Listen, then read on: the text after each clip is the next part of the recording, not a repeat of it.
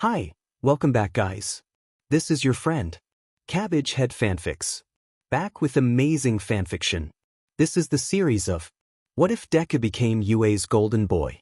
Now before starting, please give this video a like and subscribe to the channel if you want more videos like this. Now let's get into the fanfic. It's 4:17 on a Tuesday, and Midoriya Izuku is on his knees, crying in a Mizudafu back alley. Tears stain his cheeks, and he sobs, clutching his heart with one fist as his other hand struggles to hold him steady. His bright yellow backpack, usually light as a feather, weighs him down like a hunk of lead. His school uniform, which was supposed to be a neat and pristine black, is charred and scuffed. His red shoes are worse for wear, the laces of both being completely burnt and the left one missing the entire sole. Midoriya's a little banged up too. His ribcage throbs with the rhythm of his heartbeat, stabbing him with bolts of pain. There's a small cut on his hand, and his face looks a bit sunburnt. A cool February breeze blows through the alley, chilling him to the bone. Or it would if he could have felt any colder. The words of his idol, his #1 role model, his hero echo through his mind, bouncing around in an infinite loop of despair as the wind blows through the city. Without a quirk? I should think not. The world of heroics is a dangerous place. Pros have to be willing to risk it all, day in and day out. Trust me when I say even top heroes get injured in the line of duty. Without a good quirk to protect themselves with, us heroes could very easily die or worse.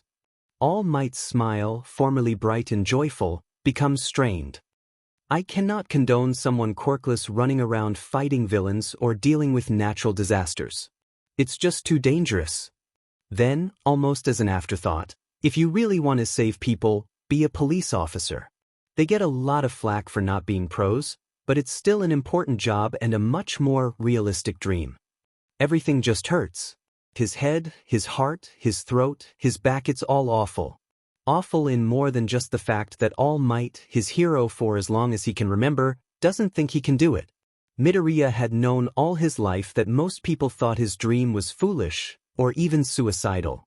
From his preschool teachers to his own mother, not a person he'd met believed in his dream or him, for that matter. Yet somehow, All Might's smile was enough to keep him going, to push him through every obstacle. But now, that smile, the one bright and burning with hope, is replaced by the one he'd seen moments earlier.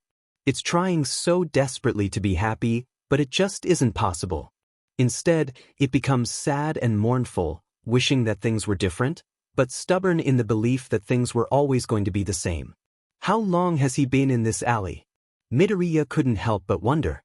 The sun's hanging lazily in the sky, not quite setting just yet. It's late winter, so it'll probably be an hour or two before nightfall. His tears are slowing a bit now, and his sobs aren't quite as strong. After another bit of waiting, Midoriya does his best to wipe the tears from his eyes and stands shakily. He teeters a bit once he's up, but after a moment his knees regain their strength. Tifils? Well, not better, but the heartache is dulled just a tad. His insides are still swimming with grief, but he's got just enough strength to shove it all down for the moment. It feels like he might have the strength to walk home instead of just lie on the ground in some dirty alley, which is good. His mom's probably worried sick. Reminded of his mom, Midoriya reaches into his pocket and pulls out his phone. He winces as he catches his reflection and opens the camera app to get a better look. He looks like a street fighter who lost, which, based on the fact that he tried to fight back against a pair of muggers and had to be rescued, is probably a decently fair assessment. His eyes are red, too, like he just finished chopping an onion or fanning a campfire full of wet leaves. Or crying. He notices the time after a minute of studying himself. It's 4. He'd been crying for less time than he'd thought. Midoriya's phone vibrates, and a push notification pops into his screen. Sweetie, I'm seeing a report of a villain attack on your walk home. Did you make it back all right? Midoriya blinks. Well, he's not home or all right, but neither one of those are going to have a big impact on his reply. I'm almost home. I didn't even know about the attack. He gets a message telling him to hurry home and to not forget about the dirty dishes he has to wash a second later, and he turns off his phone. The villain attack should be resolved by the time he gets to wherever it is on his route back to the apartment, So Midoriya takes a big breath and starts walking out of the alley. His first step out onto the street shows him the bustling world he'd been isolated from for those life-changing. Are they life-changing? Does he really want to give up now? Part of him says yes, and that he's a fool for even thinking about it, but another defiant part urges him to push on. Moments. It's hard, so very, very hard, because everything is just the same, but also isn't in the slightest. Midoriya sort of equates the feeling with a book he read back in his first year in middle school. It was a compilation of first-hand accounts of people whose quirks came in very late. In one of them, a man unlocked his at 20, and it granted him the color perception of some random marine animal Midoriya couldn't remember. The man claimed to have cried for days, and he liked to say the moment was like being enlightened or seeing for the first time. Everything was just so clear. Midoriya didn't feel enlightened though. Sure, he might understand the world better now, but it wasn't a good thing. He wished he could go back to being a dumb, fantasy-obsessed kid again. But he couldn't. He never could. A bike zipped right past him, accompanied by the frantic ringing of a bell. The rider's backpack brushed his nose a bit. It startled Midoriya, who jumped back half a foot. He took a couple deep breaths and gave himself some hard slaps on his cheeks. He needed to focus on getting home. Then he could sulk and contemplate his life. Grabbing the straps of his backpack, Midoriya starts to walk. He gets a couple odd looks from other pedestrians, which isn't strange. His clothes look like they belong in the trash, which they do, and he's got a first or second-degree burn on his face. He's also limping slightly, but no one seems to care enough to help him out, which is par for the course with him. Midoriya noticed the distinct smell of ozone in the air around him as he rounded a corner but brushed it off. He kept walking, ducking around more corners and crossing streets absently. It's only when he's 3 meters in a crowd that he realizes that the villain attack his mom mentioned isn't over. Not by a long shot. There are barricades up, Midoriya notes. The same barricades that have separated hero and villain fights from onlookers since All Might debuted 30 years ago. There are also tons upon tons of people in the crowd. He pushes to the front of the mob. Muscle memory is a hard thing to break, but the usual excitement he feels when watching hero and villain fights is now replaced with a morbid curiosity. The scene before him is heart-wrenching if he's being honest. There's one villain, a small, skinny man with some form of electric-type quirk, and a pro-hero with an earth quirk battling in the center of the crowd. The villain is winning soundly, despite the disadvantage he has due to his opponent's quirk. His lightning-like bolts of electricity are just too powerful for the hero's walls of earth.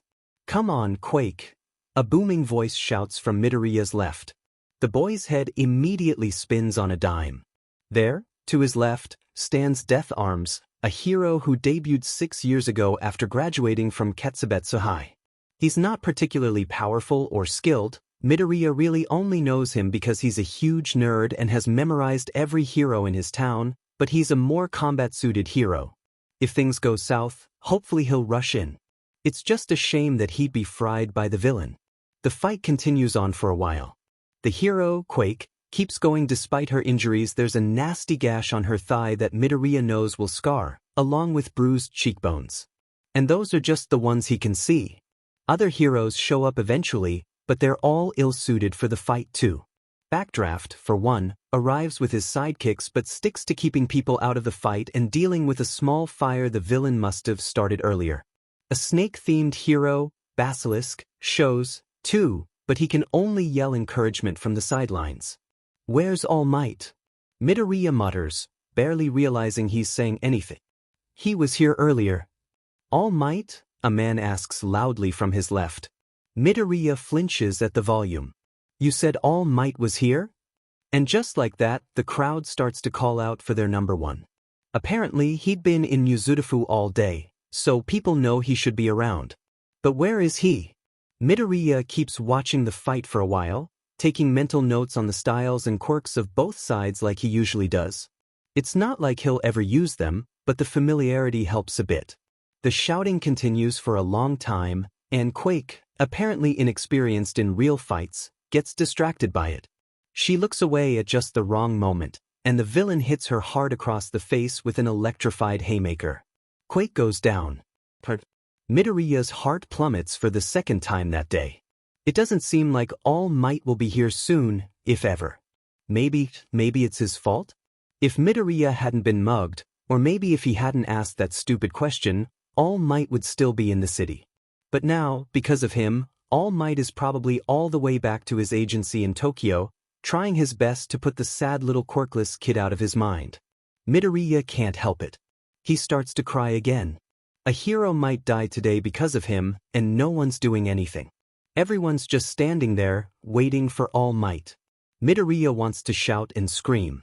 He wants to smack Death Arms and all the other heroes for doing nothing. He wants to restart the day and avoid taking that stupid alley as a shortcut. Midoriya wouldn't remember when he started to move. Later, he'd ask his predecessor over afternoon tea. The man, skinny as a wisp and tired with age, would only offer, just as everyone in that crowd was beginning to lose hope, for a response. Midoriya might not remember when he started to move, but he would remember the moment he realized what he was doing. By this point, he's already halfway across the wrecked intersection that served as a battleground and slinging his backpack off his shoulder. The villain, who has his back turned to Midoriya and his section of the crowd, is suddenly struck by a 5-pound sack of pens, pencils, and textbooks. He spins around, momentarily forgetting about the downed hero. Midoriya, who's shaking with every fiber of his being, stands firm before the villain. "Stop!" he yells, his voice cracking. He feels a fat tear run from the corner of his eye all the way down to his chin. The villain stares for a moment, oblivious to the screams of terror from the crowd and gathered heroes. Then he smirks evilly and lights up his hands with yellow electricity. "Big mistake, kid," he says, glee evident in his voice. "It'll probably be your loss." But then, All Might is there, wearing the same clothes Midoriya saw him in earlier. The blue carpenter's jeans and white tee are both filled with rippling muscle that could pulverize a whole ward. Detroit smash. All Might bellows, throwing his right fist forward in a straight punch. The villain doesn't even get a chance to react before he crumples to the ground in a pathetic heap. The crowd of people predictably goes wild, cheering for their number one. All Might helps Quake up before shouting a hurried apology for his tardiness and leaping off into the almost sunset. Midoriya is left to deal with the aftermath. Not pretty, to say the least. The paramedics, ever dutiful, barely have enough time to patch him up before Death Arms grabs him by the arm and gives him a real tongue-lashing about risking his life and trusting the pros. Backdraft does much the same, though much more gently, and Quake gives him a pat on the shoulder and a warning not to stick his neck out like that again. Midoriya quietly wonders what their words would be like if he let it slip that he was quirkless. Would they mock him? Yell at him even more? They'd probably just treat him like a three-legged dog made of glass and walk him home to his mother. They'd probably make sure he'd never act heroic again, too. It's not like Midoriya can blame them. They're right, after all. He manages to escape the bunch of heroes and the reporters that seem to constantly hover over their every move. He's lucky he's a civilian minor, otherwise he might have been forced to give a statement. Midoriya's only 3 blocks from home when he hears it. There are footsteps behind him.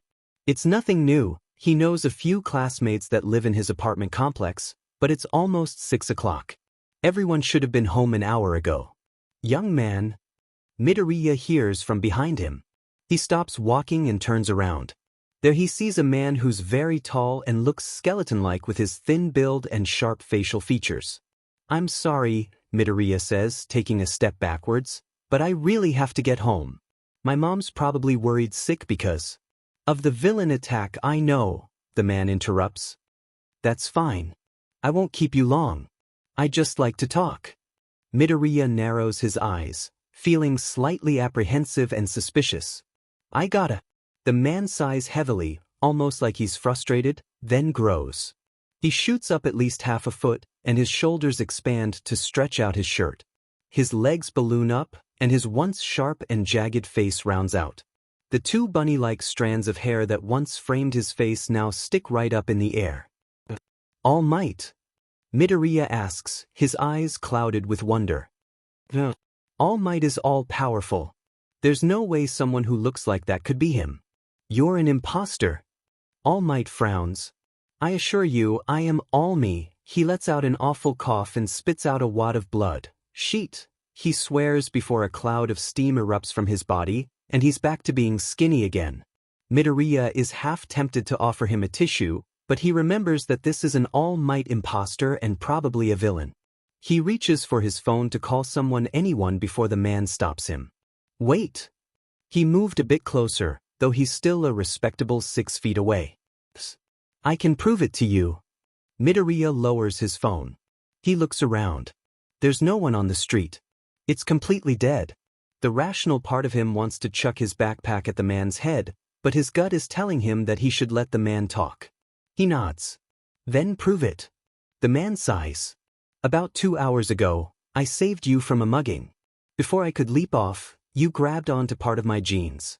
I sort of pushed you off and let you ask a question. The man looks especially guilty, almost as though he regrets everything, but pushes on.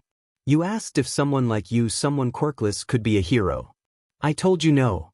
Midoriya feels himself collapse on the ground. He feels his knees bruise. It really is you. All Might nods. Yes. I trust you know not to share this with the world. Yeah, but why tell me this anyway? I'm just a hopeless hero wannabe. All Might smiles. Perhaps. But do you know what you did back there? With your backpack? Put myself in danger for no reason and almost died, Midoriya mumbles. No, not at all. But you were there right after. If I just waited, everything would have been fine. I wasn't thinking and I embarrassed myself. So you weren't thinking? I figured as much. Midoriya looks up, with confusion evident in his expression. All Might continues. You see, 4 years ago, I had a big fight with a villain. He did this to me. All Might lifts up his shirt, revealing a massive, puckered scar across the left side of his torso. I lost half of my organs because of it. There's no way that Toxic Chainsaw or Purifier did that. All Might laughs, but it's airy and humorless. You know your stuff. I had a feeling you were a fanboy. But you're right, he agrees. Those two were strong, but they didn't have the raw power to hurt me. The fight I'm referring to has been covered up. Only the very upper brass of Hero Society know I've been hurt, and most don't know how bad. How bad is it? Midoriya asks. Aside from missing half of my organs? I can only hold onto my hero form for 5 or 6 hours a day now. Midoriya SCKS in a long breath. That's very bad, I know. All Might looked over Midoriya again, as though burning every feature into his mind. But I'm not here for your pity, or to let a random teenager in on one of the world's most important secrets. Back there, you moved to save a pro-hero whose life was about to end. You weren't thinking. I could tell just by looking at you. Believe me when I say everyone in that crowd thought you were insane, because you, a skinny middle schooler with tears in his eyes, were running right into the face of danger. But I didn't share that thought because I know that every true hero in the world has had a moment like that, where their body just moves. Midoriya starts to feel the sting of tears in his eyes for the second, or is it third, time that day. He feels his legs go weak, and he collapses on the ground, supported by his forearms. The tears start to flow freely. Young man, I came here to correct myself. I have wronged you. I now believe that you, too, can become a hero. Midoriya briefly sees his life flash before his eyes. Everything from when he first met his one and only former friend, to that fateful doctor's visit, and all the time he tried to stand up to bullies. Every word of discouragement, every time he cried himself to sleep, and every time he took a beating while being mocked. It hurt. It hurt so badly. But it was all going away and being replaced by the words he'd always longed to hear. A sob, or maybe a shriek of joy tears from his sore throat. His eyes were flooded with fresh tears, which fell to the ground in a pair of small puddles. My power is yours to inherit. What? Midoriya asks, trying to stop his sobbing. He really didn't want to cry twice in front of his hero. All Might smirks. My quirk. It can be passed on, and I'd like for you to have it. Should you accept, you'd be my successor, and I'd train you. Midoriya blinked. A transferable quirk? But how? Quirkless bodies aren't meant for quirks, and that's assuming I can receive one. He didn't even realize that he was muttering, his mind was moving too fast. But if a quirk can be passed down, can a quirk be taken? Can a quirk be modified or cloned? Where's the line when it comes to kid? All Might interrupted, throwing his head back and smacking his face with one palm. You're really overthinking this.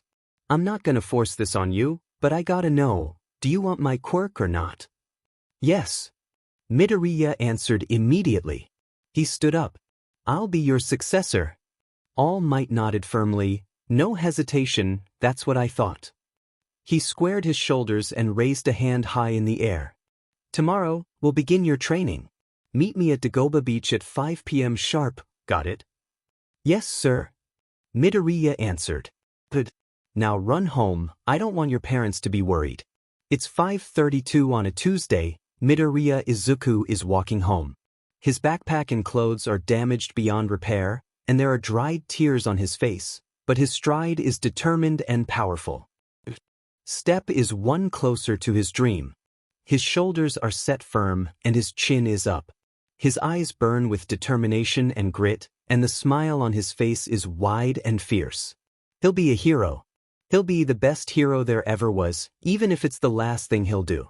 Midoriya wasn't sure what he expected All Might to tell him when he got to the beach the next day, but it definitely wasn't start hauling trash.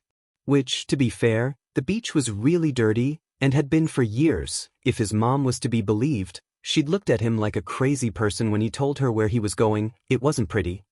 The place definitely needed to be cleaned, but he wasn't sure why it had to be him. Midoriya slips and falls face first into the sand as he remembers that, oh yeah, he was trying to pull a fridge up to the dumpster he saw by the entrance earlier. He's got rope burn on his hands now, which is but isn't too bad. Ah, finally, he hears a massive, jovial voice say from behind. Midoriya rolls over and props himself up on his elbows. There, casually sitting on the fridge like he doesn't weigh 665 pounds, Midoriya has the number memorized because he's a total nerd, is All Might. I was beginning to think that you were too stubborn for your own good. Why am I hauling trash? Midoriya settles on, sitting up and crossing his legs. All Might smiles even brighter, which shouldn't be possible, and hops off the fridge. You see, back in the early days, being a hero was all about servitude. He places one hand on the top of the fridge and pushes down, crushing it. Why, I remember my years in America. They basically treated heroes like garbage men. I mean that in the best way possible, of course, but you get the idea. So I'm doing this to get used to serving the community? Midoriya asked, rubbing his hands together to warm them up. The idea makes sense. He does want to be a hero to help people after all. All Might picks up the crushed fridge and casually tosses it into another pile of trash. Not only that, but I miss the days when the beach was clean. I made a lot of good memories here. The fridge lands with a clang about 20 yards away, and All Might strikes a pose. Also, you're not a proper vessel for my power yet, he adds, almost like an afterthought. But I thought you said I was worthy. Midoriya cries, already feeling tears running down his face. Yeesh, kid, calm down, All Might says, pulling out his phone and snapping a couple pictures. I meant physically. Mentally, spiritually, and instinctually, you're DMN near perfect. It's just your weak body I'm worried about. Midoriya wipes his face with the sleeve of his tracksuit. What's wrong with my body? He knows he's skinny. He's been so all his life. But he's still decently strong for his age, mostly due to all the running he does on a regular basis. As it stands, if you were to use my power at 100%, you'd probably be blown to bits, All Might says, nonchalant like he's ordering the usual at his favorite restaurant. Blown to bits? Midoriya grabs his arms and pats himself down, making sure he still has all of his limbs. All Might nods seriously. Yes, that would definitely be bad. But there's an upside. He reaches into the back pocket of his pants and pulls out a thick, 3-ring binder. You can build up enough muscle with this. He tosses the binder to Midoriya, who opens it. The first page reads Aim to Pass, American Dream Plan in big, bold letters. Midoriya flips through some of the pages quickly. Wow, even my sleep is scheduled.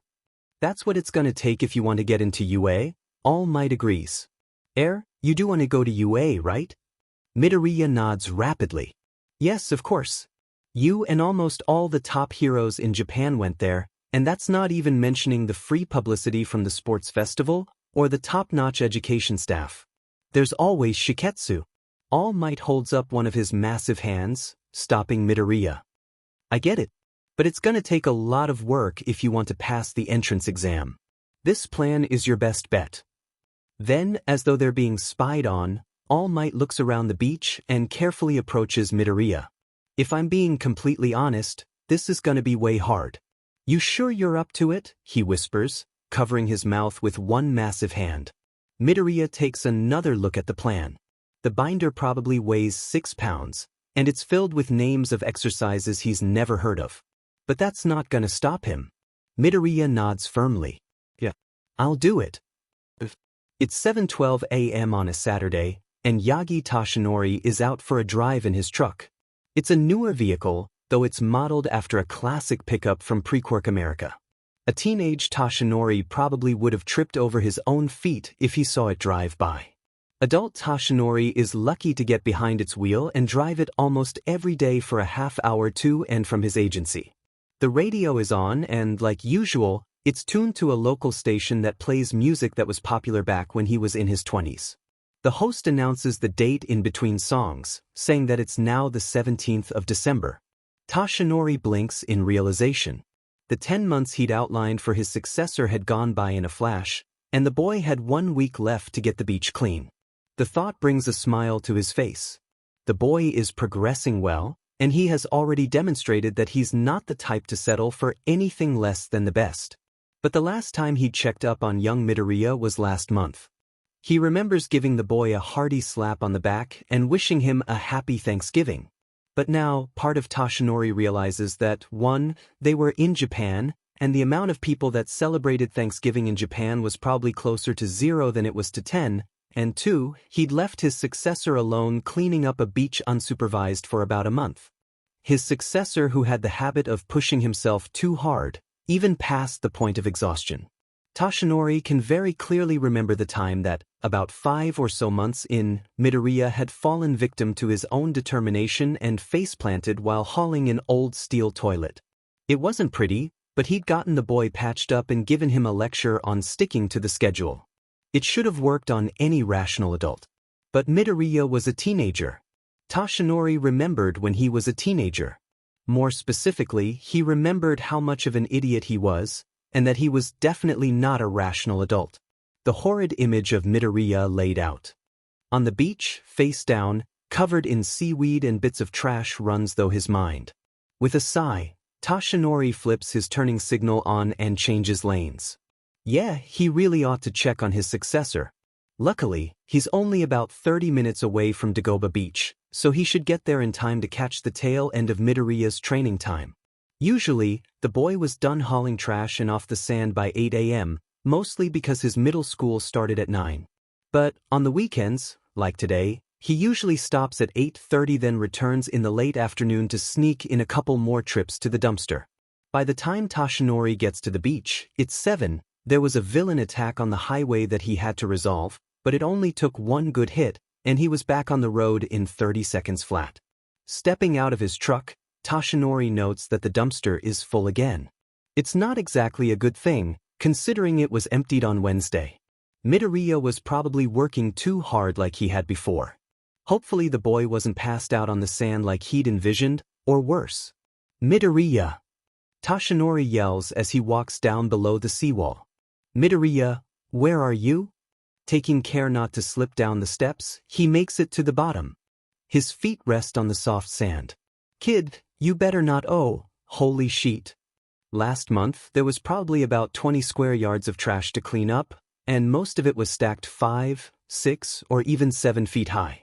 Now, every inch of the beach is absolutely spotless. The sand is pure and white, and the ocean water is a pristine blue. Waves lap onto the shore, crested with beautiful sea foam. The sun is rising, and he can hear seabirds calling. It's exactly as he remembers it being back in his youth. My God, young Midoriya. Toshinori feels himself puff up as pride and amazement fill him to the brim. He looks around again and notices a 15-foot tower of trash standing to his far left. On top of it is a screaming figure, which is probably his successor. Toshinori is proven right when he leaps to grab the boy and carries him to the ground. "Look at you," Toshinori says, shaking the boy's shoulders. Toshinori almost can't believe the transformation. Smooth, hard muscle had taken the place of skin and bone. The boy's shoulders, chest, and upper arms had grown the most, swelling a near excessive amount to broaden his build. His torso tapers in a slight V-shape, and Toshinori proudly notes the six-pack of abs that take up most of the space on his belly. Midoriya's legs have also beefed up, his thighs stretching the fabric of his track pants and his calves looking more like steel cable than flesh and bone. "I did it." The boy laughs, nearly collapsing. Toshinori steadies him. "Yes, you did. Here." He hands the boy his phone after making sure he won't collapse. On screen is a picture. "This is you, crying 10 months ago." "I'm so skinny," Midoriya says in amazement. "Yes, you certainly were," Toshinori agrees, patting the boy on the shoulder. "But now you're ready." Immediately, Midoriya straightens his back, his face serious. He looks up at his mentor. "Am I really?" "Huh." Toshinori pps his head in confusion, his right arm already halfway to his head to grab a hair. "It's just, you put in so much time and effort into helping me. Do I really deserve your power?" There's tears streaming down the boy's face, but they're different than usual. Less like rushing rivers and more like soft rainfall. Toshinori understands his sentiment, but flagrantly disagrees. "My boy," he comforts, "I was once told that there's a difference between something given and something earned. One is left to luck, and the other is left to the individual's will. You should never get the two confused." Midoriya seems to understand and wipes his tears away with the back of his hand. He takes a deep breath and looks right into Toshinori's eyes. They're still watery and red-rimmed, but they have the same fiery determination that had quickly become his favorite part about his successor. "I'm ready." "Good." Toshinori reaches up into one of his long, bunny-like spikes of hair and pulls a single yellow strand free. He holds it out to Midoriya.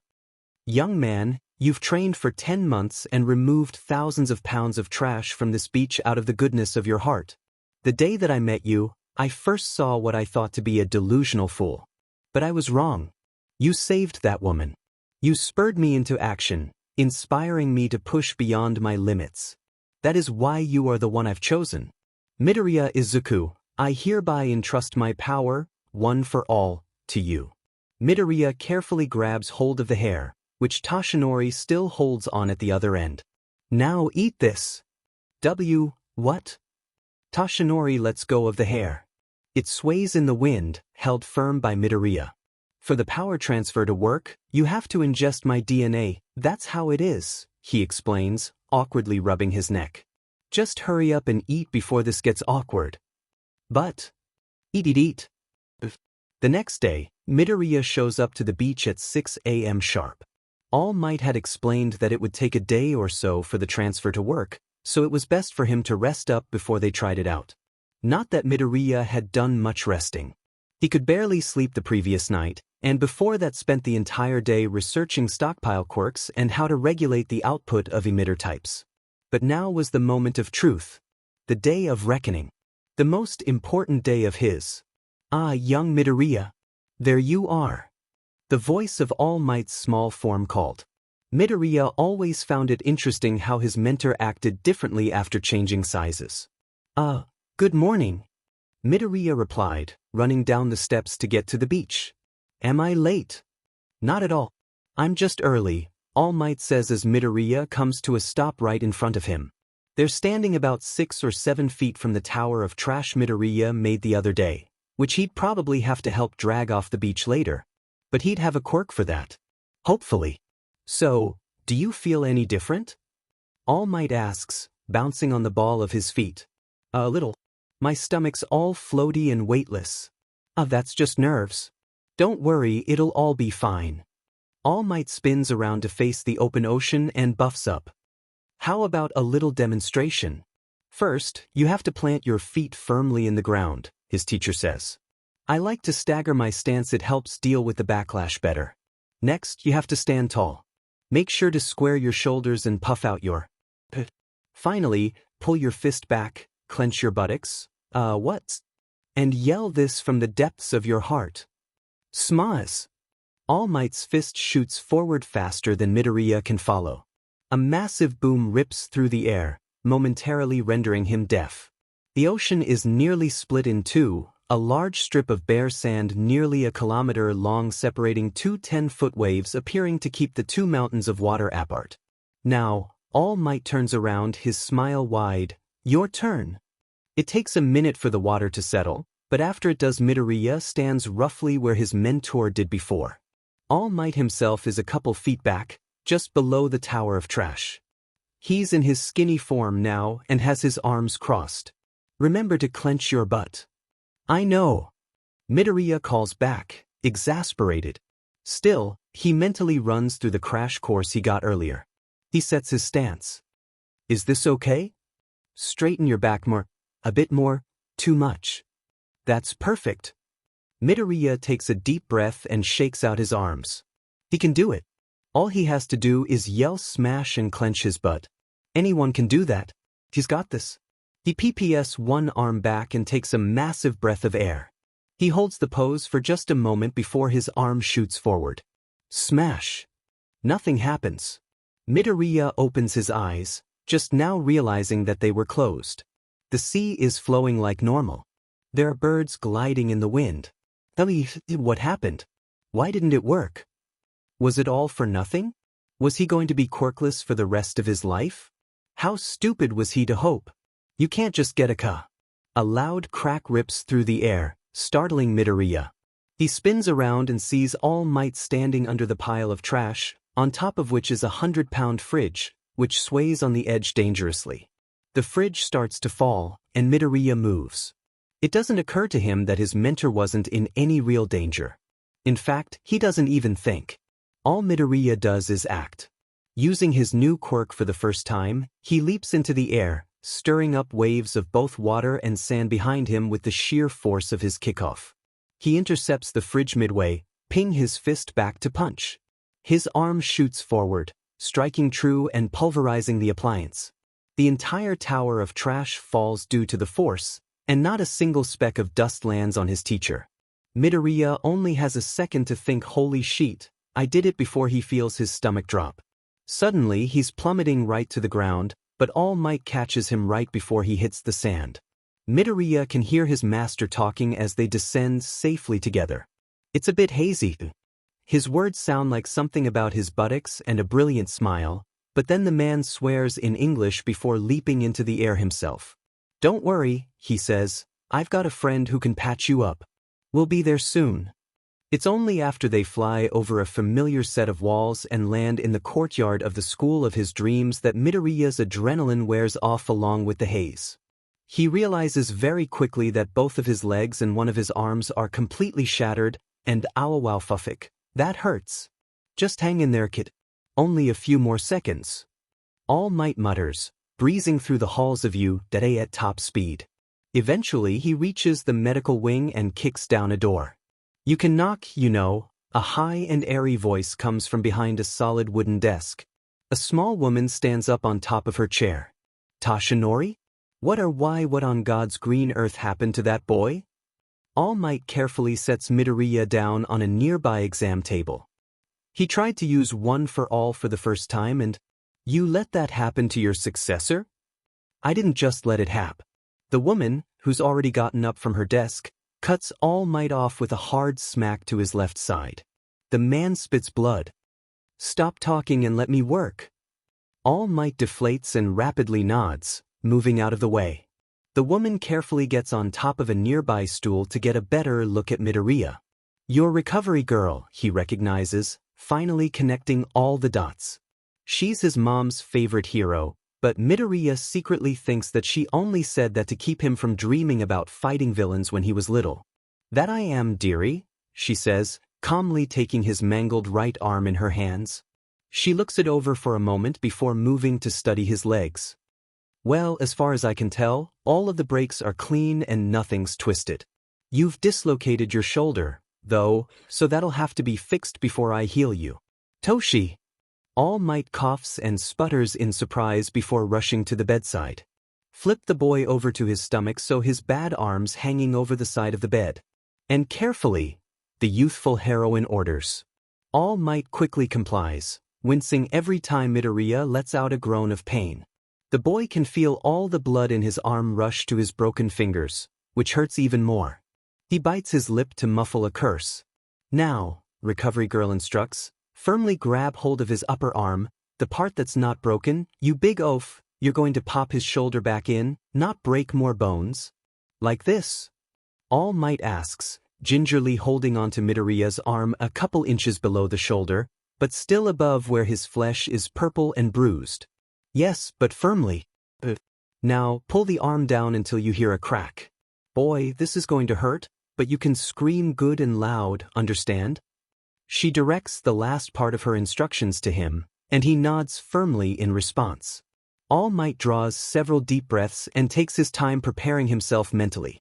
After what feels like forever, he finally yanks Midoriya's arm down. There's a loud and chilling crack, but it doesn't hurt as bad as he thought it would. Midoriya rolls his shoulder a bit and whines. It still hurts. Recovery Girl gives him a quick kiss on the forehead half a second later, and his limbs feel as good as new. It's ridiculously cool to watch his bones maneuver back into place, and Midoriya even thinks he can feel the healing a bit. But, despite his fascination with the quirk, he still feels exhausted after it's over. It makes sense, though, since Recovery Girl's quirk works with the recipient's energy. Despite him being healed, both Recovery Girl and All Might agree that he should be x-rayed to see if there's any lasting damage. Midoriya complies, but it's a bit weird and awkward, considering the last time he got an x-ray, his dreams were crushed. Recovery Girl says, zooming in on different parts of the x-ray.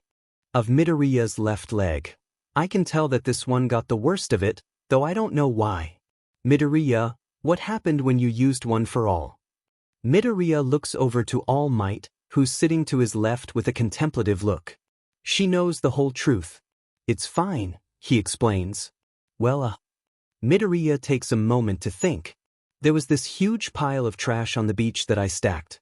Looking back, it was probably a dumb thing to do, but anyways, All Might was standing under it and a piece started to fall. I couldn't just let it fall on him, so I clenched my butt and yelled, smash, and then I was falling and now I'm here. He manages to cut himself off before he rambles too much. That doesn't explain why your left leg was worse than your right, Recovery Girl comments. He stepped with his left leg first. I remember it very clearly. All Might steps in. Recovery Girl then very calmly stands from her desk and gets up from her chair. She turns around and slowly walks towards All Might, who swallows nervously. The man only has a split second to look scared before she clocks him hard over the head with her cane. Yagi Tashinori. When I said you should listen to your heart when picking your successor, I didn't mean pick a miniature version of you. A wad of blood and spit flies out of All Might's mouth at top speed. He is not a miniature version of me. He's an overly determined fanboy with a heart of gold and an overactive mind. We're completely different. Oh, so he's a cross between you and Knight, even better. I don't know if you realize, but candidates are scarce. Sure, he's not perfect, but he'll get there soon. I certainly hope I'm not interrupting anything. A cheerful voice calls from the door. Midoriya looks up and over from his feet and sees an empty door frame. Oh, my apologies. I'm quite short, so I'll have to come around, the voice says again. There's the sound of a person sipping tea, followed by a soft sigh of content. Then Midoriya hears a few short footsteps. The owner of the voice steps into view, joining Midoriya and the two heroes behind Recovery Girl's desk. Greetings. I am Netsu, principal of UA High. Am I a rat, a dog, or a bear? Who knows? Oh Migodi Uredzu. Midoriya leaps from his seat, rushing forward to shake the principal's hand. Paw. Can I have your autograph? The principal chuckles, accepting the handshake with a smile on his scarred face. Why certainly, but only if you try to get into UA. It would be an honor to train All Might's successor. Good afternoon, sir. All Might greets, carefully standing and growing to his muscle form. Your fur looks especially luxurious today. Oh, stop with the flattery, Yagi. I wasn't even your principal. Nezu takes a sip of tea and lets go of Midoriya's hand. Though both you and Recovery Girl should be more careful with your arguments.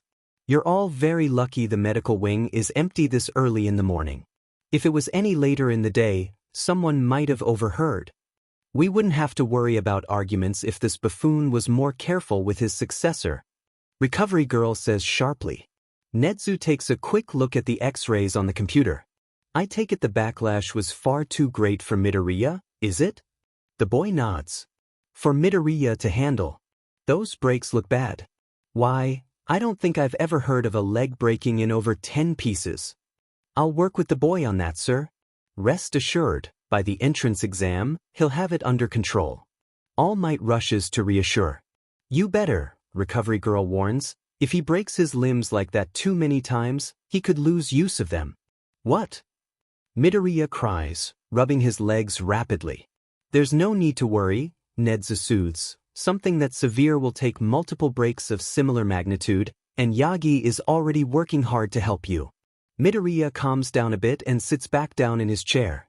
That's only a little reassuring. Here at UA, we take student safety very seriously. You'll be supervised by our top-notch staff every time you use your quirk. There's really no worry. Nezu turns from Midoriya to All Might. I take it he just received one for all today? Yes, sir. He actually first used it to save me from a piece of falling trash. My, how heroic. Nezu looks back at Midoriya, but his gaze is different now. Less overly peppy and more intensely fascinated.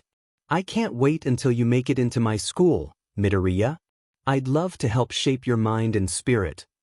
All right, fanboy. All Might yells, striking a bodybuilder's pose with the ocean as a backdrop. Hit me with your best Detroit smash. Midoriya jumps back in shock, almost slipping on the wet sand of Dagoba Beach. But you saw what happened to me last time. If I punch you again, I'll break my arm. Ah, but here's the thing, his mentor explains. When you hit a person for the first time with this quirk, it keeps the output low, so you don't accidentally splatter someone on a wall. He takes a stance similar to that of a boxer and holds out a palm, facing it flat towards Midoriya. Now, come on. Hit me. Midoriya looks down at his hands. He tries to remember how it felt when he used one for all last time, but everything's blank other than the vague comparison of an egg in a microwave. He'll have to settle for All Might's instructions again if he wants to do it. All right if you say it's safe. His mentor nods eagerly, though waits patiently while he runs through the checklist. I just need to punch this time, so maybe if I focus on my arm, my legs will be fine? Midoriya mutters, backing up so he has room to get a running start. Once he's about 10 or so feet away, he pulls his right arm back and sprints as hard as he can. He feels one for all course through him, noticing the sheer raw power it contains for the first time, concentrated entirely in his right arm. He nearly backs out, scared that it will blow his limb to bits, but at the last second, right when his fist is about to strike All Might's palm, the power level sharply dips. Smash! A light gust of wind rushes through Midoriya's hair and open jacket. His fist is held tightly by All Might's hand. There's no pain. He doesn't even realize that he closed his eyes until he starts to open them. Midoriya pulls his arm back, looking at it in wonder. I did it, he whispers. That you did, my boy, that you did. All Might inspects his palm. That wasn't too much power, but considering you can only handle the bare minimum, it'll do for the time being. So what's my training going to look like now? Midoriya asks, eagerly shifting from foot to foot. His mood has already drastically improved. Will we get to spar? All Might laughs. No, we won't do combat training just yet. You need to get better at controlling and getting a feel for your limit first. He strolls over to the fallen pile of trash and picks out the back half of an old sedan. Practice on this every day that I'm not here before and after you do your regular trash cleaning, taking care to regulate the power. Once all of the junk is gone, I'll get you into a real gym. What about the rest of today and when you are here? You'll practice on me, of course. Now, take another hit so you get a better feel for your level. All Might holds out one of his hands again. You may have completed the first step, but you've got a long road ahead of you. Midoriya nods, determined. I promise I'll keep working hard. That's what I like to hear. Now hit me. Detroit Smash. A week goes by, with Midoriya's spirit the highest it's been in years. Something about having a quirk, itching under his skin, ready to activate makes him feel as light as a feather. People at school were as usual, but now that the year is wrapping up they've all just seemed to forget about the quiet, quirkless third year. Midoriya went home every night that week and practiced turning one for all on and off in his room for hours. It was hard at first, but he does it so often that it now only takes a couple seconds to flip on in a limb.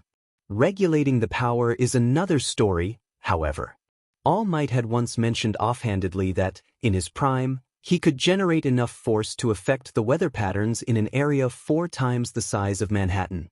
And on top of that, All Might's 100% was probably somewhere around his 70 or 80%, if his mentor was to be believed. He still practices them. At first, it takes intense concentration, and Midoriya very nearly levels his apartment complex on accident. His limit is around 5% by his estimate, so he mostly focuses on keeping it at or below that level. By Saturday, he's got a good enough handle on it to make sure he won't accidentally hurt himself, though the output tends to fluctuate from anywhere between 2 and 5%. His training on the beach continues, with All Might showing up on Monday and Thursday. He supervises Midoriya as he hauls bigger and bigger pieces of trash away, and coaches him on how to properly throw a punch.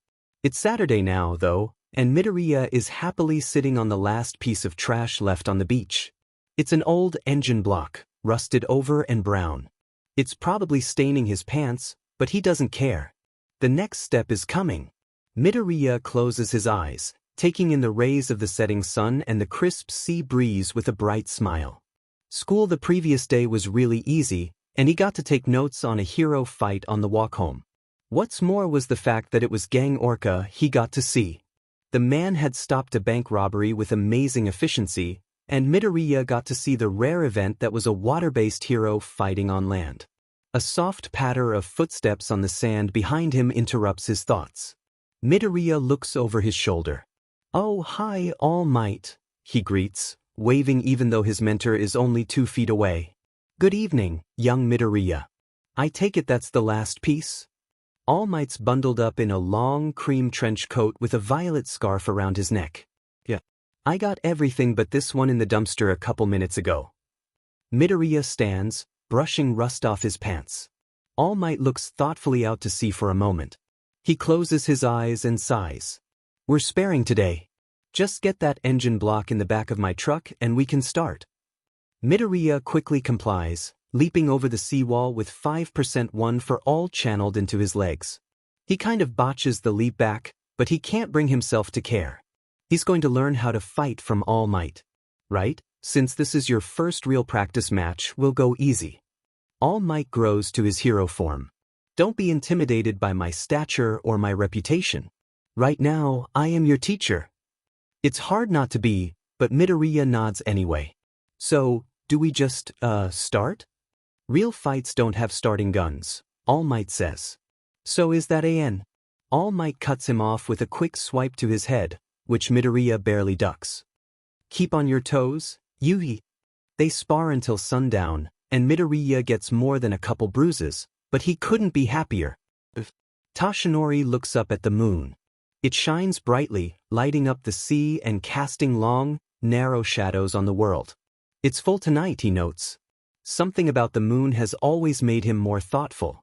Or maybe it was the stars surrounding it, though this close to the city, there were no stars. The man taps his thigh gently with his hand, which is bathed in moonlight. He has to be honest with himself now, or he'll never be a good teacher. Young Midoriya's progress is too slow. The boy learns quickly and practices diligently. He hangs off every word Toshinori says, almost taking it like gospel. He even smiles when he fights, bright and fierce. But he's far too stiff. Every attack is telegraphed seconds in advance, and the time in between moves is way great. He's missing something, but Toshinori can't figure out what for the life of him. That's why Toshinori is holding his phone in his hands as he sits in his truck after another night of training. He's shaking too, which does little to help his state.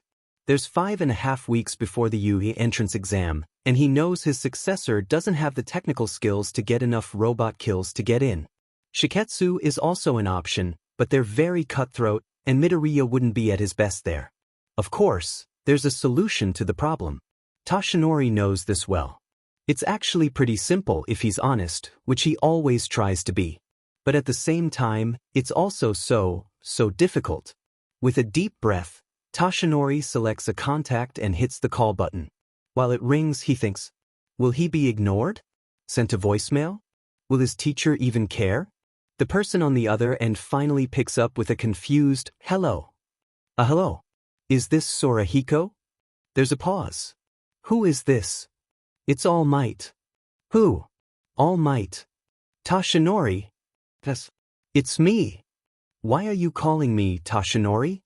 The voice is still soft and confused, and he can practically see the innocent old man facade his teacher is wearing. I found my successor and I need your help. The line goes very quiet for a while. Then, why didn't you lead with that, you big oaf? And what do you need my help for? I'm an old man. Toshinori winces. I'm not a good teacher, you can say that again. And so I need you to give the boy some pointers. Just 2 days. What Toshinori doesn't say is that spending more than 48 hours in the same city as Gran Torino would be hell. But the brat better be worth it. It's the second week of January, and Midoriya is very confused. Wait, so you don't want to be my teacher anymore? No, that's not what I mean.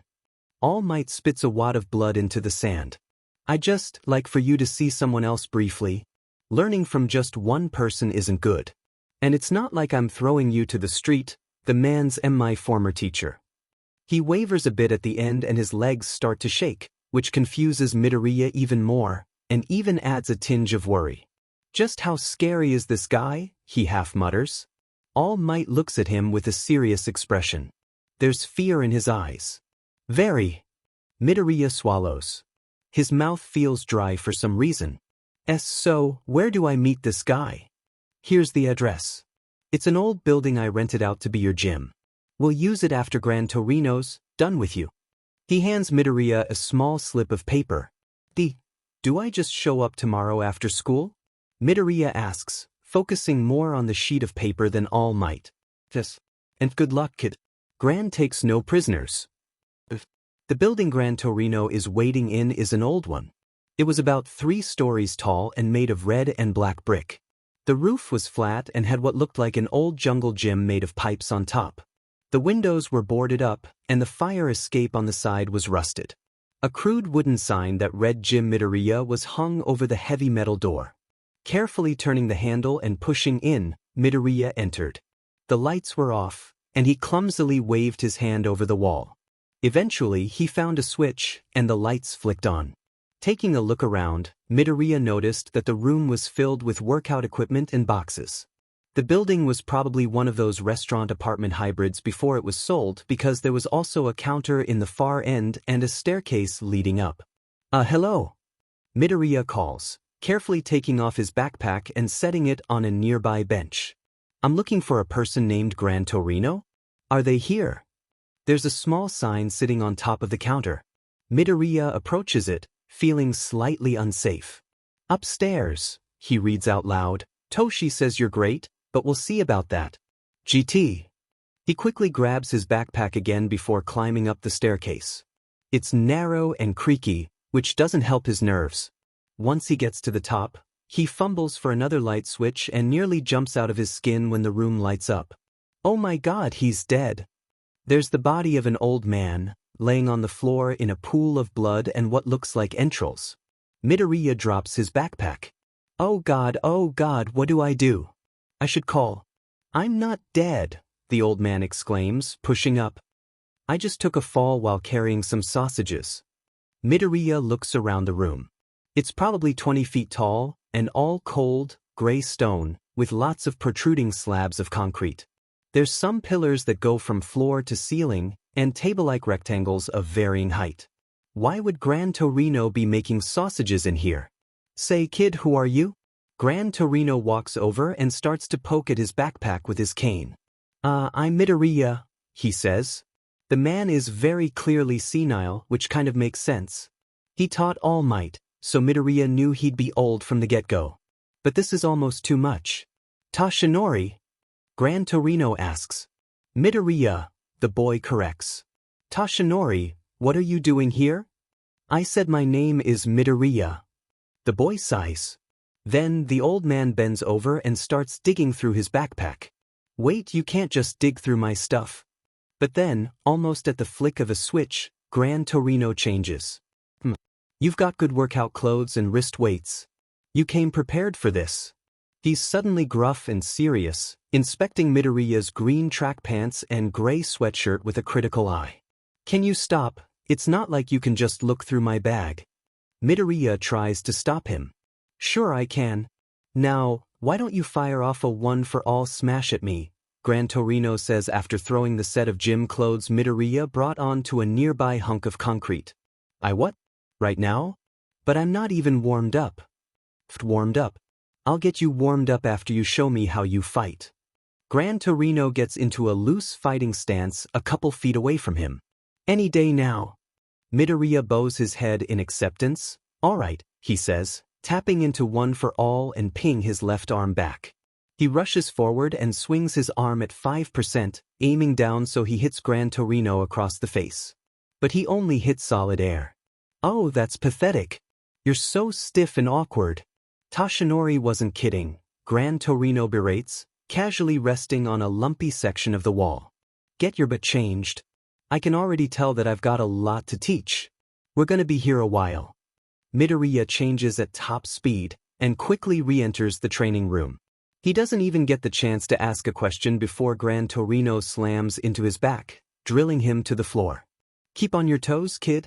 Did Tashinori teach you nothing? The older man pushes back off, and Midoriya stands. Gran Torino very clearly relies on speed in his fighting style, and Midoriya can tell by his movements that the room is perfect for him.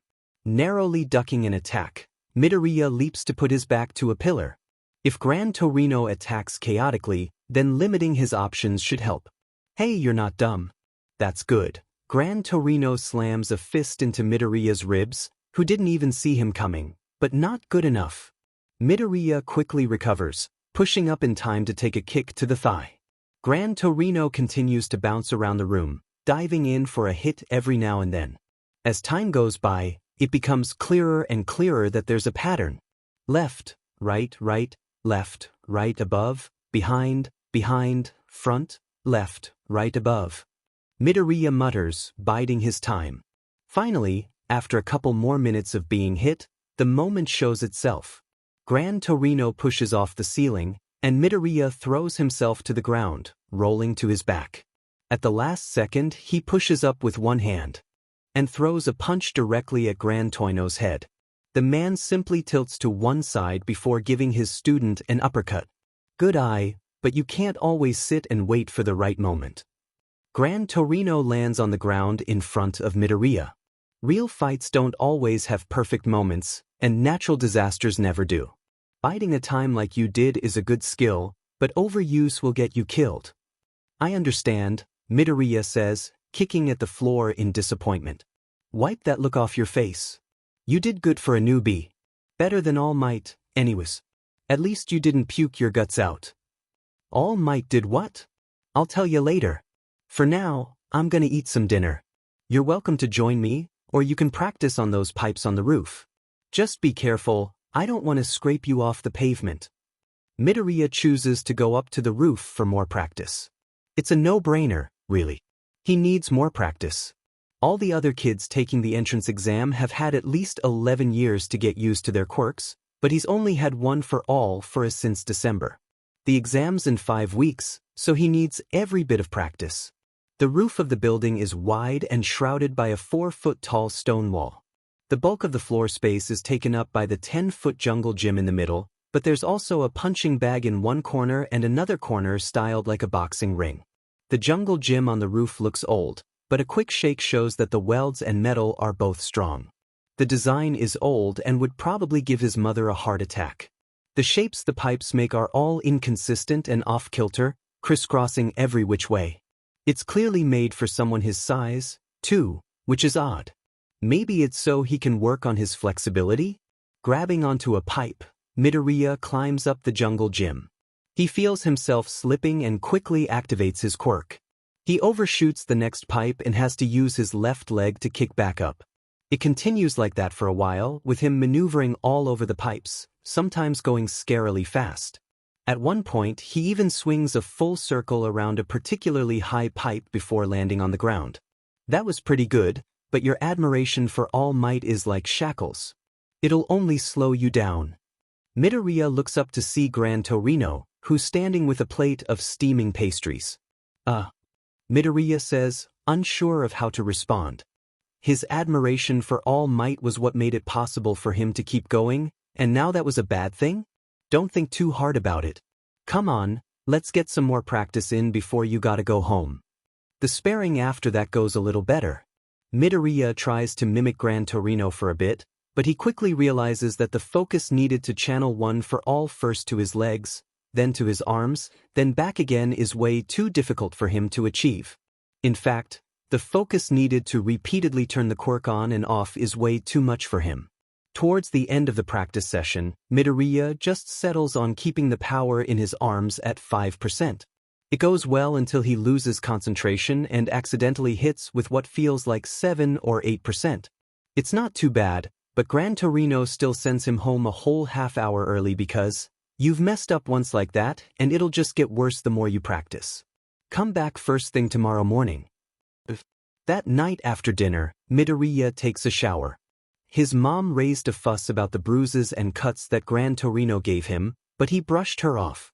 He needed to think. The water was hot and steamy, fogging up the mirror and making the tile floor slightly wet. Slipping in, Midoriya lets the water hit his head before it trails down his body. His hair's a pain to wash, so he only bothers every other day. He washes his face next and his body. Once he's done, he rinses off the soap that was all over his body. All over his body. Why was that thought sticking with him? He's showered like this forever, heck, everyone has. It's the most efficient way of cleaning yourself. What else were you supposed to do? Wash one arm at a time? Midoriya quickly gets out of the shower and dries off. Ignoring the fact that there's still some soap on his face, he activates one for all, but this time it's different. Instead of just one or both arms, or even his legs, Midoriya lets a steady level of 5% flow through his body. It's tough, but not uncomfortable. He can move like this. I've got it. Midoriya jumps, and promptly hits his head on the ceiling of the bathroom. He landed on the floor with a thump and scampered back up. Honey, are you all right? His mom yells from the kitchen. Yeah, I'm all right. Just slipped and fell. Midoriya replies, hurriedly putting on his pajamas. Are you sure? His mom calls again. She sounds worried and there's footsteps coming down the hall. Yeah, I'm sure. It's nothing bad. Midoriya opens the bathroom door to see his mom standing right outside. The floor was wet so... Sweetie, his mom says gently. Her eyes are already watering. Last year, when you said you wanted to bulk up, I was happy. Those meals aren't cheap, but that was okay. You were doing so much better. She sniffs and wipes away a tear. But now, you're gone from 5 in the morning until 10 at night. It's just, I'm worried. And today you even came home with bruises. Oh, Mom. Midoriya says because what else can he? He hasn't told her anything about what he's doing or why. He's done nothing but give her the bare minimum and expected everything back. Please, Izuku, baby, just tell me what's going on. I don't know if I can take much more of this. Midoriya tries to say, but he falters. It's nothing bad, I promise. He tries again, looking at the floor. It's just hard to share. But I'll try. Just let me think for a moment. His mom nods slightly before walking off to the living room, and Midoriya slowly sits down in the ground. He rests his head in his hands. Why is this so hard? Having a quirk is a great thing and all he's ever wanted. Telling his mom should be easy. But it's not. Every time he thinks about it, he sees that face. Oh, Izuku, I'm so sorry. The memory runs on repeat through his mind. It hurts every time, stabbing him through the heart. He tries to mouth the words and practice what he'll say, but all he can see are those tear-filled eyes. But he has to do this. Pushing off the floor, Midoriya slinks into his room and grabs a grip trainer. It's the heaviest one he's got, so he can barely close it on a good day. Walking out to the living room, he envisions that awful memory merging with the grip trainer. Mom, he says, standing just inside the living room. His mom looks up from her tissue. Have a quirk. Midoriya channels a small stream of one for all into his hand and squeezes the grip trainer as hard as he can. It snaps in two before falling to the floor. The memory goes with it. The both of them cry hard late into the night, forgiving and apologizing over and over again. Toshinori smiles as he locks the door of his pickup. A swift breeze blows through his hair as he walks up the steps to Gym Midoriya. Gran Torino's 2 days were up, and now Toshinori would see how well they worked. Knowing Gran, young Midoriya was probably beat until he figured something out, which, while a bit inhumane, was probably necessary. Yurare only accepted the best of the best, after all. Pulling out his key and reaching for the doorknob, Toshinori realizes that the front door is ajar. He furrows his eyebrows. Midoriya isn't due at the gym for another 10 minutes. Looking over his shoulder and stepping inside, Toshinori grows to his hero form and closes the door behind him. Better to be safe than sorry. The first floor looks intact, though there are some weights in the wrong places. Midoriya probably worked out some since he saw him last. Toshinori would have to teach the boy to keep the weight area tidy. The door to the basement, which is really just a 7x7x7 hole in the ground, is open, which is even more worrying. Nothing's in there yet, and the door had been locked tight. Toshinori had plans for an office or file room down there to keep track of the boy's progress, which may never come into fruition if there's an intruder problem. Typical hero protocol stated that in a situation like this, the person searching the house should go from floor to floor, bottom to top, so Toshinori makes for the basement. The steps are very creaky and barely able to support his weight, but Toshinori still makes it down and stops. What on earth? The basement had been turned into a makeshift bedroom, with a space heater, a soft Persian rug, and a twin-sized bed that was drowning in blankets. There's even a small dresser and a fridge, though both were empty. The walls are partially painted a dark gray from the ground to about 4 feet up, like some kind of hobbit wanted to remodel. Was somebody squatting in Gym Midoriya? Or was the boy himself living here now? Both were equally worrying. A loud thump 2 floors up shakes Toshinori from his thoughts. Someone is definitely here. He races up the 2 floors of stairs and runs right into the cement floor. There, Toshinori sees a pair of blurs, one yellow and one green, chasing each other midair. One seems to take notice of him and makes a turn right in his direction. In a split second, All Might, the world symbol of peace, is flat on his back, coughing blood. "You're late," a gruff voice reprimands. "The boy and I were just getting warmed up." "Gran." Toshinori wheezes, slimming down and sitting up. "You're still here, you're still here?" He shoots to his feet, hurriedly brushing off any dust from his shirt. Gran Torino scoffs. "You say that like it's a bad thing, you overgrown Z." He turns around and cups his hands around his mouth. "Kid, stop for a moment and say hi to your idiot teacher." The green blur, which hadn't stopped bouncing around the room, stopped. It landed on the floor in a sloppy roll and straightened out. There, dressed in a worn-out Bronze Age All Might hoodie and a pair of sweats, was young Midoriya. "Hi, All Might." The boy waves cheerfully. "Now get back to work." "That roll was awful," Gran Torino orders, turning around and ignoring a bright, "Yes, sir." Toshinori took a moment to pick his jaw off of the floor. He learned all of that in 2 days? Yep. He's not perfect yet, but between you, me, and whatever UA has up their sleeve, that boy's gonna be a real monster one day. Gran Torino sneaks a glance over his shoulder. He almost looks impressed, which is horrifying. "Wait," Toshinori swallows, "between you and me?" He quotes, fearing the answer. I figured why not," Toshinori feels his heart palpate at his teacher's words. I've got nothing better to do, and the boy's kinda great, just don't tell him I said that. But what about your hero duties? This city is really dull, and you'll be leaving your old post a man down. Peach, that part of the country's as sleepy as a nursing home, just like this one. Not to mention there's plenty of pros, Gran Torino argues. Besides, bullet trains exist if I need to get somewhere, and I get a senior discount. Toshinori, unfortunately, can't find a fault in the man's logic and wearily looks up to his successor for a distraction. The boy does a twirl midair, followed by a somersault, and lands with a roll. Then, he pushes up and leaps to the ceiling. He bounces off of it and ricochets off a set of pillars. Oi, quit showboating! Gran Torino yells. I told you to build good habits for real fights, not practice showing off for girls. Sorry, Gran. Midoriya apologies, slowing down. Toshinori idly wonders how fine his control over the power is. It's so fun. I've never moved this fast before. He does a barrel roll and nearly faceplants into a wall. Whoops. Gran Torino sighs heavily. I suppose I can't fault him. I was the same way when I could use my quirk freely. Luckily, I grew out of it. Yes, sometimes I forget he's only 15, Toshinori agrees.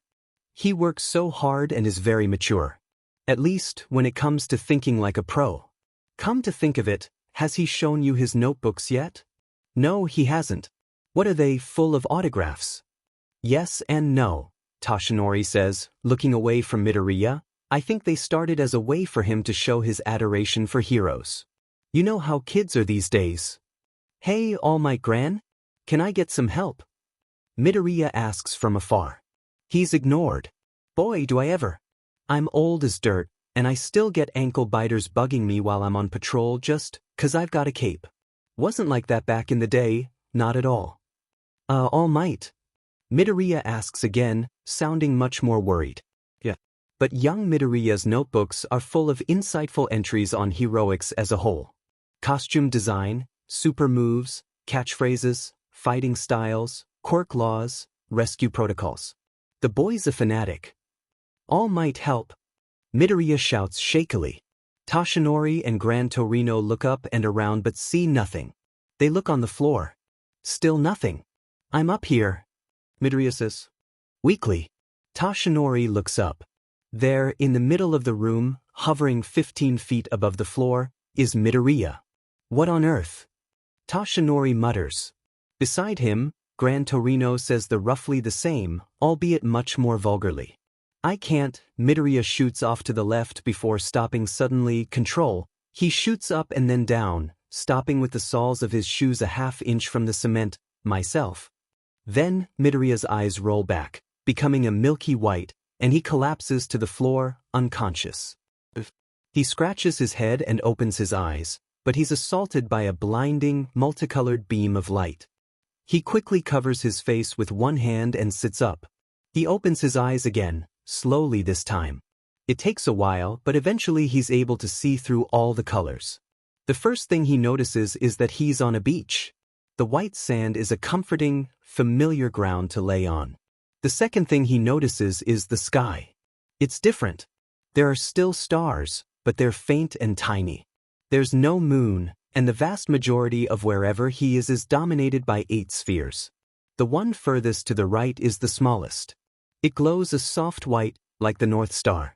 The second is almost twice as big as the first, shining a beautiful cobalt blue. It's relatively close to the first, and the two seem to bleed into each other. The third is a lush ruby red. It's far from the second, and bigger too. The fourth is close to the third, glowing a harsh acid green. It's the same size as the third. The fifth is a warm orange and close to the fourth. It's bigger too, but not by much.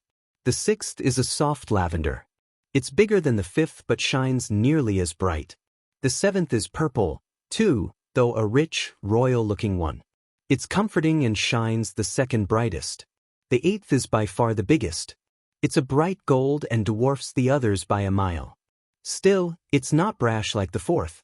Feels hopeful. I see you've made it here. Congrats. It took me years. You must be special.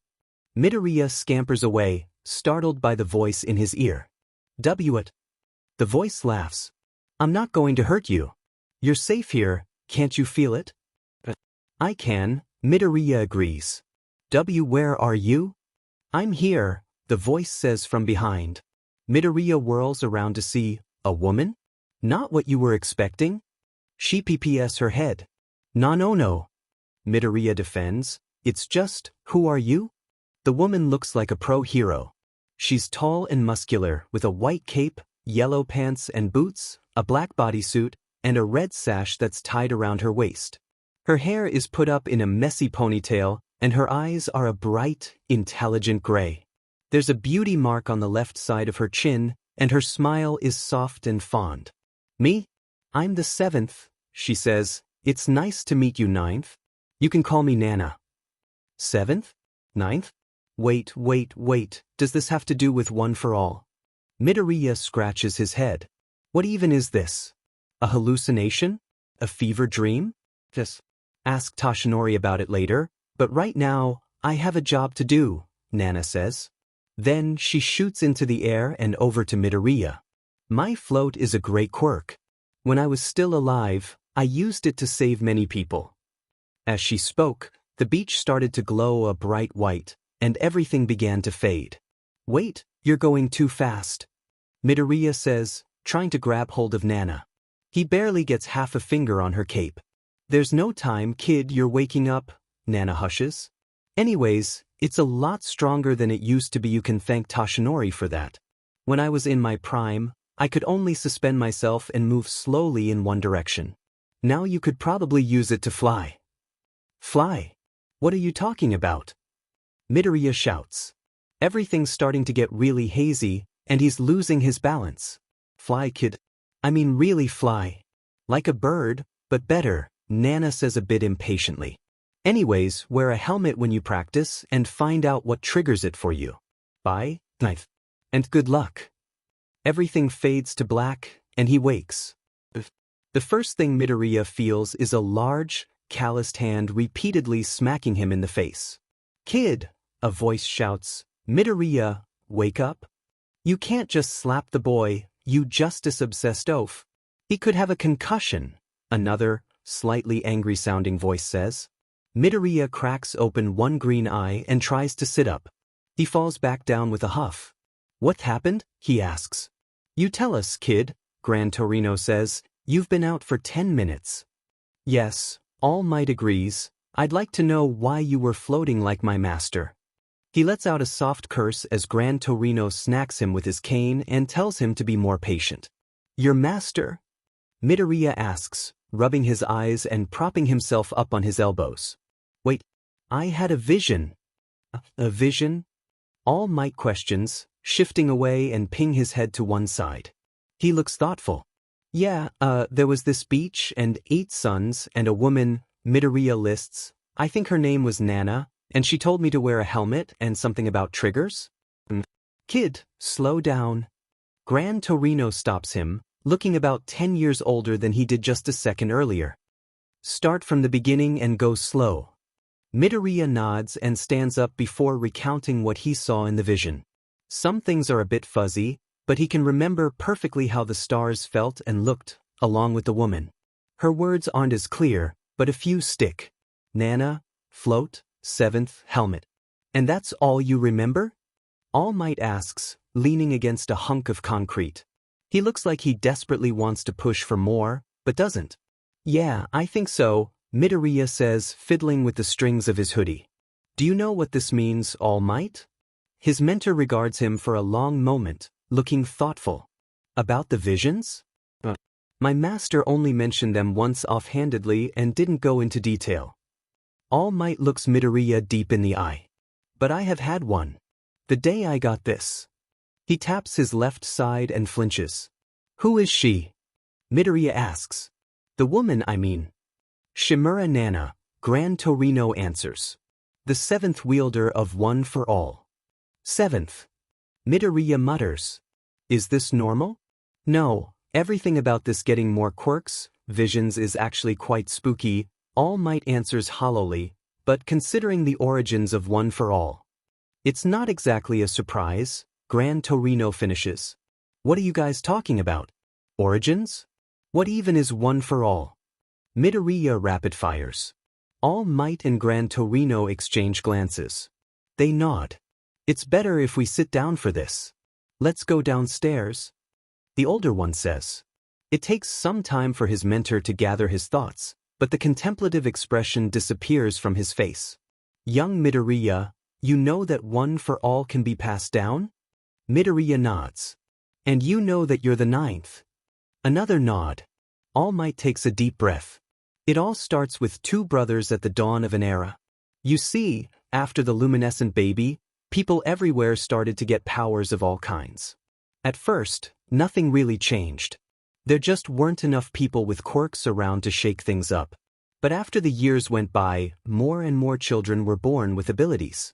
20 years after that first quirked baby was when things really started to change.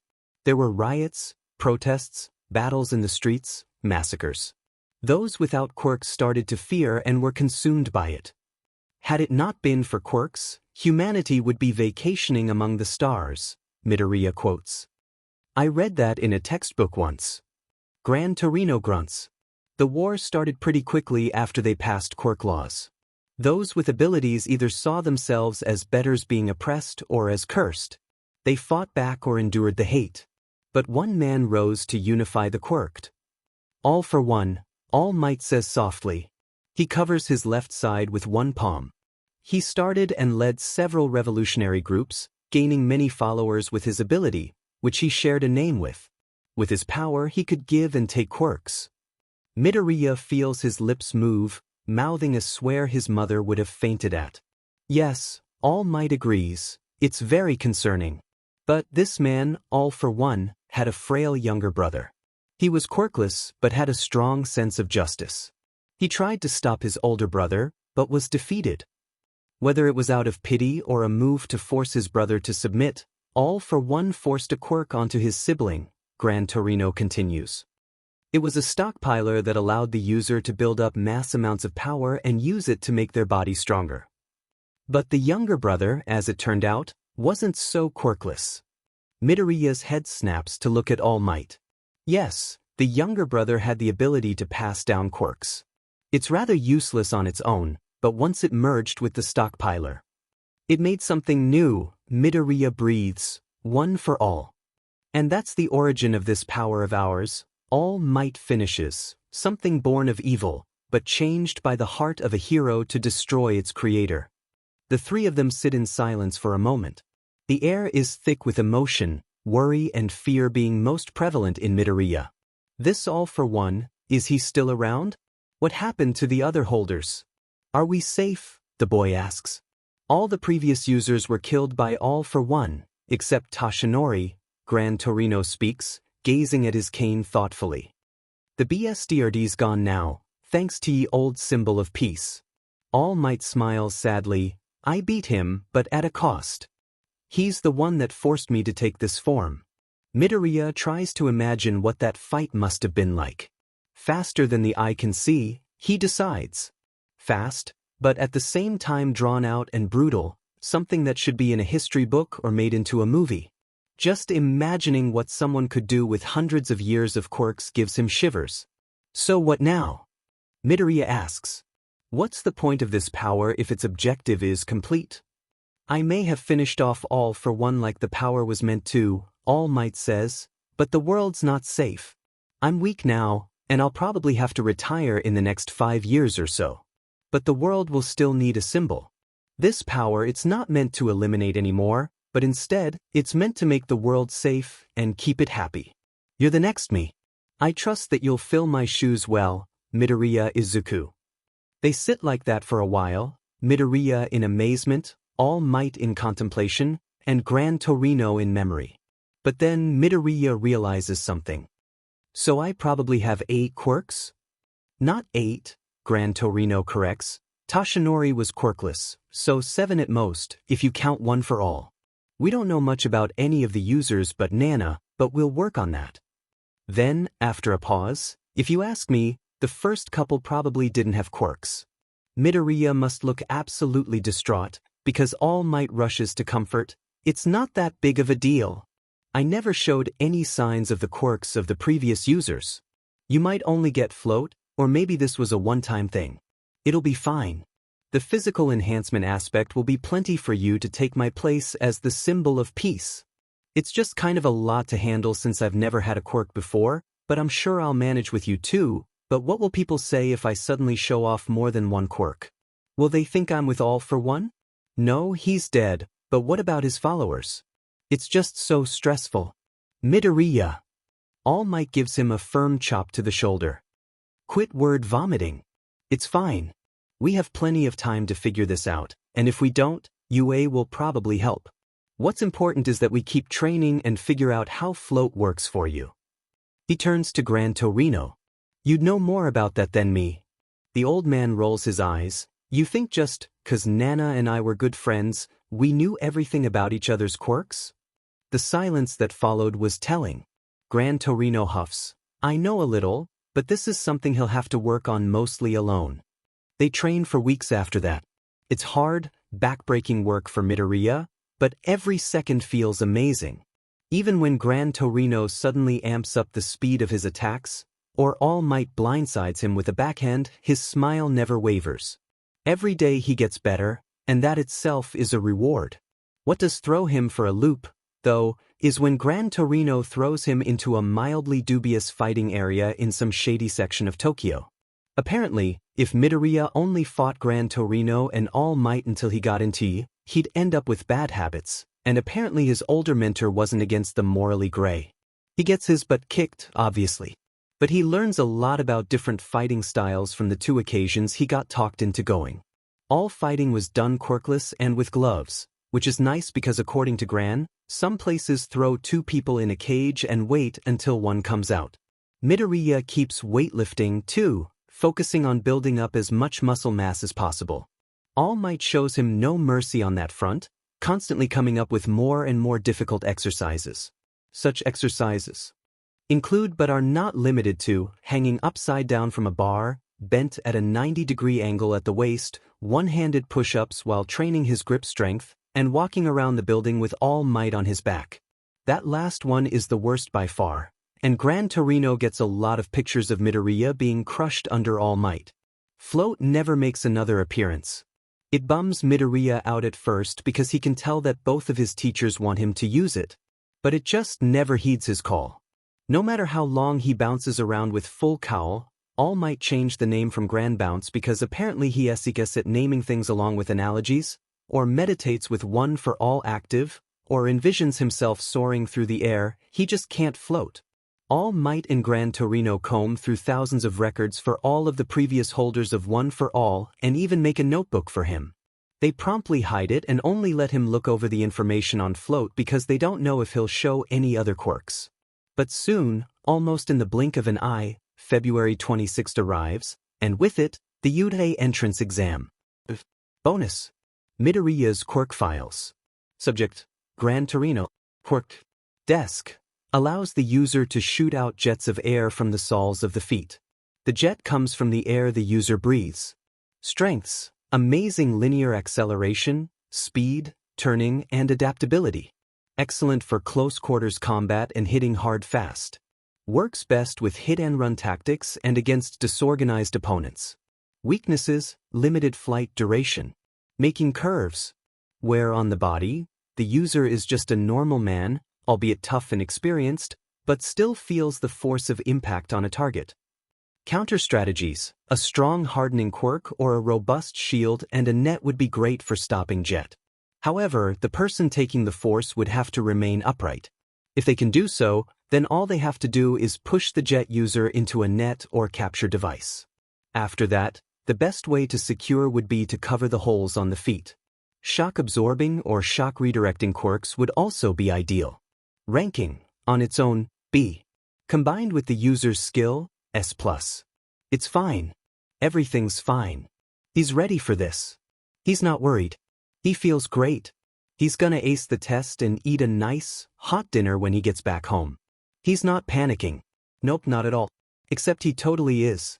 Mom, where are my new shoes? I can't find them.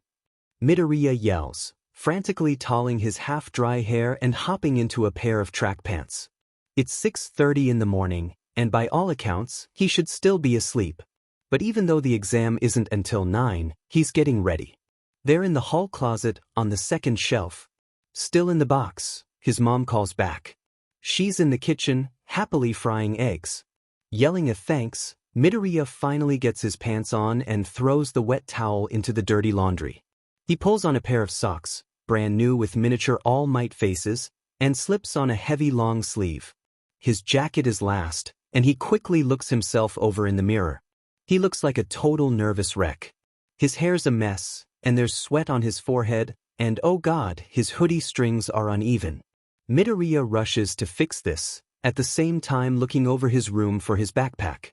It's in the corner, and he just knows he'll forget it if he doesn't put it somewhere else, and, "Sweetie, come eat," his mother yells, walking down the hall. "You won't do your best on an empty stomach." Midoriya muttered something akin to agreement but kept hastily adjusting his outfit. Have his pants always fit that bad?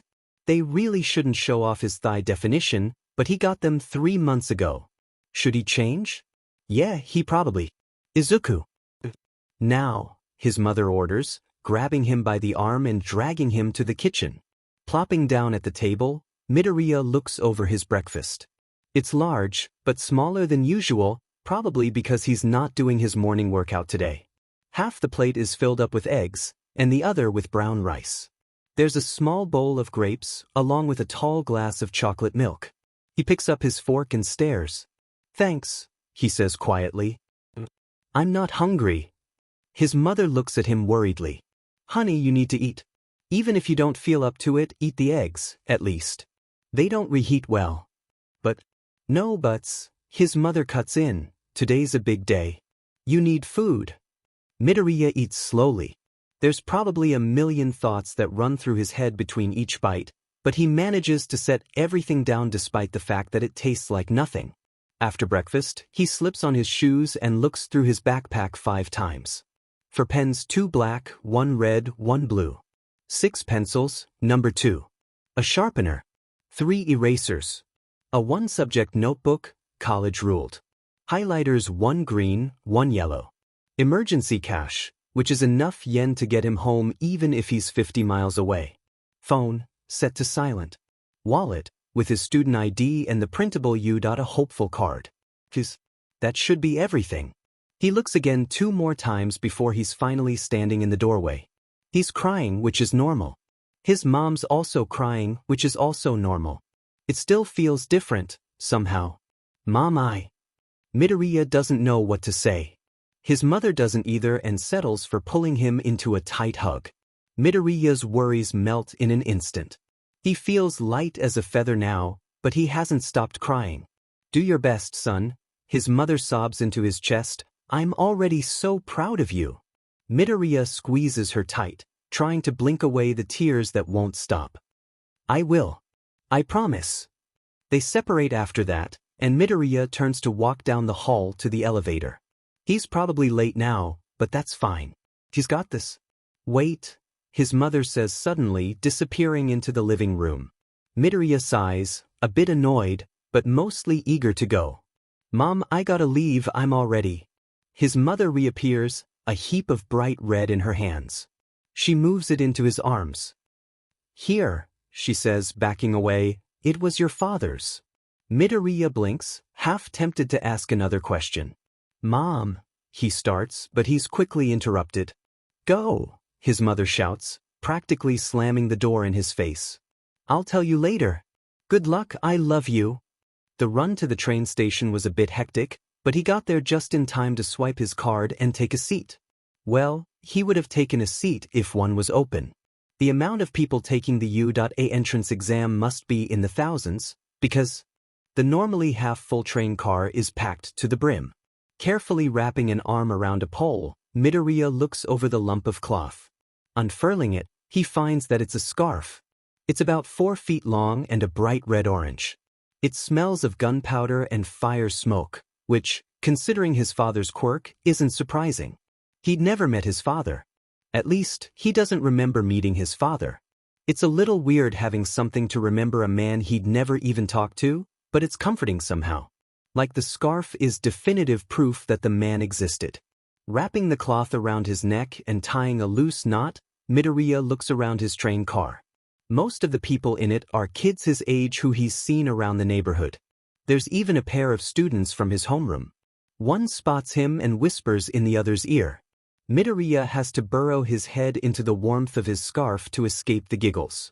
Everyone gets off the train at the same stop. Or at least it seems that way.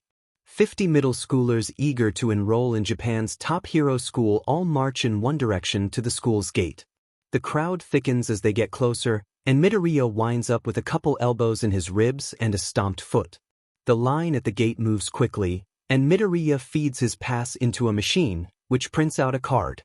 Midoriya Izuku, it reads. Quirk, superpower.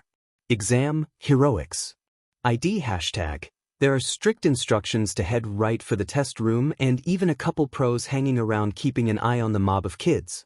Midoriya doesn't think anyone would be stupid enough to break into UA at any point, but if he had to pick a day it'd be exam day. The pros soothe the worry that comes with that thought, though, so he moves along.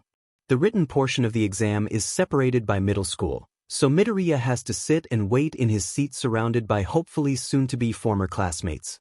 He gets a couple jabs, but a pair of teachers walk in and start to hand out tests, which stops that. The exam has 3 portions: mathematics, writing, and reading. Each is an hour and a half long with 30-minute breaks in between. Midoriya has been studying for this moment for half a year. Most of the info online said that the written UA exam wasn't notoriously difficult but still wasn't something to brush off. Midoriya definitely hadn't brushed it off. The first part, mathematics, flies by. It's only barely like the practice test he found online, but the fact that he's allowed a calculator for it eases his worry somewhat. The second part, which was reading, also goes well. He'd always been a quick reader, mostly out of his need to glean information quickly out of different articles and books. There are odd passages though, and even one in English, but he gets through them all right. The final portion, writing, is probably the easiest for him. He's tasked to write an essay on a theoretical hero. Said hero has a simple yet useful emitter quirk and specializes in close-quarters combat. Midoriya, and presumably every other student, has to explain the hero's strengths and weaknesses, make up super moves, give them a name, and explain their best course of action in a variety of scenarios. Midoriya doesn't turn in his paper early even though he can. He isn't stupid. An extra half hour is something that he should spend wisely, so he proofreads 4 times and tweaks a couple sections. He also adds a little to his breakdown on the hero's quirk. The written test is finished after that. Most people make a beeline right for the free snacks outside the testing room, but Midoriya decides to head for the auditorium. He isn't the first one there, but he's the only one in his row, which is nice. He texts his mom that he finished the exam and that the practical is about to start. Gradually, the massive room fills. Midoriya is surrounded by kids from his middle school, along with others from schools near his. They all talk among themselves but ignore him, which is fine. He can focus on keeping his muttering in check that way. At exactly 3 o'clock, Midoriya only knows because he was looking at hero stats on his phone, the lights dim. A hush immediately falls over everyone. A single spotlight shines down on a raised podium where a man now stands. "Hey, hey, hey," the man yells, cupping his hands over his mouth even though he has a microphone. "How's everyone doing tonight?" There is absolute silence. Midoriya tries not to freak out about the fact that present Mike is standing right there. Holy shit. "Oh, I see. Playing it cool. I feel ya." Anyways, Mike pulls a remote out of his back pocket and hits a button. "You all read those pamphlets, so you should know how this exam works. There's 3 types of villain bots, each with different point values." A screen lights up behind him as he speaks, displaying the silhouettes of 4 robots. 1-pointers are worth, you guessed it, 1 point each. The hero continues, "They're kind of fast but really weak. 2-pointers are next, they pack more of a punch. And then there's 3-pointers, which are basically tanks. Any questions?" Someone coughs about 10 rows down from Midoriya. "Ah, yes, you with the raised hand. Yeah, you who looked behind yourself." Present Mike chuckles. A spotlight lights up the area Mike pointed to, showing a now standing girl. You only named 3 robots, but there's 4 on screen. What gives? Present Mike looks behind himself and rubs his glasses. Oh yeah, the 0 pointer's just an obstacle. It's worth nothing and you should try your best to avoid it. Anyone else? There was a moment of silence. Alright, let's get this show on the road. Can I get a yeah? More silence. Yeesh, tough crowd. Go get changed and try to get a little excited. This is you. A short bus ride to the exam ground later, Midoriya stands before a gigantic gate, pressed between 200 other kids. Everyone seems to be doing some kind of warm-up. Midoriya sees someone with a rather long and fish-like tail stretching it over his shoulder, and a tall girl splaying her fingers over and over again. The sheer number of people and quirks nearly overwhelm him. It's like everyone here has a strong and interesting quirk and is prepared to use it to the fullest potential. How can he compare? He had 2 months with this power, and every person here had at least a decade. He'd probably make a total fool of himself and end up with nothing. All Might and Gran would be so disappointed, and he'd have to go to Ketsubetsu, which wasn't bad, but Yue was famous for making top heroes, and if he wanted to be number 1 he had. Stop muttering. It's distracting. An annoyed-sounding voice comes from his left. Sorry, it's just a nervous habit. Midoriya turns around. Good luck, I guess. The person behind him is a tall, shirtless boy who has large pink spikes growing out of his torso. The boy sneers, turn around unless you want me to flatten you when this thing starts. Right, yes, sorry. My bad. Midoriya whirls around to face the door and suddenly finds himself counting backwards from 100. All right, listeners. The voice of Present Mike screams from up high. Midoriya looks up to see him sitting in some kind of tower. Are you ready? For the first time that day, the hero hopefuls respond with a disjointed yeah. Perfect. Here's your countdown. 10 and go. Most of the kids there look up at Present Mike with confusion. Many of them laugh at what they think is a poor joke. None of them move, except for one. Midoriya, who'd been training with the world's top hero and his teacher, who'd had it beaten into him that real fights don't have countdowns, shoots forward in a blur of green lighting. He manages to wall jump all the way up a pair of 5-story buildings and slam down onto a 3-pointer before Mike calls out that the test is starting for real. But Midoriya doesn't hear. By the time the person behind him gets 10 feet into the exam ground, he'd already racked up 5 more points from ricocheting off a series of 1-point bots. He only has 10 minutes, and common sense leads Midoriya to believe that there aren't enough bots in the zone for even half the people to pass. He has to make every second count. Leaping off an apartment building, he steals a 3-pointer from a tall boy, who curses at him. Midoriya responds by jumping away and punching the head off a 2-pointer. That makes 13. Midoriya's main strategy is to keep high and pick off groups of bots from above. Falling down on them makes his attacks that much stronger, and it's probably safer than running around the streets like a headless chicken. He's proven right when, not 5 seconds after climbing another building, Midoriya body slams a 2-pointer and uses a hunk of its metal as a makeshift throwable to knock out a series of 1-pointers. That makes 18 points. Midoriya keeps going like that for a while, and he's eternally grateful that Gran Torino made him think of a strategy instead of letting him go in blind. Midoriya also uses some of his time to help other students in danger. He pulls 2 out of the way of falling rubble and takes out a couple bots that were surrounding another. But despite his 47, or isn't it 49? He lost count points. Midoriya finds himself losing focus. The feel of full cowl coursing through his veins is so liberating. There's moments where he almost feels like a bird gliding through the bird. Feels floaty. And that's when it hits him again. As Midoriya takes another leap off a 10-story building, his mother would have a heart attack. He wills himself to stall midair. He floats there with a massive grin on his face. My trigger. I get it. He has to feel a certain way to use float. For the last month he'd been trying to meditate and achieve peace of mind, but that wasn't it. He just needed to feel free. Midoriya finds himself soaring through the air, yelling in joy, and nearly forgetting about the exam. It's a little rough, he can't quite turn, but he can accelerate decently and even control altitude. But then, it all changes with a rumble and a scream.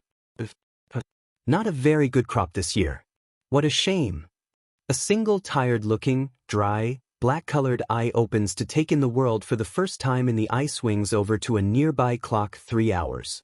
With a begrudging sigh, the other eye opens, and the man attached sits up. "Ah, Aizawa. How nice of you to join us. Please, have a look," a cheery voice says from behind a tea mug. The man, Aizawa, unzips his puffy yellow sleeping bag and steps out. He stands, accepting a cup of lukewarm coffee from a colleague. He mutters a thanks and turns to look at the large wall of screens. "How do they look?" he says, sipping his drink. He very nearly spits it out when he realizes that it's not coffee, but in fact herbal tea. He shoots a dirty look at the one who handed him it. Of course it was midnight. No one else on the staff drank anything but black tea or coffee. Disappointing. Principal Nedzu says with all of his usual cheer. There are a couple interesting subjects, but most are nothing compared to last year. Aizawa zeroes in on the biggest screen, which shows a plain-looking green-haired boy. He's got a smile that's way too cheerful and is soaring through the air without care. It annoys Aizawa, but the kid's got 52 points, so there's a little leeway. "I take it you like the green one," Aizawa says, setting the mug of tea on top of Cementos monitor. The cement hero is judging rescue points for Zone A this year, which Aizawa's grateful for. It means he can squeeze in more sleep. "You know I'm not allowed to play favorites," Nedzu says, getting up from his chair and walking over to the zero-pointer button. But he is the current top scorer. 52 villain points, and if I had to guess, 20 rescue points to go with. So he's a shoo-in, Aizawa says, gazing at the other screens. "Any other kids I need to keep an eye on?" "Check out Examini 8761, Midnight suggests, pointing to the bottom left corner of the screen. "She's not too bad, 45 villain points. No rescues though." Examini number 8771 is an average height, muscular girl. Her quirk appears to be some form of emitter that lets her generate spikes of metal from her abdomen. From what Aizawa can see, she mainly uses them to spear robots, which will need to change if she wants to get by in UA. Sticking to one move in combat is peak irrationality. "I'll take both of them," Aizawa says, slinking back over to his sleeping bag. "Don't wake me up unless someone's dead." Midnight gives his bag a soft kick once he's climbed inside. "Come on, you'll miss the best part. I get to push the button this year. I'm not grading rescue points this time, and I can get the videos showing my students later. There's no reason for me to watch." Aizawa sips on a jelly packet and rolls over. Midnight mutters something about where to shove his logic but turns away and happily pushes the big red button that's on Nedzu's armrest. Despite himself, Aizawa cracks an eye open to watch the two top scorers. Interesting. When Present Mike said that the zero-pointers were an obstacle to be avoided, Midoriya didn't think that he meant that they were the size of skyscrapers. By the time the gargantuan machine pops into existence, there are only 2 minutes left in the exam. Midoriya stops floating in order to focus on snagging a couple more points from the leftover bots in the far end of the city. He isn't the only one with that thought process, though, because the boy from earlier is around, pulling spikes from his body and hurling them at robots. He isn't very good, and Midoriya has to take out a couple robots that were about to shoot him in the back. But then, the zero-pointer shoots up from right under them. It utterly levels a whole block, and Midoriya has to grab the shirtless boy by the ankles and get him to safety with a 6% jump. It hurts his legs a bit, particularly the joints, but it's worth it to save the guy from being crushed by rubble. "I could have gotten out of there myself, glory hog," the boy spits, brushing his hands on his pants as he glared. "Don't mention it." Midoriya squeaks, cringing at his choice of words. The boy makes a nasty comment about Midoriya's hair before climbing down the fire escape on the side building. Midoriya is left to watch the zero-pointer level half the city on the roof. Eventually, Present Mike calls out that the exam is over and for all participants to make for the gate. Midoriya hops off the building. The walk back is awkward, at least for Midoriya, who has to walk 20 paces behind a guy who very clearly dislikes him. The spiked boy himself mutters a lot, mostly about how dumb the exam was and how his quirk was useless, which Midoriya thinks is stupid. Seeing the quirk in use for a couple seconds sent all types of ideas and strategies through his brain. Eventually, Midoriya reaches a crowd of other test takers. The small army of students is apparently waiting in line to be healed by Recovery Girl. Midoriya, who has no injuries, walks by. She catches his eye and even gives him a quick once-over before nodding. Midoriya figures that she's happy about the fact that he isn't hurt, unlike the boy before him, who has a rather nasty cut across his temple. He makes his way out of the mock city after that, half giddy from figuring out float and half exhausted from using it. Quirks are like muscles, after all, and Midoriya had basically run a 100-meter dash with a brand new calf he didn't know how to use. But that's fine. Gran and All Might will still train him back at the gym, and by the time he's in UDA, he'll be golden. If he gets into UDA, that is. Oh God, did he get in? The letter won't come for a week, and he's already panicking. What if the judges docked points because he fooled around with float at the end? What if he didn't get enough points? What if he failed the written portion? It's all he can think about on the train ride home. And at dinner. And while laying in bed. And in his dreams. Midoriya doesn't tell his mom about it being his anxiety, not the exam. She got almost every detail about both tests and was just so happy that he couldn't force his doubts on her. Gran Torino, on the other hand, "Kid, you look like someone ran over your dog," he says bluntly as Midoriya walks into the gym after school that next Tuesday. Midoriya flinches. "I think I bombed the exam." Gran Torino raises a single gray eyebrow. "Explain." And Midoriya does. He had to start and stop a couple of times, Gran chiding him on his word vomit, but he gets the picture across eventually. Once he finishes telling his story, the older man laughs loudly. "It's not funny." Midoriya cries, fighting back tears. "I might not get in. All my work might have been for nothing." Gran Torino shakes his head. "Kid, I taught at UA for a year. Trust me when I say that you absolutely killed it." "What?" Midoriya knows Gran was All Might's homeroom teacher. God knows his predecessor was full of horrifying stories of those days. But does the man really know how UA would pick students? "The heroics exam ain't what you're thinking of it," Gran Torino explains. "They look for potential. Most of the time, yes, that potential shows itself in points. But even if you didn't make a single scratch on a robot, they'd probably let you in for saving that kid from the zero-pointer. They want kids with heart and brains, not just flashy quirks." "So I got in?" Midoriya asks quietly. Gran Torino shrugs. "I'm an old man, what do I know?" Then, after a second, "If I had to say, yeah, you got in. But don't get your hopes up. That old rat is a weird one. No telling what he'll do. Now hurry up and stretch. Toshinori's coming by later, and I want you to actually carry the big oaf this time. None of that falling over halfway through crap." The week goes by like normal. Midoriya gets some jeers about the exam, which he expected. No one at school knows he has a quirk. But for the most part, the days fly by and soon the letter arrives. "So you're telling me that most of these kids have no potential?" Aizawa says, flicking through a stack of folders that contain the profiles of every heroics applicant that managed to pass the exam. Most aren't all that impressive, but that's nothing new. Judging worth based on smashing robots is something he'd thought was dumb from day one. Across from him, Principal Nedzu nods. "Yes, unfortunately the batch of children was rather weak this year. And they're even more disappointing if you compare them to the ones we got in the 2 years previous." "How can we be sure of that?" Cementos speaks up from the far end of the long table. 10 minutes is hardly enough to gauge the strength and talent of thousands of kids. Perhaps they didn't have the right quirks for the practical. "That's a good argument, but you judged rescue points this year," Snipe says, idly tipping back in his seat so only the rear legs of his chair touch the ground. "You ought know whether or not Nedzu's right." "I graded 1/10 of the applicants. That's hardly a broad enough sample, especially among thousands of children," Cementos counters.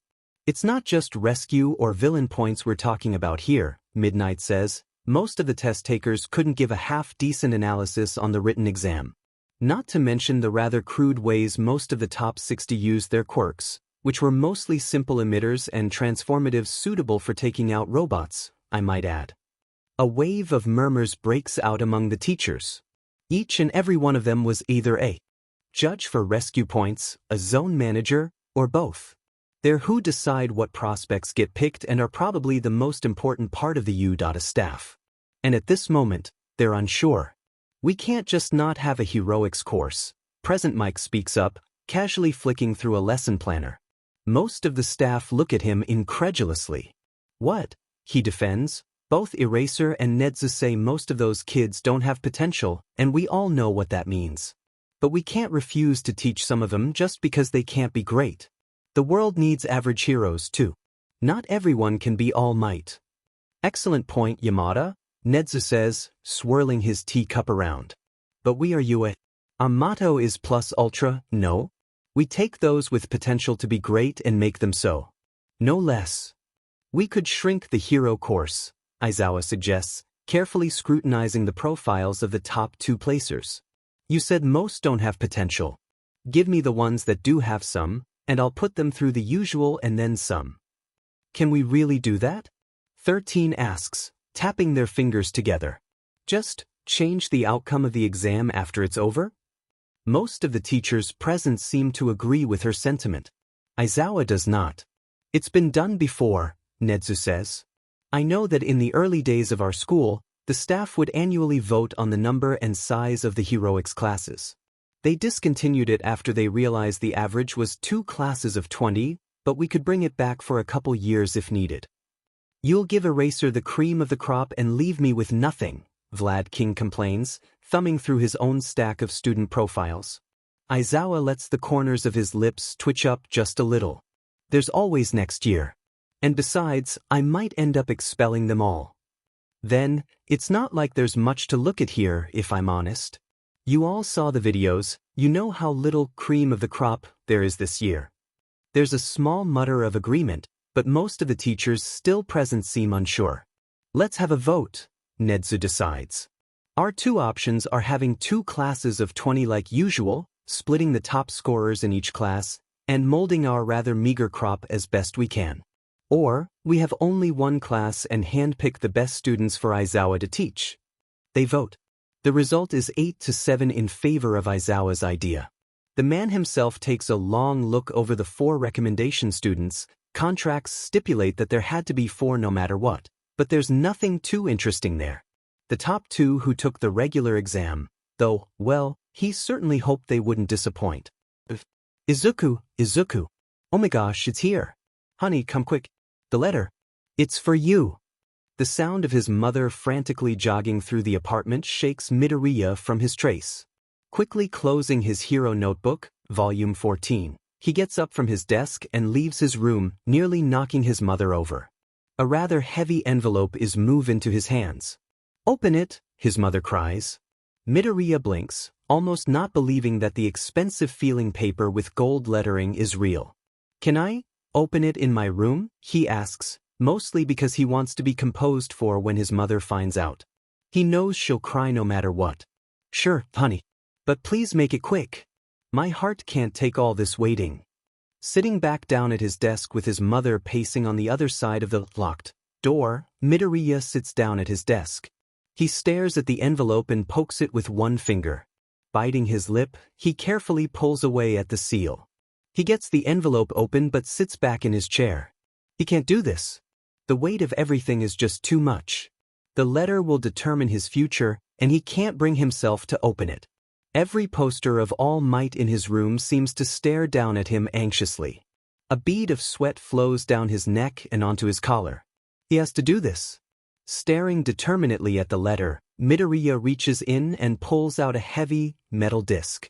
It lights up in a hologram, and Midoriya drops it in shock. Tall? Is he tall? The hologram can't be more than 6 inches, but Midoriya feels like their tall, scruffy-looking man is displayed on the screen. He's wearing all black, and his face is covered by his long hair and a 5 o'clock shadow. Hello. I am Aizawa Shota, heroics teacher at UA High. The man holds up a remote and clicks it. The screen darkens and expands. A large stylized spelling of his name now takes up most of the screen. Midoriya Izuku, you took the heroics exam and placed in the top 5% in the written portion. A little 95th percentile blinks under Midoriya's name. However, academics isn't all we look for. Midoriya swallows nervously as the man reappears on screen. This is it. The practical is much more important in the long run. But lucky for you, you aced that too.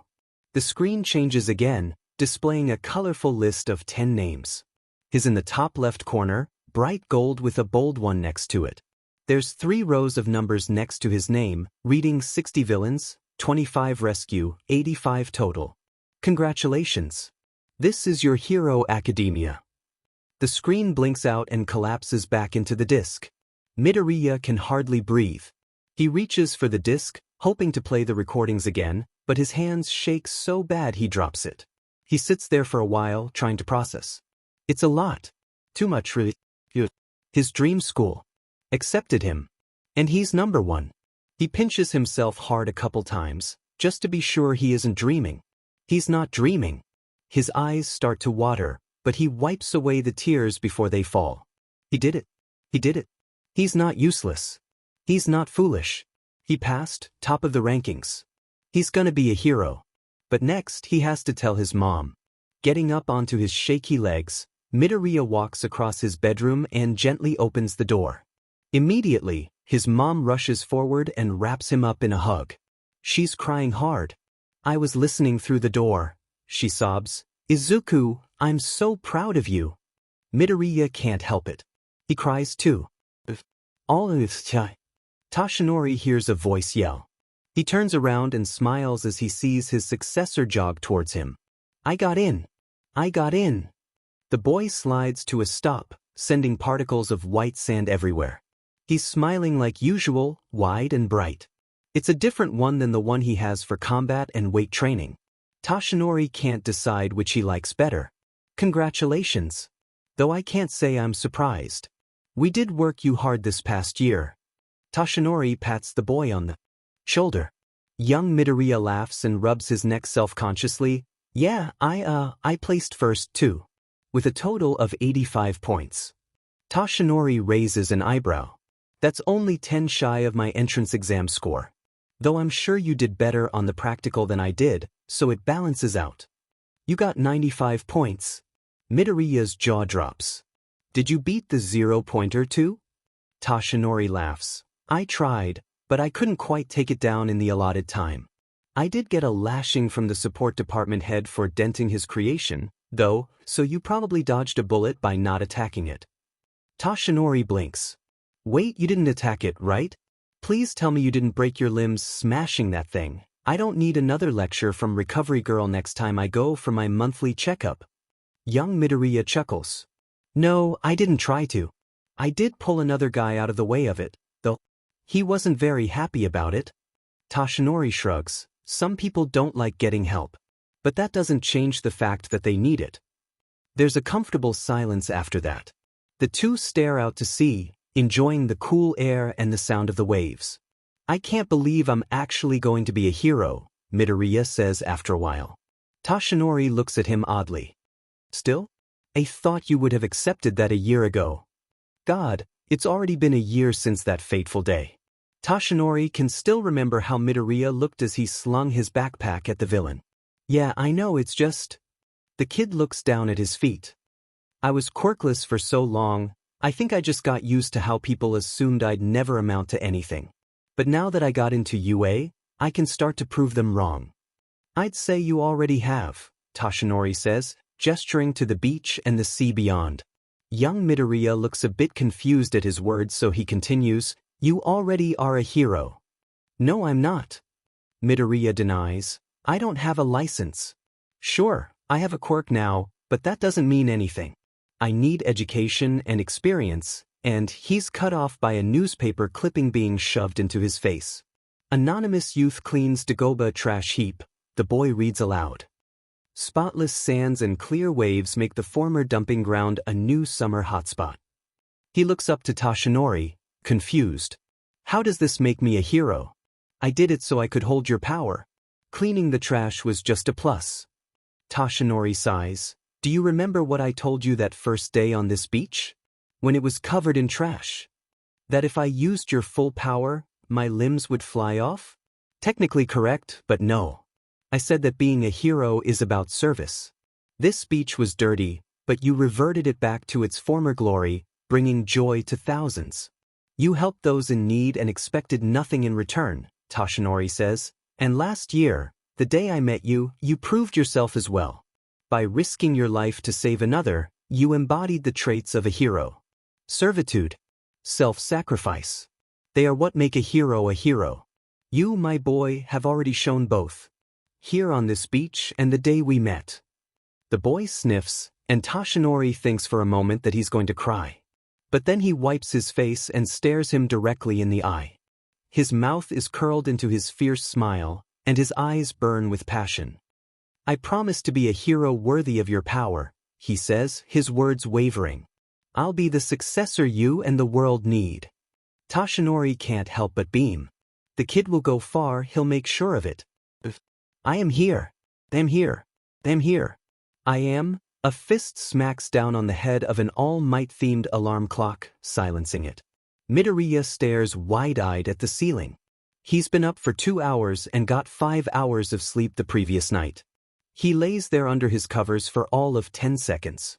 Then he shoots out of bed and hurriedly gets dressed. After tearing off his pajamas, he throws on a pair of socks and an undershirt. Then he slips into the gray slacks and tucks the white button-down in. He grabs his blazer, belt, and backpack as he hurries to the kitchen. His mom is there already, happily sipping on a mug of hot tea while Midoriya's usual breakfast is there. Morning, sweetie. Big day today, she says, standing. You forgot your tie, but that's all right. I'll run and grab it while you eat. Midoriya mumbles out a thanks as he slips his blazer on and sits down at the table.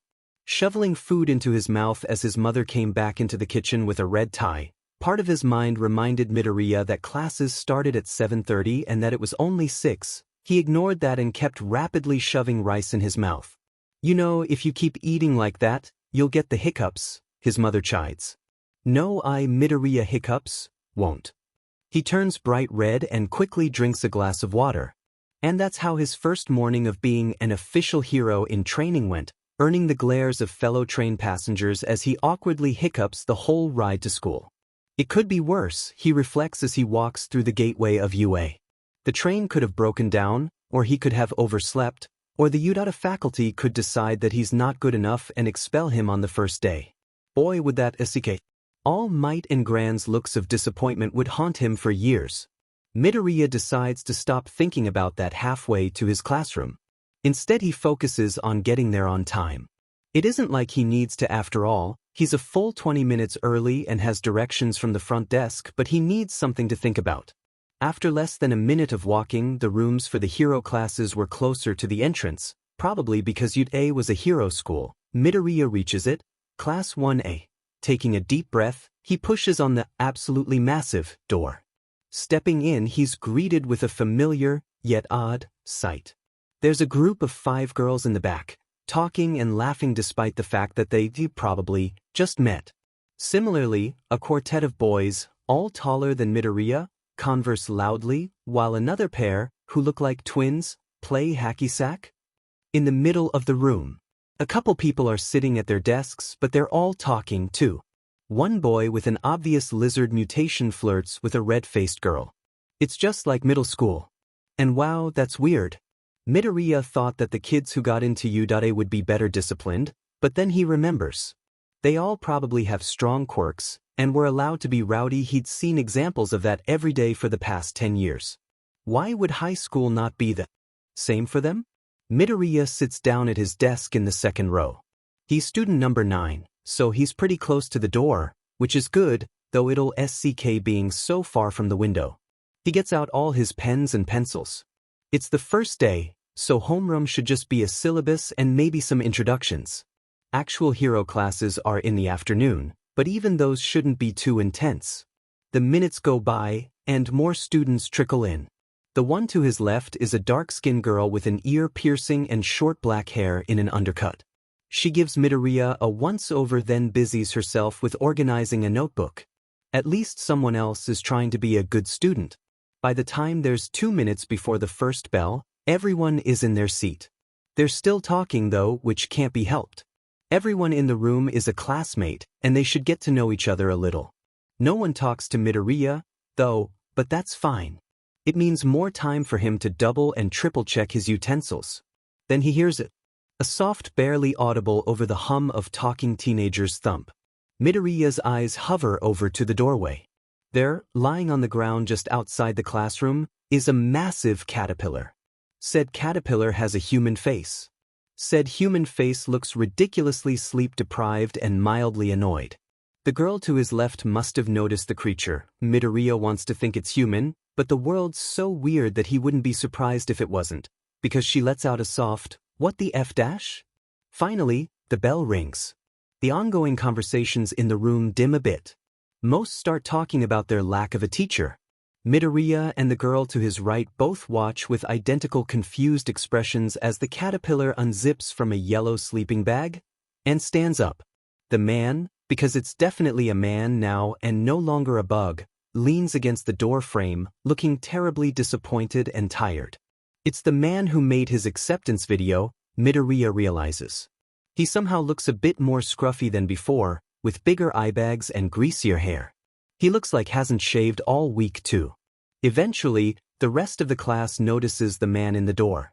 They all quiet down as he looks them over seriously. Finally, "It took you all over 2 minutes to quiet down, and that's completely illogical," he says. "This is the U.A Hero course. We don't tolerate time wasters." He lets everyone think on that for a second, then, "I'm Izuku Shoda, as some of you may recognize. I am to be your homeroom teacher." He reaches behind himself and into his sleeping bag and pulls out a world-famous U.A gym uniform. "Put these on and meet me outside in the nearest courtyard." Then he pulls a pouch of something from his pocket and disappears into the hallway with a loud slurping noise. The whole class erupts into pandemonium. It takes a while for everyone to calm down and get changed, but eventually they all make it out onto the field. Mr. Izuku is already there, casually standing in the sun as he wears all black. Everyone stands in front of him, and he waits for everyone to stop talking before he speaks. "Midoriya, you placed first in the regular entrance exam," Mr. Izuku says. Midoriya shrinks as 19 pairs of eyes settle on him. "How strong was your grip strength in middle school?" Midoriya blinks, looking up in confusion. 50 kilograms, I think." Izuku nods and tosses Midoriya a heavy, rectangular device. Midoriya recognizes it as a machine to measure grip strength. It's more high-tech than the one his middle school had, but that was to be expected. "Take another try at it, but use your quirk this time," his teacher says. Midoriya looks up at him, then back down to the machine. He takes a deep breath and tries to ignore everyone's stares. He grabs hold of the handhold and activates one for all. Technically speaking, grip strength comes from the arm muscles, so Midoriya only has to channel the power into his arm, but he decides to activate full cowl anyway. Better safe than sorry. After a couple seconds of squeezing as hard as he could, the machine vibrated. 820.5 kilograms, it says in a robotic voice. Impressed whispers break out across the crowd, making Midoriya flush. That's how these tests should be done. Everyone turns their attention back to Mr. Izuku. The Department of Education and the Civilian Quirk Use Committee just don't get it. A person's potential can't be determined without their quirk. That's why you'll be taking all the regular middle school tests: grip strength, side-to-side jumps, pitch, 50-meter dash, distance running, sit-ups, push-ups, and long jump using your quirks however you like. There's a beat of silence. Then, hell yeah. This is great. I finally get to cut loose with my quirk again. Dude, this is gonna be fun. Awesome. Awesome. Fun. Mr. Izuku quotes. His tone has changed from casual apathy to anger. You think this is a joke? That using your quirks in my class is anything other than a serious test of your skill? The utter silence from the crowd of children is telling. How about this for fun? Izuku continues. The person with the lowest rank out of all of you gets expelled. But that's not fair. Midoriya can't keep himself from crying out. Mr. Izuku snorts, and villains and natural disasters are? The world of heroes may seem like nothing but flashy super moves and interviews, but it's deadly, and above all, unfair. If you can't overcome that unfairness, then you've got no right to call yourself a hero. The tests start in earnest after that. Some people halfway regain their enthusiasm, mostly the people who have good physical quirks, but most seem single-minded in not being last. Midoriya was among the anxious majority. Grip strength is the first test everyone does, and he gets first in that. The boy with the lizard mutation got close to his score, though he used both hands. After grip strength is side-to-side jumps. Midoriya gets third, just behind the dark-skinned girl he sat next to, and a boy whose quirk must be some form of linear acceleration. The dark-skinned girl must have placed pretty high on the exam, Midoriya figures. She has a good, versatile quirk that lets her grow steel-like hunks of metal from her abdomen. She mostly uses them for mobility in the tests, getting respectable scores in all of the exercises. A quirk like that would be good for heroics. Simple quirks like that usually are. They allow the user to do all sorts of creative things due to the basic nature. Also pretty flashy, which would lend itself to decent popularity. On top of that, "You're staring at me," the girl says, looking Midoriya dead in the eye. The jacket of her gym uniform is undone so she can use her quirk without damaging it. It also makes Midoriya flush. He looks away. Sorry, it's just, you have a really great quirk. I really like quirks and whatever. Just stop looking at me like I'm some kind of test subject. But aren't we all test subjects right now? Midoriya immediately regrets asking the question. She narrows her eyes. Alright, smart. Midoriya. Noburo. Stop talking and line up for sit-ups, Mr. Aizawa interrupted. We don't have all day. Midoriya stops staring at the girl, Noburo, he reminded himself, after that. By the time there are only 5 minutes left of the PRD, the tests are over. Midoriya places first in everything except side-to-side jumps, the pitch, and distance running. Though, if he was being honest, he doesn't really deserve first place in the 50-meter dash. The boy with the linear acceleration quirk should have beaten him by a mile, but he got distracted by something and tripped. Midoriya, who was floating through the air, passed him and stole the top spot. Everyone is lined up in front of Mr. Aizawa now, and the man himself is lazily looking at his phone. Then he holds it out and taps it once, causing a hologram to appear. The hologram shows a list of names and numbers. These are the placements for the quirk apprehension test. Some of you did good, some of you did awful, but only one is going home today. Midoriya quickly picks out his name, which is the very first one.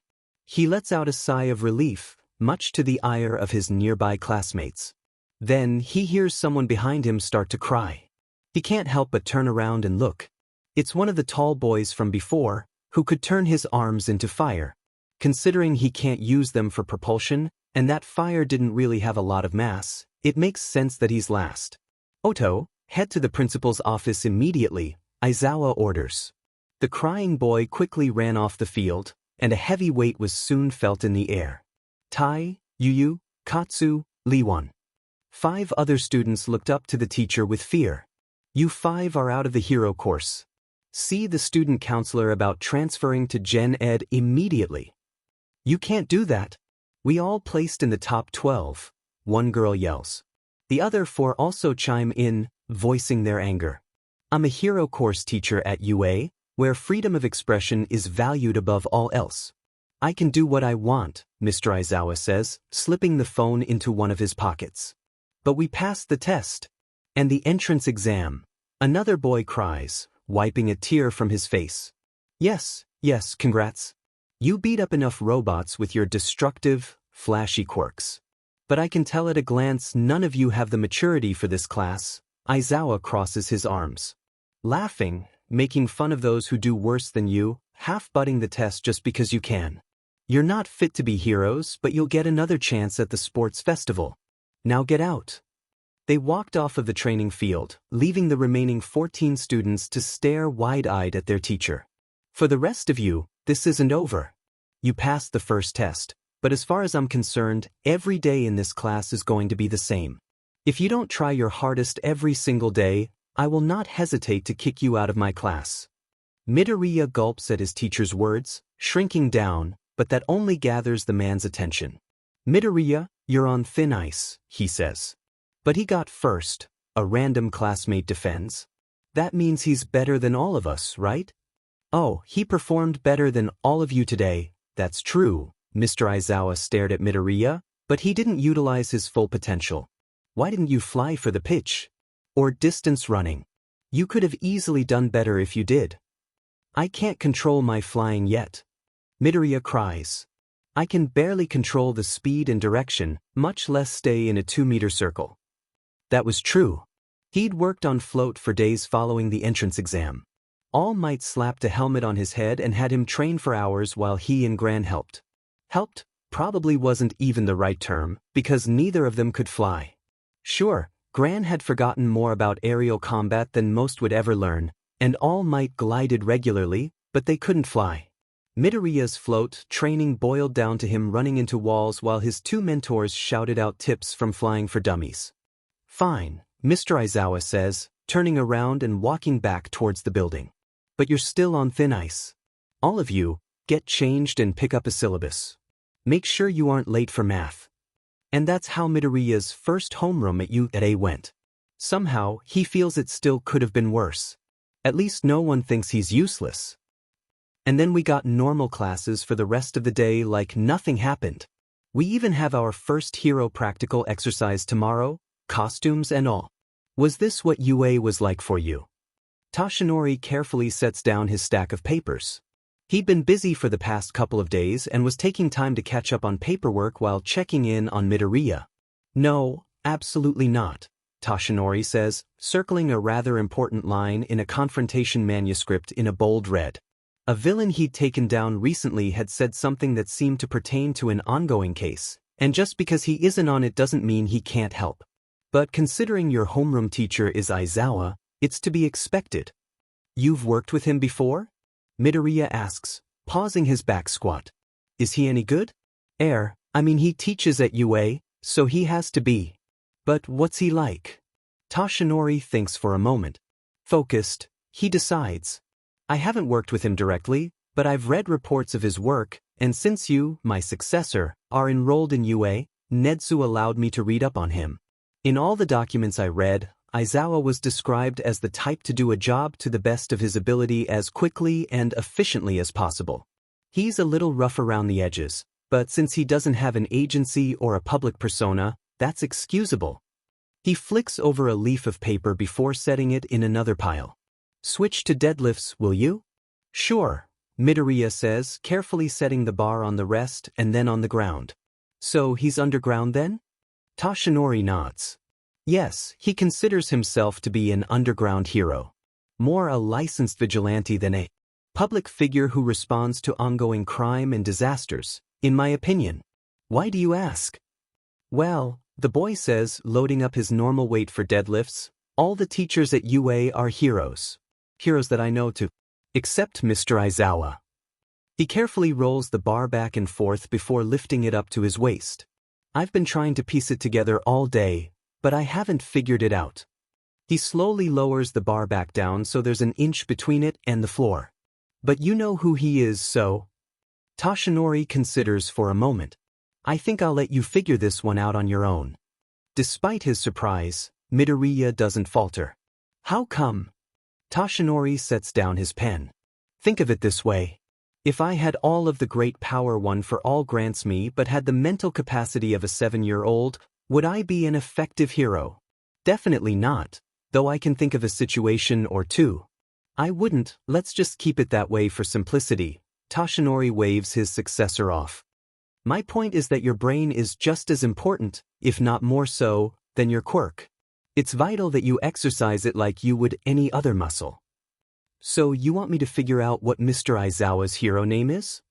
Midoriya puts the bar down, done with his set of deadlifts. Yes, Toshinori stands, but your only resources are ones available to the public. No going through old UA documents that you're not allowed to, or using an old yearbook you bought online. UA graduates sell their yearbooks online? Midoriya interrupts, confusion evident in his expression. Yes, actually. It's mostly because the hero graduates, The 3 with me in them fetch a pretty high price. Anyways, only a basic search engine, whatever UA releases to the public, and you're not allowed to spend any money. Toshinori grows to his muscle form. Now, you said Aizawa was disappointed by your use of float. I cannot stand for that. Slap your helmet on, young Midoriya, we're doing intensive training. Homeroom the second day of school is much easier and less heart attack inducing. Mr. Aizawa had them all read various opinion pieces on a variety of heroes, and then made them write a 500-word essay on how public opinion affects field performance. He doesn't even threaten expulsion once, which Midoriya finds to be much more scary than how he acted yesterday. Their teacher mostly lies down in his sleeping bag, but Midoriya gets the impression that he's only half asleep at most. Aizawa's an underground hero too, so it makes sense that he wants to rest so often. The man probably operates at night on top of regular hero duties. Aizawa raises an eyebrow when Midoriya turns in his essay, which is way over the 500-word minimum, but other than that he seems content to act like yesterday was a perfectly normal day. Maybe it was.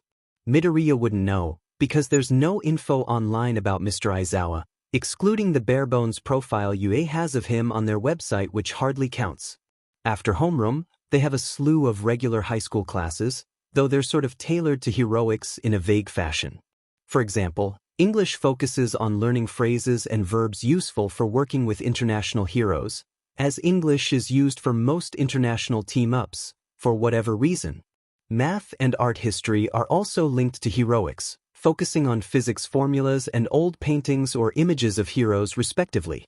And now Midoriya has lunch. He'd already gotten in line and ordered what All Might's meal plan had laid out, but struggled to find a table.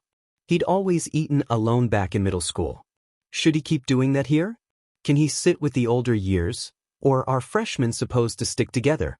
Would he be welcome at the tables his classmates sit at? He placed first on the quirk apprehension test. That has to count for something, right? Eventually, he chooses to sit at a half-empty table, giving a polite nod to a group of older students who don't even look up from their stacks of blueprints. Midoriya figured that they were support students. Calmly taking a bite of his beef as he digs through his bag for his notebook, Midoriya's startled by a tray of soba slamming down right in front of him. The noodles bounce around, one falling out of the dish. Letting out a squeak, he looks up. It's Noburo. Can I help you? Midoriya asks. The girl examines his face for a moment, her own expression schooled in deep concentration. She sits down across from him and pokes at her soba. You're weird, she says after a second, slurping up some noodles in a way that Midoriya's mother would have scolded him for. Midoriya blinks. Thanks. I think, he says, cautiously setting his notebook on the table. Noburo snorts. It's not a compliment. You just don't make sense. What do you mean? Midoriya watches as she continues to eat, like this is a normal, everyday conversation. You're top of the class, she says, taking a swig of some brightly colored drink, first in the entrance exam, first on the quirk test. But you're such a wet noodle. Midoriya can't help but stare for a moment. Noburo doesn't seem to mind, and continues to eat. A wet noodle, he says after a while. Yes, she nods. I heard some idiot brag to me about getting 40 points in the exam, but how many points did you get? 60 villain, 25 rescue. 85 total, Midoriya lists. Yes, see? You thrashed everyone in our class, but you barely talk. Or brag. Or gloat. You can't even walk through the DM hallway without staring at your feet. She points her chopsticks at him rudely. I don't like it. What? Midoriya says dumbly. Noburo sighs heavily. The top of my class has the temperament of a green bean, don't you see how bad that is? No. What does having the temperament of a green bean even mean? Is it an insult? He'd been insulted a lot in middle school. Was it normal for kids to bully the top of the class here? Was he being bullied? Or something else? You're thinking too hard, I can see it, Noburo interrupts. Stop it. Just don't act like a doormat in hero class, and we'll be fine. I can be happy with number 1 not being in but if you're one of those idiots who thinks anyone can be great, and everything's sunshine and rainbows, we're gonna have a problem.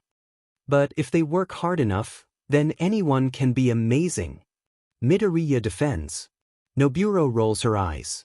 Yeah, sure, like some punk with extendable eyeballs could ever be half the hero I'll be, she says cockily. Then, I can already tell that we're gonna have problem, so. What do you mean, problem? Midoriya interrupts. You keep acting like there's something wrong with me. Is there? Noburo stares at him for a moment. Just. You see you're at the top. I'm just below you.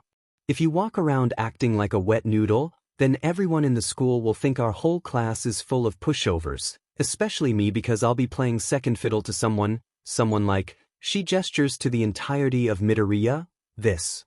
You just gestured to all of me. Midoriya mutters. Just. That's the point. Noburo rests her head in the palm of her hand. Just, don't be like, she points at Midoriya, that in the middle of combat and we'll be fine. And that's that. Noburo quickly finishes her lunch and leaves for class without a word, and Midoriya finishes his food while filling out another page in his hero notebook. All in all, it was definitely better than some of the lunches he had back at Aldra. He had a conversation, filled out a page, and managed to eat the whole thing. But now he has hero class. Midoriya's stomach flips as he walks back to class 1A. Mr. Aizawa said he was on thin ice. And just yesterday, he kicked 6 people out of class. All Might said he'd be fine as long as he shows how much of a hard worker he is, but will that really be enough? He hopes so. Any and every expectation Midoriya had for class is promptly ejected out the nearest window the moment he steps in the room.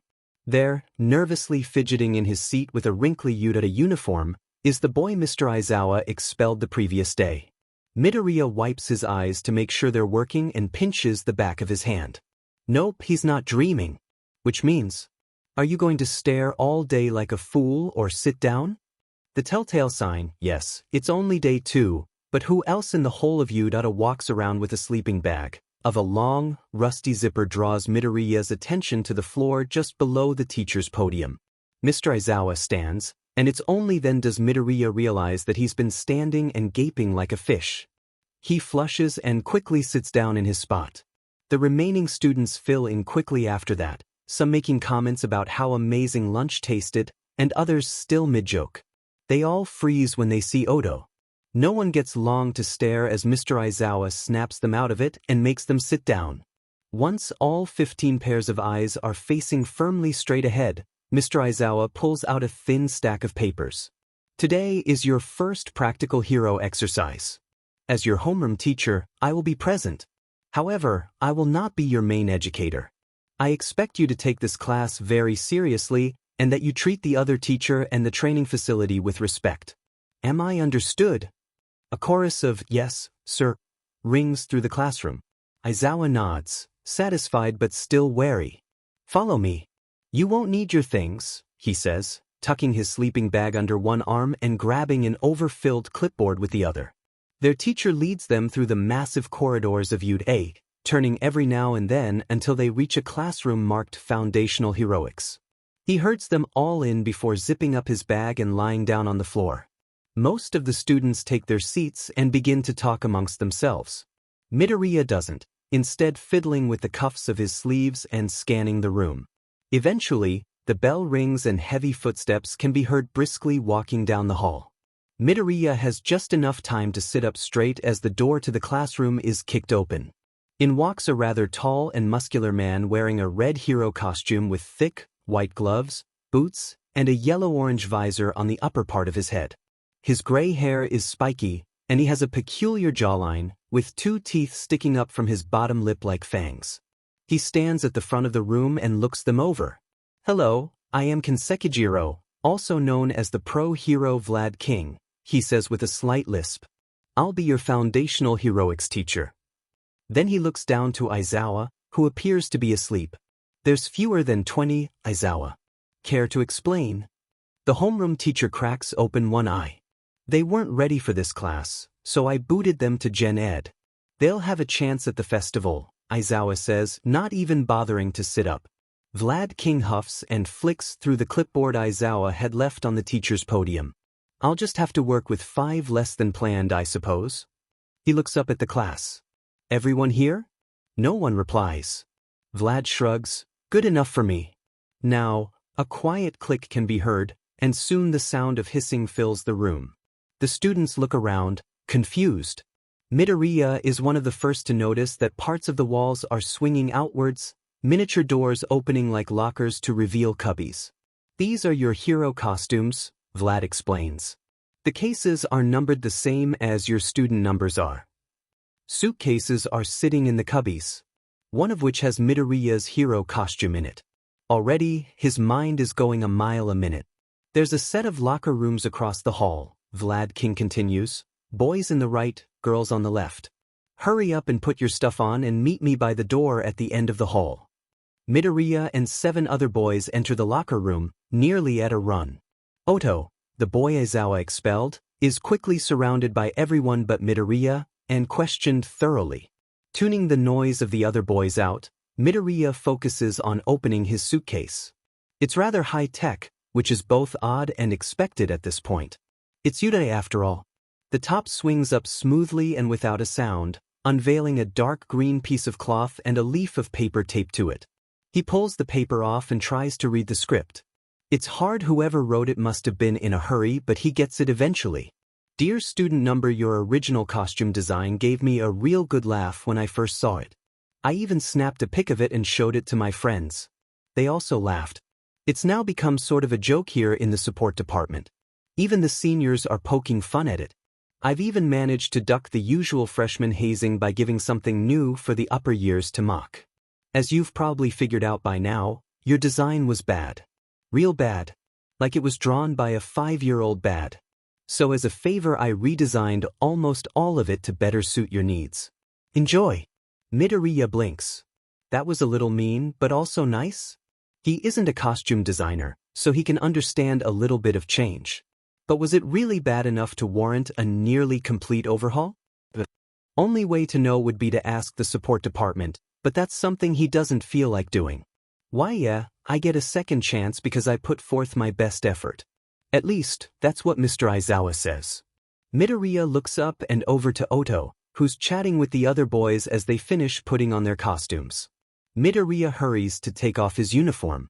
That's so weird, dude, another says. Like, can you imagine if a medical school did that? They'd probably be torn to pieces on the evening news. Yeah, well, this is UA. They've got enough street cred to get away with loads of stuff other schools couldn't even think about, a third boy points out. That's fair, but Aizawa kicking 6 kids out then welcoming 1 back isn't normal. I checked the graduation statistics of UA, and almost every hero course has 20 make it. If they don't, they have 18 or 19, someone else says. A loud banging startles the room into silence. If you have time to talk, you can leave the room, the voice of Aizawa comes through the door. This isn't social hour. Remember, UA doesn't tolerate time wasters. Picking up the pace, Midoriya hurries into his costume. First is a thin pair of black socks, followed by a pair of white compression pants and a similar shirt. Then comes the dark green jumpsuit, which is all one piece and has built-in pads for all of his vital bits. That's definitely an improvement over his original design. The one he submitted was rather lacking in protection. After the jumpsuit comes the belt, gloves, reinforced with extra studs for grip, and shoes, which are thankfully the same dark red he asked for. The 7 other boys plus Midoriya, who's still hastily slipping on his respirator, quickly exit the locker room after that and gather by the door like Vlad had said to. The girls eventually join them, and with one last once-over from the 2 teachers, Vlad King speaks. Alright, pay close attention, because I'm going to explain the combat exercise. The man in red opens the door to a dark, high-walled room. Most of the space is dominated by one huge screen, which is hooked up to a rather small computer. The class files in with Aizawa behind them. Vlad waits for the excited chatter to calm down before speaking again. Today's exercise is a team one. You'll be in pairs, fighting in a mock sewer. It's dry and clean, so there's no need to worry about that. He reaches over and hits a button on the keyboard of the computer. A short starting animation plays on screen before a loading bar takes its place. Cameras are installed, so everyone else will be watching the matches. Vlad looks over to Aizawa, who continues. We'll be going over your performances in class tomorrow, as well as picking an MVP for each match. Keep in mind that every aspect of this is intentionally designed to test your current ability. He pauses and looks over the class. His eyes zero in on Midoriya. Remember that you're expected to give your all and then some. Vlad, you can call teams. Vlad King draws a breath to speak, but is interrupted by a hand shooting up. Yes, he says, I can take a few questions. What is it? Noburo lowers her hand. Isn't this a little sudden? Shouldn't we get a lesson in how to fight indoors first? If you will. Tomorrow, after I critique your performance, Aizawa answers. I want to know what you need to know before I teach you. It's better that way. Noburo nods, accepting the answer. Right then, Vlad taps his clipboard on twice, regaining attention. Your groups are listed on the screen behind me. You're not allowed to talk strategy until your group is called, and when you are called, you'll get 5 minutes, after which you may engage in combat. Some of the students seem to perk up at that, but Aizawa cuts that off. However, we're not going to let you go all out with your quirks. Injuring your opponent is allowed, but unnecessary roughness isn't. You'll also be given fake capture tape to use. When applied to at least 3 of a person's limbs, it signifies defeat. Midoriya's homeroom teacher eyes the class over critically before looking up at the teams.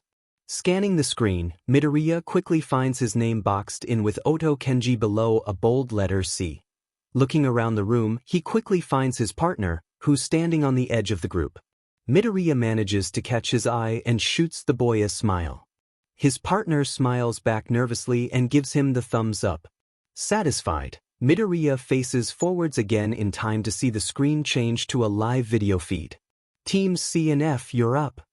Vlad calls, double-checking each of the cameras.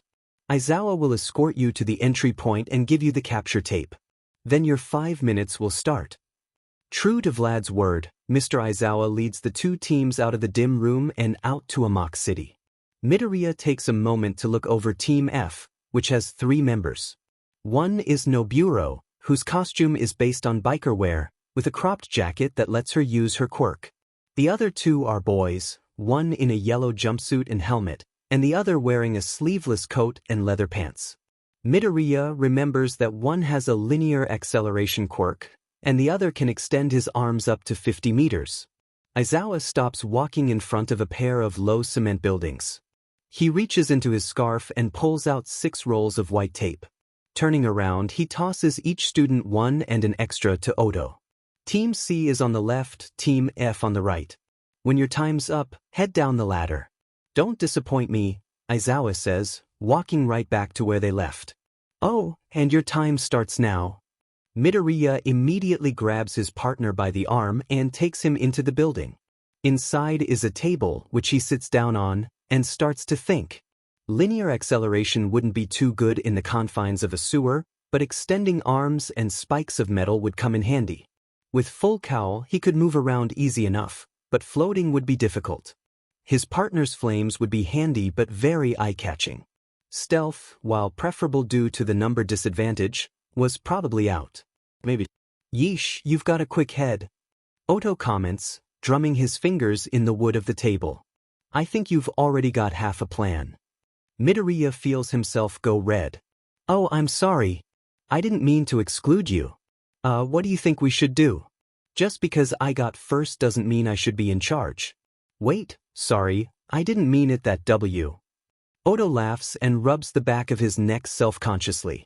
Yeah, I guess I didn't make that much of an impression yesterday, so it's cool. His expression turns serious, but I'm here to change that. Now, you said my quirk is too flashy. Midoriya nods sheepishly. Yeah, mine too. And the sewer is probably really dark, so too much light wouldn't be good. Plus your costume is kinda bright. Oto tugs his flame orange tank top with a smile. Yeah, I figured I'd go for eye-catching. That way, more people will focus on me. Midoriya stares at his partner for a moment. I think that could work in our favor. Oto PPS his head. How so? You're flashy, very flashy, Midoriya explains. If you go down and make a lot of noise and light, then they'll come for you assuming we're together. If you can hold them off long enough, then I can sneak up on and take out one of them. After that we can fight on even terms. Odo thinks for a moment. Okay, but your quirk makes light too. How will we make sure they come for me? Midoriya mulls that over, then stands. One for all and float were once separate, right? So maybe he can fly without the green lighting. Triggering his quirk, Midoriya keeps the level below 1%. Then, he closes his eyes and concentrates on the way he felt at the entrance exam, the feeling reminiscent of flying through the air on his own wings that he remembers vividly from the first time he used float. By the time he opens his eyes, he can already tell he's hovering above the ground. And there's no green lightning, just a little bit of glow coming from his skin. It's difficult, but he could probably hold it long enough to get the drop on someone. I think I got it. Odo smiles confidently. If you can keep that up, then we've got this in the bag. Midoriya grins and lets himself fall the 2 inches to the floor. I hope so. Aizawa sits down a jelly package as he stares intently at the screen before him. The teams for the hero exercise were not random. He picked them himself. This first match between C and F had the 3 students with the most potential, plus a couple more that some other B-list hero schools would be happy to take, but certainly not UA. Teams C and F, your time is up. Please enter the sewer, Vlad says into the intercom. Aizawa focuses on who descends first on each team. Odo does for C, and Noburo does for F. Both teams have solid, if simple, plans. F intends to focus on brute force and overwhelming numbers, while C has decided to try something more sneaky. Aizawa himself is slightly biased towards the stealthier option, though he's professional enough to realize that both have merit.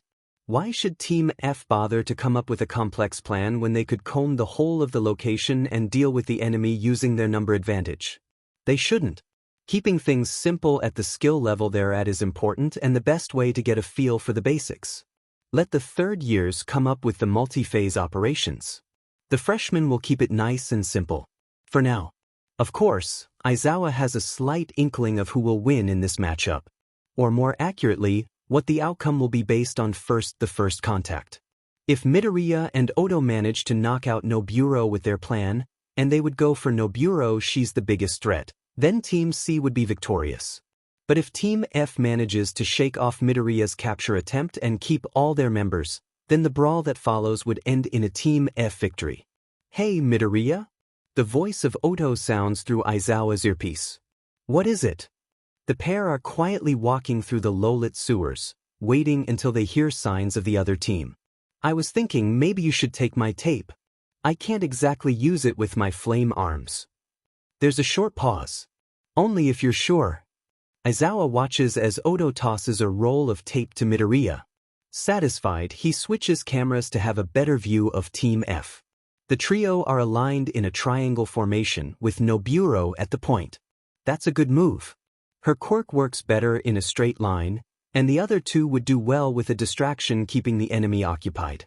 The 2 teams gradually draw closer to each other, though it takes some time. Odo hasn't begun making noise yet, which makes the viewing a bit dull for the students behind him. Then, alright, make some noise, Midoriya orders, barely visible as he floats up to the ceiling of a particularly tall room. He must have heard one of the enemy students trip over their own feet. It's dim enough that Midoriya is nearly invisible, though his proximity to the single naked light bulb in the room would give away his position if someone looks down. That, however, could be forgiven just this once. Odo would make enough light to banish the shadow. A torrent of flame erupts from the upper body of Odo, roaring like a wild beast. 2 3-meter pillars of fire swing about the room, the originator smiling like any teenager does when they use their quirk. On another screen, Aizawa notes that Team F has heard and is already rushing to the source of the noise. So far, so good. Then the student with the speed quirk breaks formation and rushes ahead. Noburo curses and rushes to catch up, and the third teammate follows.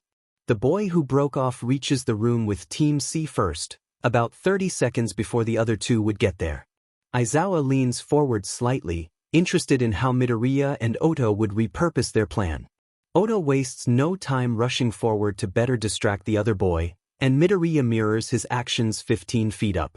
Zashi, the boy with the speed quirk, tries to get around Odo, but flanking a person who can swivel their arms 360 degrees is almost impossible. Zashi ends up tripping, and Midoriya quickly pounces, wrapping his legs up in a strip of capture tape before doing his arms in a separate strip. Zashi Mori has been eliminated. Vlad calls into the intercom. On screen, Oto smiles with delight as Midoriya hurriedly readies another roll of capture tape. It was a clean capture. Aizawa is almost impressed. But he's more disappointed in Zashi's willingness to break from his team. Barely 5 seconds pass after Midoriya subdues the bigger boy before Noburo bursts in with her teammate on her heels. Aizawa notes that she quickly scanned the room before rushing Midoriya, who leapt into the air. The suddenness of it all seems to catch Oto off guard, and Moku, the boy with extendable arms, quickly slams him into a wall. The boy's flames flicker out, and Oto is sloppily wrapped in capture tape. Midoriya, most likely seeing his partner being knocked out in the corner of his eye, kicks off the ceiling, going right for Moku.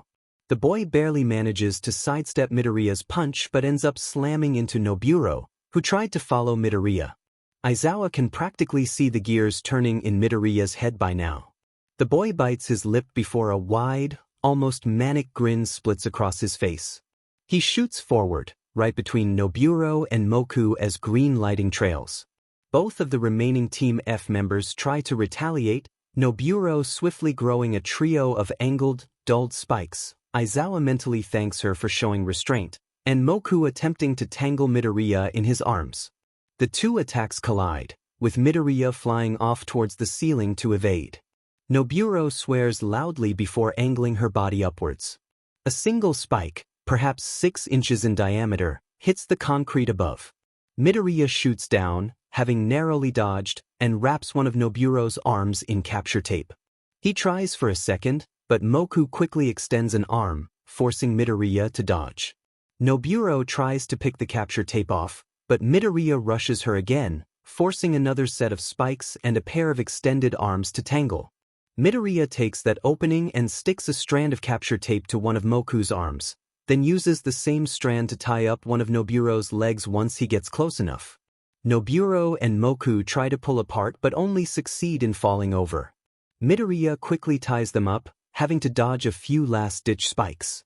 Noburo Mai and Moku Ren are captured. Team C wins. Vlad calls the match. Aizawa watches as Midoriya sheepishly unties Noburo and offers her a hand up. The girl begrudgingly accepts it. That is definitely a match to rewatch. He is impressed, but also curious. What training did Midoriya have before you today? Right, good match, you 5. The deep voice of Vlad King carries through the room. Midoriya feels himself start to smile at the praise. But now we must pick the MVP. Anyone have any suggestions? He turns his attention to the whole of the class. The majority of 1A look around at each other, stuck in the all-too-familiar limbo of wanting to answer but being too nervous to share what they think.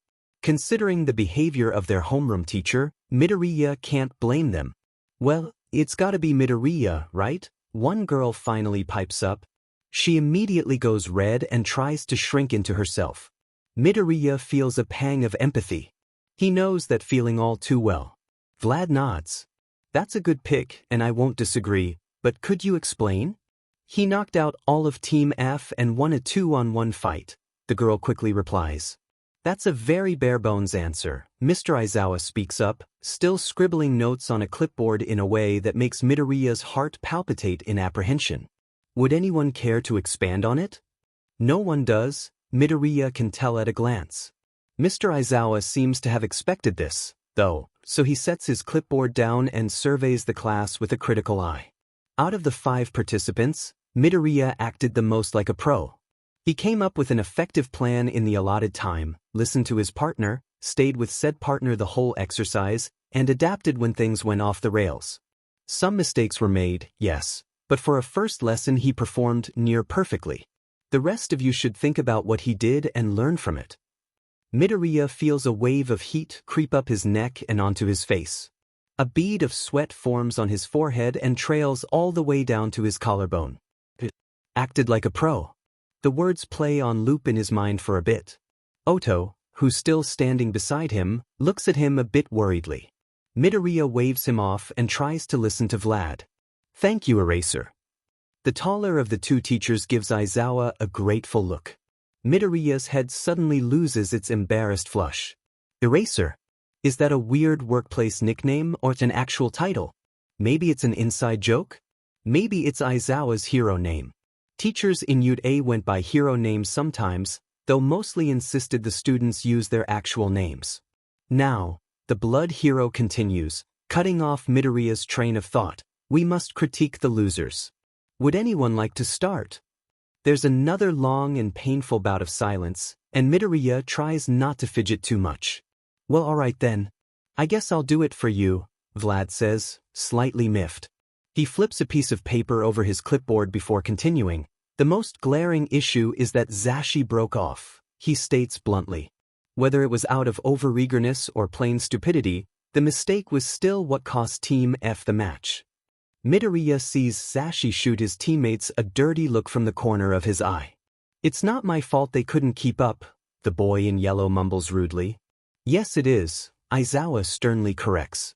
You used your quirk to get in position without talking to your team, not to mention that you ignored the plan you agreed to, which, I will add, had a shot at succeeding. You're the biggest reason why your team lost. Get over and learn from it. Zashi mutters something that sounds a bit like a curse under his breath, but Moku elbows him and gives him a warning look. That's all we'll talk about for now. Aizawa will go over more in homeroom tomorrow, Vlad says, locking eyes with the other teacher. Alright, next match. Teams A and D, you're up. The rest of the teams took way longer than us after that. Mr. Aizawa and Mr. Vlad gave lots of tips throughout the whole thing, though, so it was still really informative. Midoriya rhythmically continues his hanging curl-ups, enjoying the satisfying burn of his abdominal muscles as his forehead nearly meets his knees. Sounds like you came up with a new thing for us to work on. Gran Torino casually flicks through channel after channel on the TV he mounted in the back of the weight room. The whole setup is rather impressive, considering he jerry-rigged it with a roll of duct tape and an old coffee table. What do you mean? Midoriya pauses his curl-ups, an upside-down view of a gray wall completely covered in inspirational posters all Mike got from the surplus of his merch. Midoriya had to vehemently insist to him that no, hanging up posters of himself in his own building isn't egotistic and would even be welcome, but that didn't stop Gran Torino from cracking jokes about it on the daily. You used float in a new way, allowing you to maneuver midair without extra light. That can be very useful, Gran explains, mouth half full of taiyaki. Midoriya thinks for a moment and realizes his point. But when I use a power output that low, I can't move as fast. Sure, I can bounce off of walls and stuff at 1%, but that makes noise, which defeats the purpose of using one for all at 1%. All the blood's gonna rush to your head like that, Gran Torino warns, getting up from his seat.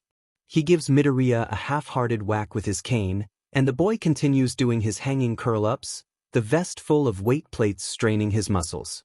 And we'll work on your reflexes and attack line reading so you won't have to worry about moving too slow. He makes his way over to the basement door, presumably to change into his hero gear. Once you're done with your workout, I'll have you chase me around with float at 1% in the light. Once you get that down, I'll call it a night. I still have regular hero duties, you know. Midoriya hurries through his workout after that. As fulfilling as weight training may be, combat training is infinitely more fun. That's not to say that he skimps on his exercise, though. He'd be a fool to, since one for all requires as much muscle mass as possible to be effective. Finally, after he finishes his cool-down jog and stretches, Midoriya heads up the flight of stairs with Gran to work on float. Alright, show me this stealth mode thing, or whatever you're calling it, his teacher orders, rolling his shoulders and cracking his neck. Midoriya blinks. I'm not really calling it anything, but...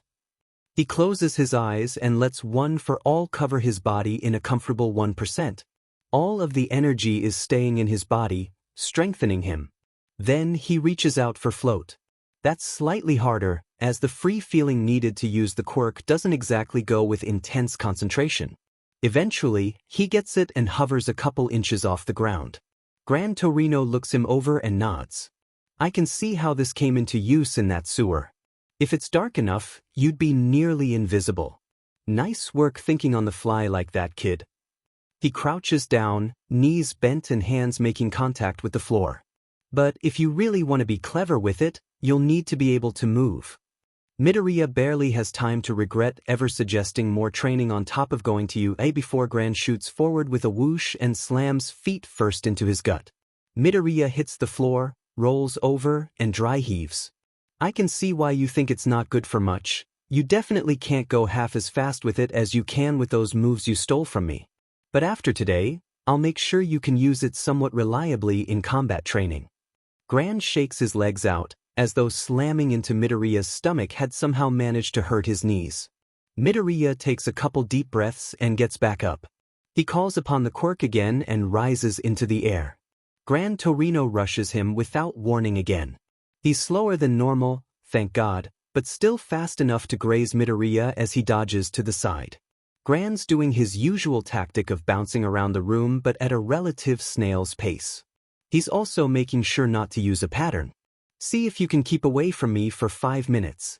After that, we'll shut the lights off till Toshinori gets here. Then he'll have a go. It takes 30 gut punches, 20 face plants, 10 wall collisions, 5 near broken windows, 2 actually broken windows, and a kick to head for Midoriya to get a barely decent hang of using float at 1%. It doesn't help that Gran Torino keeps varying his speed of attack and using too many feints and fakeouts for Midoriya to keep track of. And Gran is only half satisfied with his skill level. That means more and more training in the coming weeks, and since Midoriya wants to excel, he'd come in for practice on weekends, too. But he's fine with that. Stealth training is probably reserved for upper years at U.A, or for students whose quirks are stealth-oriented, and Midoriya doesn't want to wait. All the difficulty of Gran's training is instantly tripled the second the man flicks off the lights. Yes, there are the 2 broken windows to let in some afternoon sun, but the whole training room is still neatly pitch black. At first, Midoriya thought it would be a level field. If he couldn't see, then surely Gran Torino, a man in his late 70s early 80s, couldn't, right? Wrong. Gran could see way better than Midoriya, though if the boy is honest, his mentor doesn't have to. The man's other senses easily covered for his loss of sight. His mentor takes pity on him about 2 minutes into lights-out training. After receiving a couple basic tips on fighting in the dark, don't rely on your eyes too much, sound travels slower than you think it does, fast-moving targets always displace noticeable amounts of air. Midoriya fares a little better, though Gran stops prematurely and says that they'll work more on stealth after he can move better. Midoriya relaxes for a while after that. All Might's on patrol from 11 to 5 and won't be able to visit the gym until later, so Midoriya works on his homework and occasionally scribbles or edits something in his journals. Most of his classmates have rather interesting quirks. One girl could make portals 50 centimeters in diameter anywhere she could see, one boy could magnetize parts of his body, and there's even a boy who could shrink whatever he touches with all 5 fingers. Of the 14 others in his class, however, only a handful put a decent amount of thought into using their quirks. It frustrates Midoriya to no end. They all have amazing abilities along with a decade to think on uses for them, but they simply refuse to get creative. His notebooks offer some solace. Studying, classifying, and applying quirks has always been a comfort, and after a day like today, it's greatly soothing. Midoriya is halfway through sketching a picture of a rather interesting support item he'd seen on the news that morning when the door to the gym creaks open. He stands and looks up to greet All Might like he always does, but his predecessor isn't alone. A rather tall man in a beige trench coat and matching hat gives Midoriya a stiff nod as he holds the door open for All Might's skeletal form. Really, Toshinori, you could have picked a better building. This one's barely up to code. The man carefully undoes his cost and folds it over his arm. It's hard to find a cheap building on such short notice, you know. The boy needed more training before UA, and this was really the only option. All Might leads the man over to where Midoriya's sitting.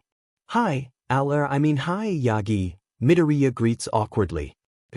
Closes his open notebook and dusts off his t-shirt. He'd gone home and gotten changed like usual, but the shirt he has is a little wrinkled. Young Midoriya. All Might says, "Where's Gran?" "Taking a nap," Midoriya answers, "said I had too much energy and wanted to get some rest before he went out tonight." The other man smirks. "That sounds like Gran Torino, all right." Midoriya looks at him oddly, and the man notices. "Ah, sorry, where are my manners?" He reaches out a hand. "I'm Detective Tsukachi of the Mizudafu Police Department. I've known All Might for years." Midoriya takes his hand and shakes it, looking to All Might for confirmation. His mentor nods. Tsukachi is safe. He knows all there is to know about One for All. We've been working on a case in the area, so I figured I'd bring him by and introduce you to him. "Nice to meet you, Detective," Midoriya says, letting go of the man's hand. "I'm Midoriya, All Might's successor." The detective chuckles. "I already know who you are. All Might thinks quite highly of you." Midoriya feels his face turn scarlet.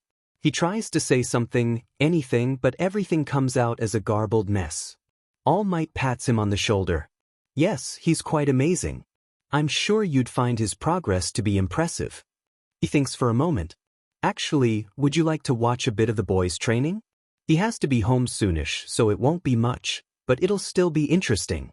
"I guess I've got some time," Tsukachi replies, taking off his hat and setting it on the counter. "Where do you two train?"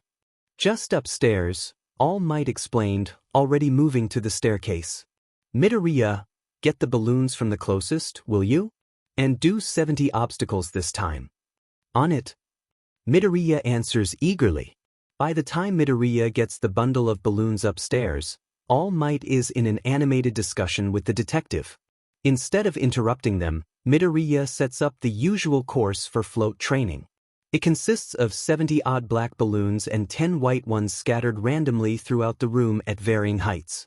The goal of the balloon exercise is to get all 10 white balloons without popping or touching the black ones or the walls. All Might's initial rules involved not touching the strings either, but that proved to be way too difficult. Once he's done, Midoriya looks over to the corner where All Might stands. His mentor gives him a thumbs up, and Midoriya pushes off the ground. Immediately he has to swirl to the left, narrowly dodging a low-hanging balloon. The closest white one is maybe 10 feet straight up, so Midoriya rises into the air, spinning around a couple black ones. Already his movements are causing the black balloons to float around, and one very nearly grazes his arm. Grabbing the first balloon, Midoriya lets himself free fall for a couple feet, twisting out of the way of a black one before shooting off to his left. The next target is surrounded by a bunch of black balloons, so Midoriya stops dead and lets the breeze that always seems to follow him when he moves with One for All to scatter the group of rubber orbs. As he grabs the second balloon, Midoriya realizes that he's at most a foot from the wall. Barely having enough time to react, he harshly stops, very nearly losing control of float, which would have sent him falling to the floor. Taking a couple deep breaths, Midoriya moves again, flying towards the closest white balloon. It's pretty isolated from most of the other ones, so Midoriya allows a bit more power to creep into his body, going a bit faster than strictly necessary. He doesn't see the tiny, underfilled black balloon sink into his trajectory until it's too late. Midoriya collides face first with the LTX, popping the balloon with a mortifying crack. He sinks to the floor, disappointed. "You did better that time." All Might congratulates as he walks over with Tsukachi. "This is a hard exercise, but you made it look easy until you got overeager." Midoriya winces. "Yeah, I know. I think you did quite well, actually." "Was that your first time doing that exercise?" the detective asks, standing at All Might's side. "No, but it was my first time with that many balloons," Midoriya answers. "I started with just the white ones, then added more. I can manage 50 pretty well, but 70, well, you saw." Tsukachi nods. "That's the right way to go about it. Start simple, then build from there." Then, All Might tells me that you used a new move in class today. Care to explain? Midoriya PPS his head. "How did?" "We're both on good terms with Nedzu," All Might explains. "He allowed me to watch your performance so I could better understand how you needed to improve." "Oh," Midoriya says. "Well, it wasn't really a move. I needed a way to surprise the other team, and I have the habit of releasing a lot of light when I use One for All, so I barely used any power and made sure to keep it all in, then floated up to surprise them. I'd say that's a move, Tsukachi argues. Sure, it's not complicated or flashy, but it's good that you're not focused on imitating your teachers. All Might nods. Yes, I've never felt the need for sneaking around, and Gran Torino really only ever bothers with stealth out of necessity. What? Midoriya asks. Not imitating All Might or Gran. They're what he bases nearly everything combat-related on. Gran taught him his moves, and All Might literally gave him his power. How could he not do what they do? It's something to think about. Tsukachi settles on after he notices Midoriya's confusion. Well, it was nice meeting you, Midoriya. You'll be a fine hero one day, and if you need a friend on the police force, I might be your guy. All Might bids his friend goodbye, then leads Midoriya downstairs. They take a seat by the counter. Midoriya's predecessor seems to consider something for a long moment, looking at his hands. Midoriya waits patiently for him to speak. Do you understand what Tsukachi and I were getting at back there? He asks after a while. Midoriya thinks. Not really. I mean, I'm not you or Gran, but you two teach me. Shouldn't I take what you give me and go with it? All Might nods. You should, but also shouldn't. Midoriya shoots him a confused look. All Might quickly explains. It's good to draw inspiration from people who are better, at the same level, or even worse than you. But you shouldn't mimic everything to AT. Midoriya blinks. I still don't get it. All Might sighs and twiddles his thumbs for a bit. It's like writing a paper, he settles on. When you write something for school, do you take what information you find online or in a book and put exactly what it says on your assignment? No, that'd be illegal, Midoriya answers. But you still use what your sources say in your project? All Might asks. Of course, Midoriya agrees. I don't know everything, so I use what I can find, take the best parts, and mold them to my needs. You said it, All Might smiles. You said exactly what I was going for. Take the best parts and mold them to my needs? Midoriya repeats. Yes. Not everything I do will work for you, but you can still learn from me. All Might gets up from his seat. Think about my style grants too and how you can take what we do and make it better suited to your needs. But you're both pros with decades of experience. How can I improve on that? My boy, you don't have to surpass me just yet, All Might explains gently. There's no rush. I have a couple of years left as a hero if I'm careful, which is plenty of time for you to grow. Take your time and think things out, all right? You're good at that. Now come on, I'll walk you to the train station. The next day at lunch, Midoriya sits in the same spot next to the support students. Like the day previous, he barely gets to settle in before a tray slams down across from him. Flinching, he looks up to see the smiling face of Oto. Hey, his former partner says. Can I sit here? Midoriya blinks. Sure. Oto grins even wider and slides into his seat across the table. Sweet. He quickly takes a bite of his lunch, some strong-smelling chicken over rice, before asking, Hey, did you get the last bullet point in English? I couldn't quite make it out, and everyone else I asked doesn't have it either. Oh yeah, sure. Midoriya quickly flicks through his backpack and pulls out a red spiral notebook. He slides it across the table and opens it to the most recent page. It's nothing too important, just a couple more examples of homonyms. Oto chews as he looks over Midoriya's nest notes. He swallows and offers a grateful smile. Thanks, man, appreciate it. Midoriya nods and pulls the notebook away. No problem. Sorry if it was a bit messy, I write too quickly sometimes. Oh, I could read it just fine, Oto reassures.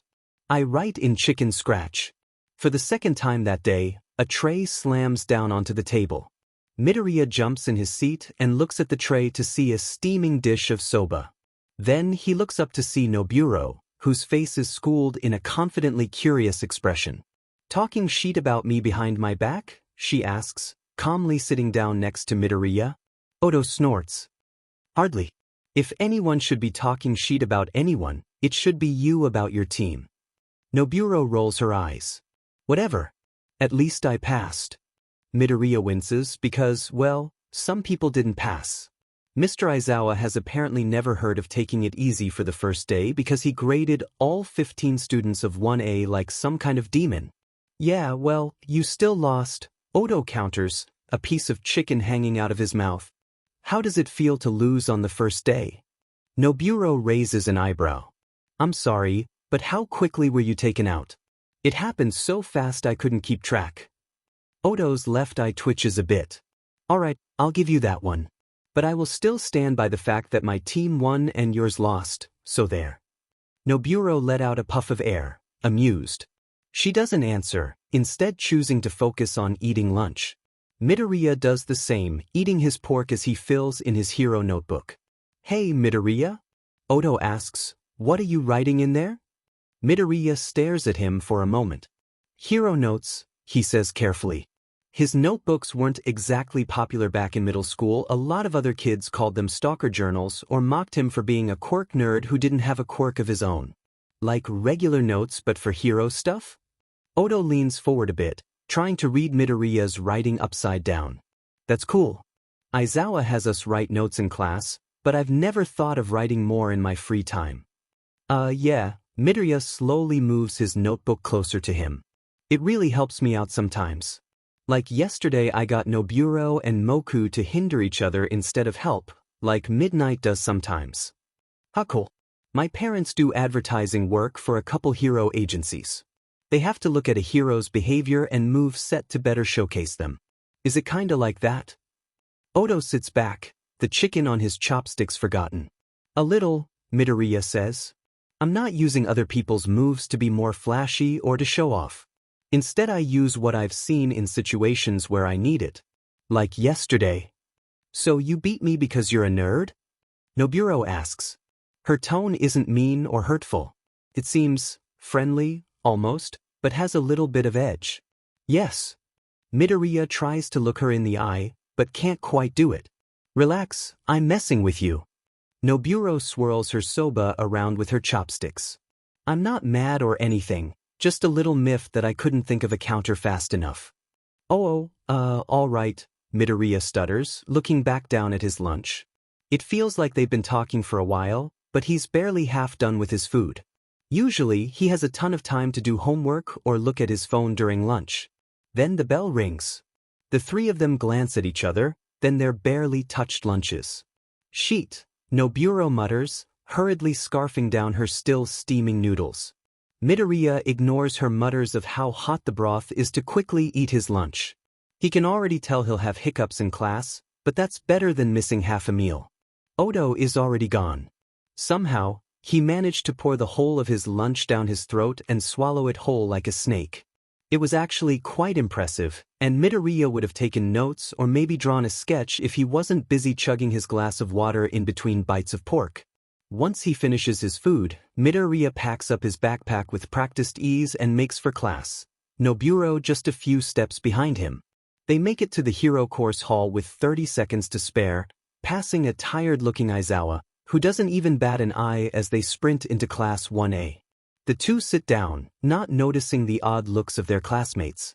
Like homeroom that morning, Aizawa walks in with the bell and casts a sweeping gaze over the entire room. Good, you're all ready. He reaches into a pocket and pulls out his phone, types something out, then slips it back into his pocket. We'll be doing another practical class today. Though it won't be combat. A couple students mutter at that, exchanging curious looks. It'll be rescue, Aizawa says before the chatter can get too out of hand. Vlad and I, plus our resident rescue specialist, will be taking you to the USJ, our search and rescue training facility. Sir. One girl in the back row raises her hand. Where is the USJ? On campus, but far enough away that we need to take a bus, Aizawa replies. Any other questions? No one else raises their hand. Alright, you can wear your gym clothes instead of your costumes if you like. It's best if you wear something comfortable for this. He gives them one last once-over before turning around and walking out of the door. Go get changed and meet me outside, we don't have all day. Midoriya is the first one to get changed, forgoing his hero costume for the heavy blue fabric of his gym uniform. It's not that his hero costume is uncomfortable, but it's more complex than most of the others' costumes, with its pads and multiple layers. Oto and Noburo join him quickly, both wearing their costumes, which are almost street clothes in comparison to his. Aizawa, who's standing watch by the door of a short bus, makes a couple marks on his clipboard before waving them on. The bus has exactly 16 spots plus the driver's seat, arranged so there's an aisle going right down the middle. Midoriya picks the left side, and Oto and Noburo follow. It's a little weird having people his age who want to be around him, but it's a pleasant change of pace, so he doesn't complain. Eventually, everyone else gets on and sits. A couple of the boys look at Oto a bit oddly, probably because he chose to sit next to Midoriya, but they all brush it off and talk. Vlad King also steps on with Aizawa, and they take the seats up front, talking in hushed tones as the bus starts and pulls away. The ride to the USJ is a quick one. Midoriya has a casual conversation with his two friends? Acquaintances? Rival and former ally? Noburo and Oto. He'll stick with calling them by name for now. After 15 minutes, the bus stops and everyone gets out. Aizawa and Vlad lead them up to the doors and halt right in front of them. USJ is written in gold lettering above the doors, and the whole facility is domed in, presumably for climate control. I expect you all to be on your best behavior, Aizawa warns. Pay attention and respect the other teacher. They know their stuff. He and Vlad then open the doors and hold them open for the class. 15 students and 2 teachers walk into the main courtyard, and Midoriya has to bite his lip to keep from muttering because the Space Hero 13 is right there. Holy sheet. Hello, students. 13 says, approaching with a friendly wave. Like some of you may know, I am 13, UA's rescue specialist, and the designer of this facility. They hold up a gloved hand. Before we get started, I have a couple things to say. In the 2 days previous, you found ways to use your quirks in different ways. In your quirk test, you used them in a practical manner. In combat training, you used them to harm. Today, I'll be teaching you how to use your powers to rescue. Midoriya can't help but brighten at that. He's always felt that rescue operations are just as important, if not more so than apprehending villains. One for All has very obvious combat capabilities, but All Might has used it in countless situations to save people's lives. Now he could learn to do the same. Now, does anyone have any questions? Midoriya is half tempted to raise his hand but refrains when no one else does. Most of his class seem to only half pay attention, which, judging by the look on Aizawa's face, is a very bad thing. Seeing none, 13 continues, their voice just a touch less eager. Let's get started with something simple. Apparently, something simple doesn't mean the same thing in UA as it does in the rest of Japan because 13 leads them to a larger domed building that's pouring rain inside. Midoriya's glad that he wore his gym uniform. He's got 3 sets and only 1 hero costume, which would be a pain to dry. In the downpour zone, 13 gives them a rundown of what a building affected by heavy rain needs, along with ideas of how to help people caught in it. Heat is most important, they explain. Water is really good at cooling down bodies, so warming citizens is a top priority. Building integrity is also touched on, as extreme amounts of water can weaken foundations.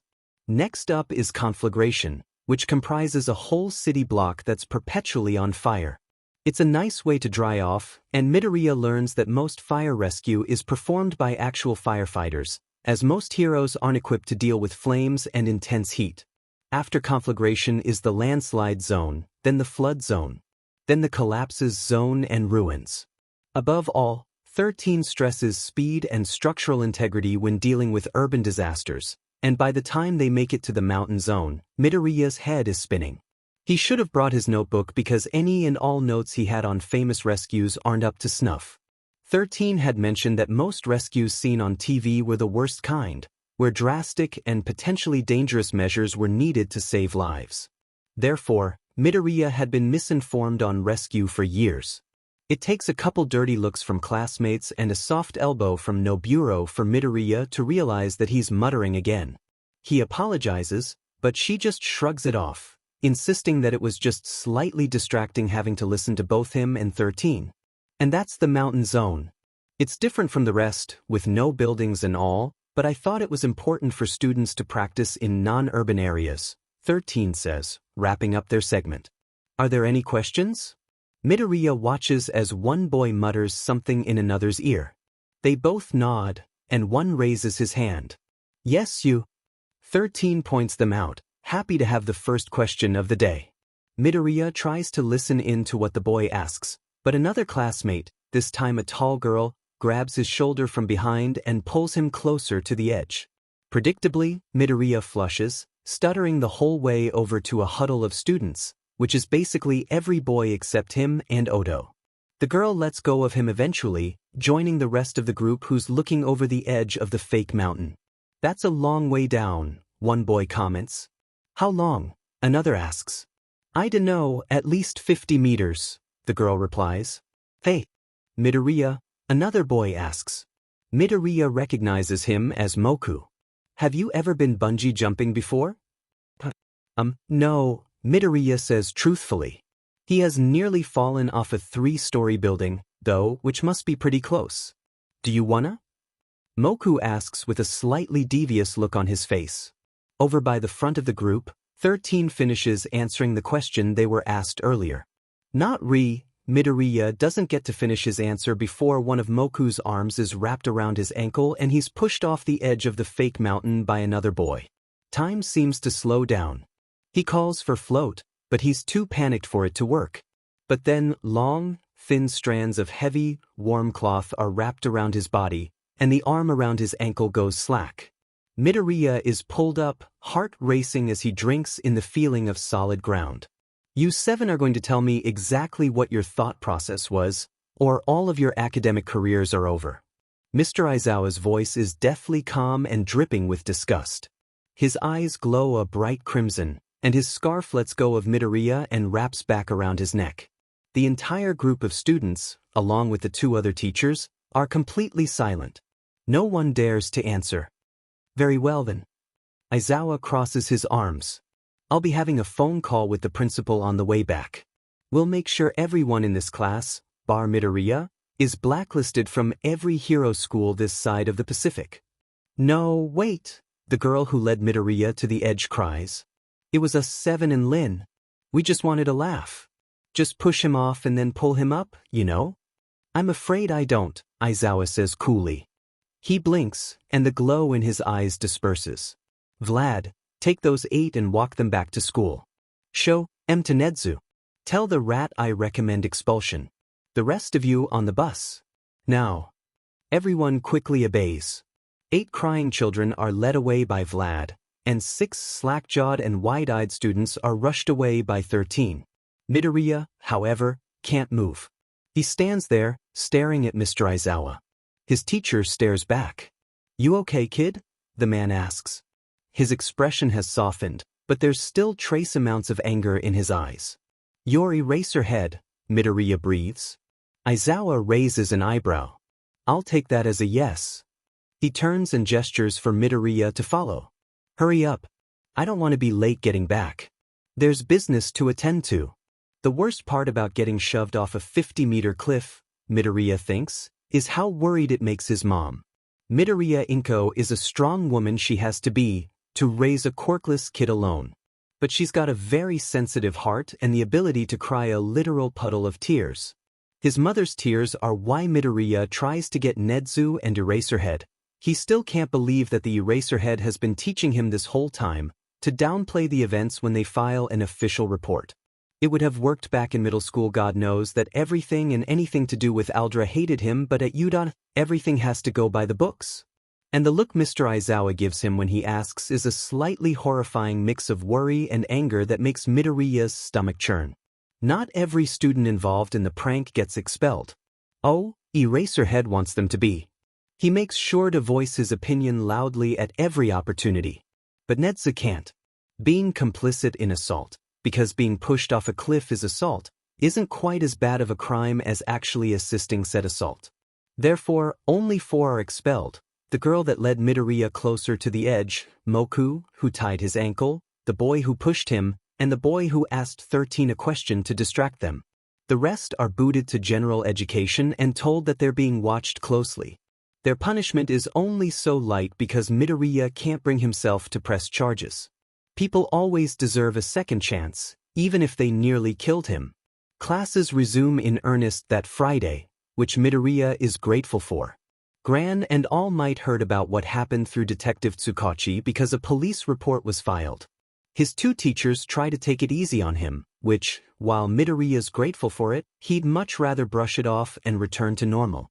He'll fall a lot as a pro hero, so it's best to get used to it early, right? That doesn't stop All Might from insisting that he take some days off and writing a strongly opinionated email to Nezu about how he runs his school. While normal school starts back up, hero class is put on hold for a week, or rather, the practical lessons are. It's a little awkward having to learn how to save lives from lectures and worksheets, but they manage. Midoriya eats lunch with Oto and Noburo every day, which is surprisingly fun. They even take interest in his hero ramblings. When practical lessons start up again, it's a little awkward. With a class of 7, Vlad King has to rework most of his lesson plans, and whenever he asks a question, it's like pulling teeth to get an answer from anyone other than Midoriya, who's still getting used to the feeling of being noticed by a teacher and has started raising his hand at every opportunity. But then, on the third Monday of March, Mr. Aizawa walks into class 3 minutes early. It's a novelty. The man usually prefers to wait until the bell rings to enter. Midoriya, Noburo, and Oto, who are in the midst of a heated discussion about the best age of All Might, freeze upon seeing him. The 3 students and the 1 teacher have a stare-off, neither party saying a word for 180 seconds. Then the bell rings. 1A is missing 4 members, which is weird. No one wants to not show up to you, even if they're sick. Aizawa coughs, shaking everyone out of their trance. Somehow, he looks more tired than usual. Last night, your classmates decided to throw a party. His voice is monotone, like always, though he sounds vaguely disappointed. That, in itself, is not a bad thing. However, his expression intensifies. Consuming alcohol underage is not. Wait, you're saying? Noburo trails off, her voice thick with disbelief. Aizawa nods. Yes, the 4 students not present today were caught drinking alcoholic substances and were picked up for public intoxication and underage drinking. They are no longer students at UA. They all sit in silence for a moment, mulling everything over. Midoriya himself feels slightly pitiful for his former classmates, but really, even he has to admit that they brought it on themselves. There was enough controversy with allowing adult pros to drink alcohol when they're not on an extended break, and with heroes in training, well, no one wanted to be saved by a pro who couldn't remember his training because he was hungover one class. So it's just us 3 now, Oto says. By the tone of his voice, it's definitely not a question. What's gonna happen? Aizawa sighs. That's partly for you guys to decide. Since this is such a unique situation, the principal wants to meet with you 3 to figure stuff out. Follow me. Eraserhead leads them through the long, wide halls of A to an elevator. He opens it, gesturing for his students to get on first before he steps in himself. Then he pushes a button that says, Level R, which is the topmost one. With a beep, it starts to rise at a slightly quicker pace than the average elevator. After roughly 30 seconds, the compartment stops, and the doors open with another beep. Eraserhead wordlessly steps off, leading them into a brightly lit and clean hallway. At the end of the hallway is a tall door with a square flap at the bottom, like a doggy door Midoriya seen in some movies, and a simple plaque that reads Principal. The teacher wordlessly knocks on the steel of the door. Come in, a familiar, cheery voice calls. It's slightly muffled, but Midoriya immediately knows that Nezu is on the other side. Aizawa holds the door open for them again, and the 3 students step into the office. The first thing Midoriya notes is the large floor-to-ceiling window that takes up most of the far wall. It offers an amazing view of the whole campus, and if he strains, Midoriya can just barely see the dome of the USJ. The second thing he notices is the wide, tall-backed office chair that's conveniently turned around. Please, have a seat, you 3, Nezu says. Would you like some tea? Noburo is the first to sit down, though she does so reluctantly. No thank you, sir. I'm more a coffee person. Oto and Midoriya sit down next, both denying the offer for tea. Ah, that's a shame, Nedzu says, spinning the chair around. Midoriya has to bite back a chuckle at his friend's surprised gasps. Tea is often fuel for good discussion. You're a mouse, Oto says, shock clear on his face. Perhaps, though science really hasn't been able to get a clear answer yet, Nedzu replies good-naturedly, gesturing to Oto with his steaming cup of tea. Am I a mouse, a bear, or a dog? One must decide for themselves. Sir, could we please move things along? I'd like to actually teach them something today, Aizawa says, leaning comfortably against the wall. Yes, of course. I'm just giving them some time to get used to my rather odd appearance is all. Nedzu takes a sip of tea. Now, down to business. Midoriya instinctively straightens his back. I will be blunt with you three. This year, UA has had the worst batch of students in its history. Everything from poor scores on the written exam to students attacking others in the practical, we just haven't been able to get a full class of children who are up to our standards. Does that include us? Midoriya can't help but blurt out. He immediately goes red at the knowing look Nedzu gives him, and the way Oto and Noburo both say, really? At the same time in the exact same tone of voice. Fortunately, no. Nedzu cheerfully answers. You three have remarkable potential as heroes, and UA will be happy to continue teaching you. The only issue is your class size. There's never been a hero class this small ever. Aizawa picks up where Nedzu left off. UA has had small classes in the past, but they all had at least 10 kids. With 3, well, we just don't have a precedent for it. So you three will have to forge a path for future situations like this, not that we ever plan on getting rid of so many students. Nedzu chuckles to himself. Now, Mr. Aizawa will ask you three a couple of questions, and I will take notes. By third PRD, I should have an idea of how your schedules will be. Aizawa casually sits down on a nearby couch, and the three students rearrange their seats so they can see him better. With a click of Nedzu's pen, he gets started with the questions. First things first, what training do you three do outside of class? I jog a lot. Sometimes I do yoga, but only if I'm really sore. Oto speaks up first, tapping his chin. I run every morning and lift weights 3 times a week. Noburo goes next. I also used to do free running. Well, you see, Midoriya babbles, tugging on his collar as he starts to sweat through his button-down. Midoriya does weight training 6 days a week and participates in cardio endurance training every day. He's also on a meal plan and receives quirk training from an acquaintance of mine. Nedzu's words stun the room into silence. Everyone seems to have a slightly different reaction. Noburo looks like she just figured out the secrets of the universe. Oto has to close his jaw with his hand. Nedzu looks way too pleased with the situation, and Eraserhead looks half impressed and half unsure. He even looks back to Nedzu for confirmation. Next question, please. Nedzu asks, not answering Aizawa's silent question. He looks all too pleased for a man. Was it man or rat? Eraserhead called him a rat, so Midoriya would go with that, who just created more confusion by replying to a single question. Though based on how All Might and Grand talked about him, Midoriya could see how Nedzu would be pleased with that. Do any of you have any out-of-school obligations barring workout routines and religious activities? Aizawa continues reluctantly. Time goes by quickly after that. Most of the questions are simple yes or no's, though there is one about interest in making support items that makes Midoriya's head run 100 miles an hour, because why else would they ask that if they weren't considering allowing them to work on their own gear, which would be so cool? By the time the second PRD bell rings, Aizawa is done asking questions and Nedzu is done taking notes. The principal promises to have their schedule figured out in 3 to 5 business hours, which no one even pretends to understand, and Aizawa leads them back to Class 1A, which is missing its usual second PRD occupant of ectoplasm. There are only 3 desks now, arranged in a semicircle around the front podium. Aizawa steps behind said podium and leans on the ledge. Oto, Noburo, and Midoriya all sit in their seats. Well, Oto and Midoriya do. Noburo just perches on her desk, and no one bothers with stopping her.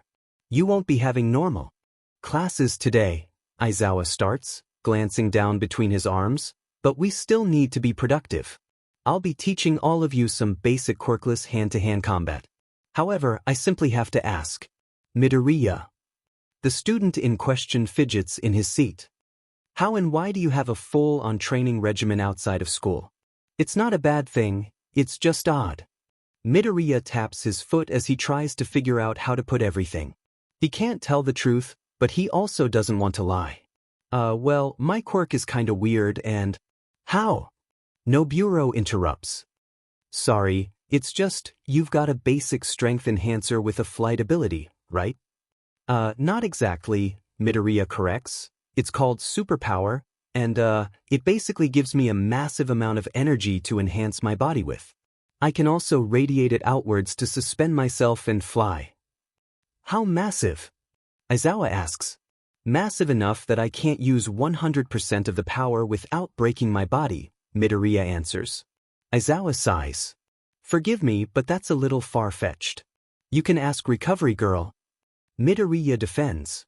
A hero found me on a beach after I got it, and I had 3 broken limbs. She healed me right here in you. Aizawa wordlessly pulls his phone out of his pocket and dials a number. The receiver picks up on the second ring, and Aizawa speaks. Hi, this is Eraser. Midoriya can hear the unintelligible yet still particular tone of Recovery Girl on the other end of the line. Yes, I work here. No, my diet is fine. I'm calling to ask you about a student. No, not a single one's dead. His name's Midoriya? What do you mean by, oh, him? Aizawa's voice takes on an incredulous tone. So you did heal him when he got his quirk. How bad was it? You're going to need to repeat that in 10 places. You've got to be shitting me. No, I don't need to see an X-ray, thanks. I make no promises. After he hangs up the phone, Aizawa looks tired.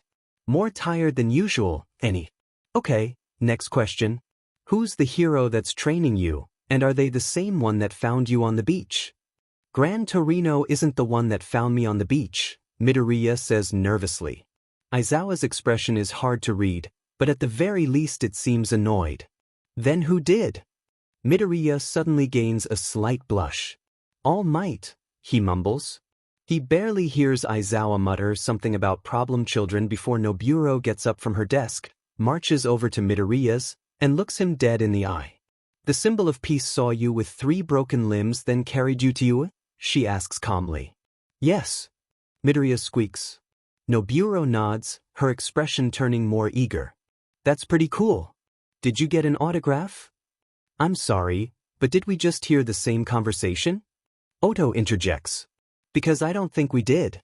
Midoriya, top of the class, can break his arms at any moment, and has already been hurt badly because of his own quirk. I know, but you've seen him fight, he totally kicks but… Noburo counters, I think we can leave the part about arm breaking on the back burner for now because he probably has an All Might autograph and I want to see it. Can I? Her gaze is intense and fierce, the kind that shows she won't take no for an answer. Well. Noburo, lay off. Interrogate on your own time, not mine, Aizawa reprimands, not unkindly. Noburo mutters a reluctant whatever before going back to her spot on her desk. Now that we're all settled in, Aizawa continues, we'll be going to Gym Ada. Go get changed into your gym uniforms and meet me there. Hand-to-hand training is really fun. For Midoriya it is, anyway. Oto can't quite get the hang of it fast enough, and Noburo can't keep herself from instinctively using or trying to use her quirk. Aizawa has to use his quirk to make sure no one's impaled when they spar, which is nice of him, even if he complains about dry eye a lot. It's nice to fight someone who isn't Gran or All Might. Midoriya's private teachers both have distinct, unique styles that, while hard to fight against, get repetitive with frequent sparring. Midoriya wins the most bouts. Aizawa says that it's not surprising, since he has way more combat experience than Oto and Noburo combined, even if he's used his quirk during all of it. That's not to say that he's perfect, or even good, at what Aizawa teaches them. Without One for All, Midoriya's strikes aren't nearly as fast, and he can't rely on the maneuverability that Full Cowl gives him. Mr. Aizawa puts him on his back every time they spar. But Midoriya's learning, so it's just fine with him. Later, when they eat lunch, Noburo demands to see Midoriya's All Might autograph. She and Oto are absolutely delighted to see that he has it laminated and in his wallet at all times. 1A Daily Schedule. PRD 1, 7:30 to 8 o'clock homeroom. PRD 2, 8 to 12 o'clock civilian classes, math, English, history, modern literature, etc. Lunch 12 to 12:30. PRD 3, 12:35 to 3:45 Heroics. Midoriya looks up from his copy of the new schedule. 4 hours for regular classes and 3 for heroics? How will that work? Aizawa looks up from his notes. Essentially, you'll be given all of your regular classwork at the start of the week. You'll be allowed to do it at whatever pace as long as you turn it in before lunch on Friday. Midoriya nods in understanding. Also, Heroics 101 is a completely new class. According to the principal, it's a blend of support, business and marketing, your old foundational heroics class, quirk studies, and hero law. That's a lot, Oto says, looking a little nervous. Yes, it is. But the principal and I wouldn't have agreed on a schedule we didn't think you were ready for, Aizawa says. You'll be fine. Work hard and demonstrate your plus ultra spirit. Sir, Noburo asks, what about the sports festival? Aizawa blinks. That. You'll be participants, obviously. Since it's in 2 weeks, I should probably tell you 3 to put in some work outside of school. But since you now have 3 hours of dedicated hero practice every day instead of the usual hour and a half, well, I can't blame you for not feeling the need. But I thought you said we'd be doing business and support stuff too, not just hero core stuff? Oto asks. You'll spend at least an hour and a half doing combat training for the next 2 weeks, mostly so you can put a better show on at the festival. Aizawa answers, if I'm being honest, the support and business stuff will come into play after the sports festival.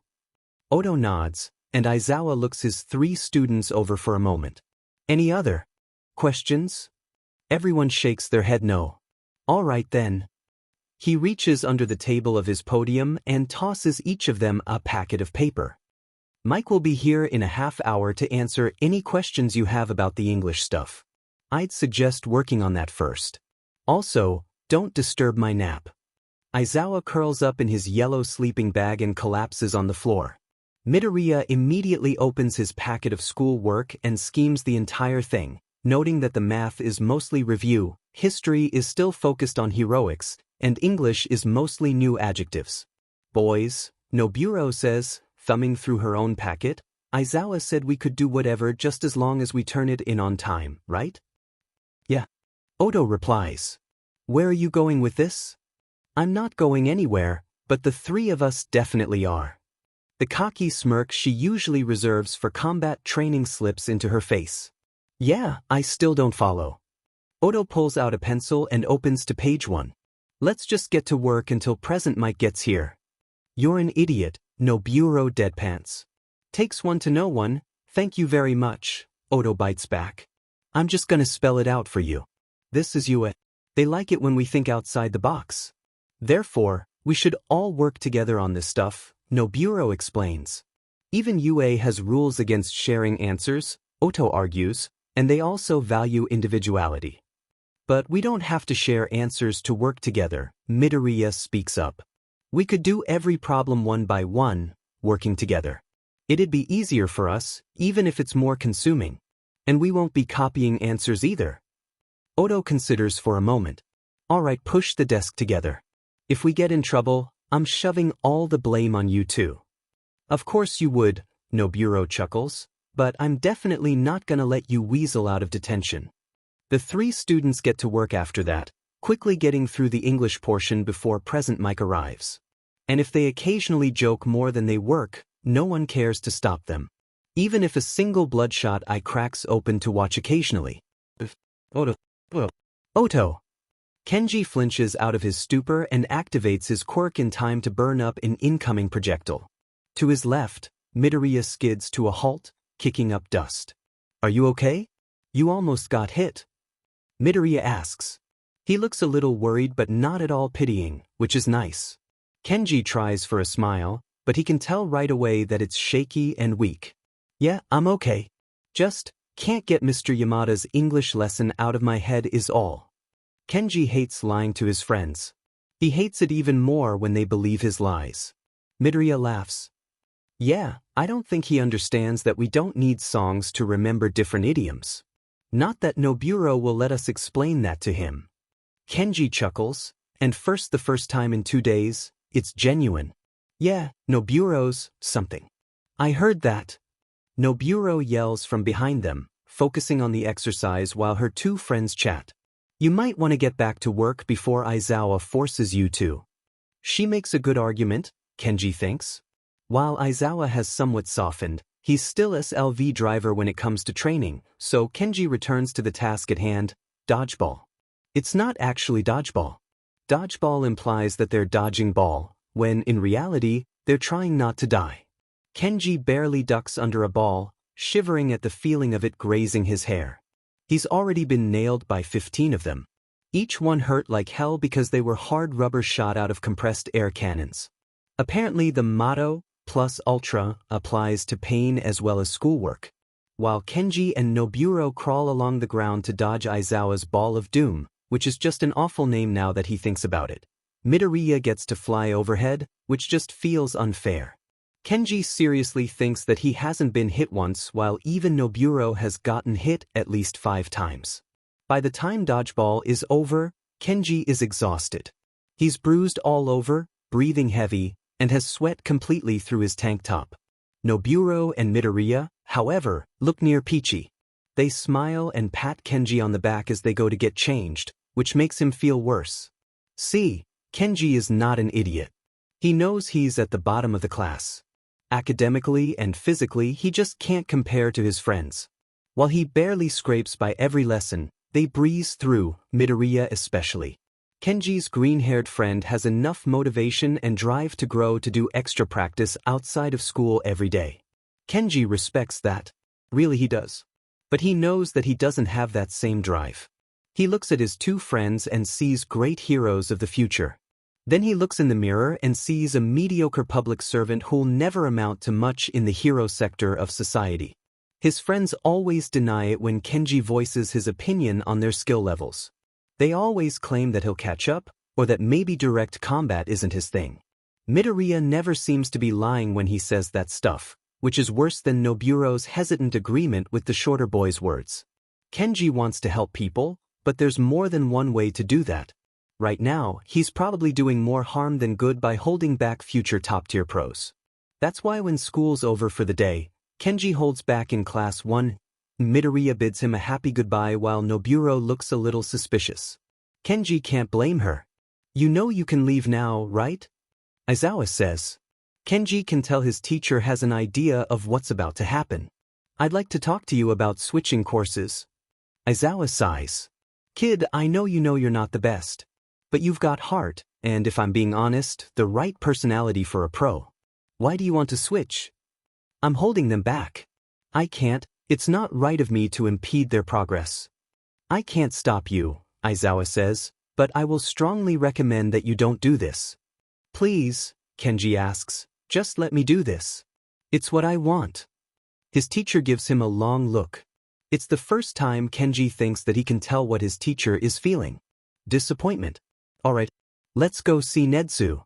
Graduating from U.A is a great stepping stone in a lot of career paths. If he's lucky, Kenji just might turn out to be a hero. Just one that doesn't wear spandex. 5 days until the sports festival. Midoriya's the first one to class like usual. He sits down in his seat and pulls out his notebook. There was a villain attack on the news that morning that he just barely caught the end of, and the hero that took down the villain was a new one. He gets halfway through the page when Nobuo walks in. She gives him a short greeting, then sits down in her seat and props her feet up on Midoriya's desk in such a way that they don't impede his writing like usual. It used to make him flush down to his toes and sputter nonsense, but he's gotten used to it by now. Legs are just lower arms after all.